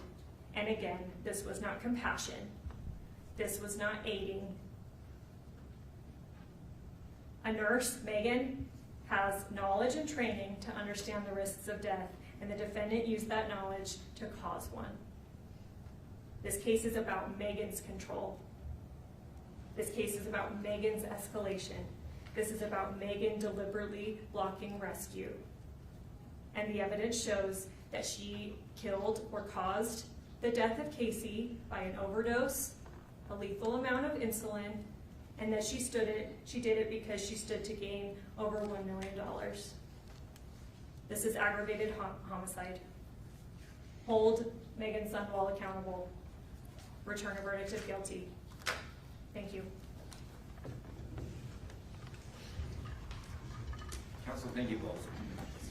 Ladies and gentlemen of the jury, thank you for your patience and attention during this trial. It is now your time to deliberate. But before we do that, we've got to handle a little business about our alternate juror. Trials of this length, we We have alternate jurors for a reason. We have one alternate left, and that alternate is going to be excused, but I'm going to give you specific instructions. Our alternate juror is juror number 10, Ms. Moore. You are our alternate. You're going to be excused for the day, but you're not released from your duty as a juror. There have been occasions where alternates have been called back to participate in deliberations. So you are still under oath as a juror. You are still under the same admonishment that you are not to talk about this with anybody until you get word that a verdict has been reached. If we do need you to come back, we will reach out to you. Okay? We appreciate your efforts and your service, but you are alternate, so once call takes y'all back, he'll help you get out. All right? And if we need you, we'll let you know, and we will let you know once a verdict has been reached. Then you're going to be free to discuss this with anybody. I understand the sacrifice, and thank you. All right. Our clerk will now swear in the bailiff. You're then going to be escorted to the jury room where you can begin deliberations. You do solemnly swear you will take charge of this jury and take them to some private and convenient place where they may deliberate upon the verdict, allowing no one to speak to them, nor do so yourself, unless ordered by the court, and return them to the court when they have reached a verdict, or when so ordered, so help you God. All rise for the jury.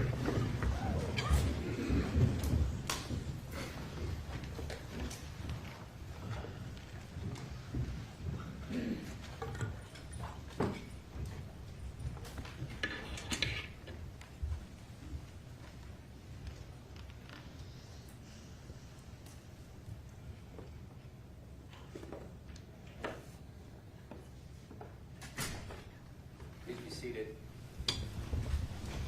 Council, please make sure the clerk has your numbers. It is now 2:42. We're going to let the jury work till around 5 or so.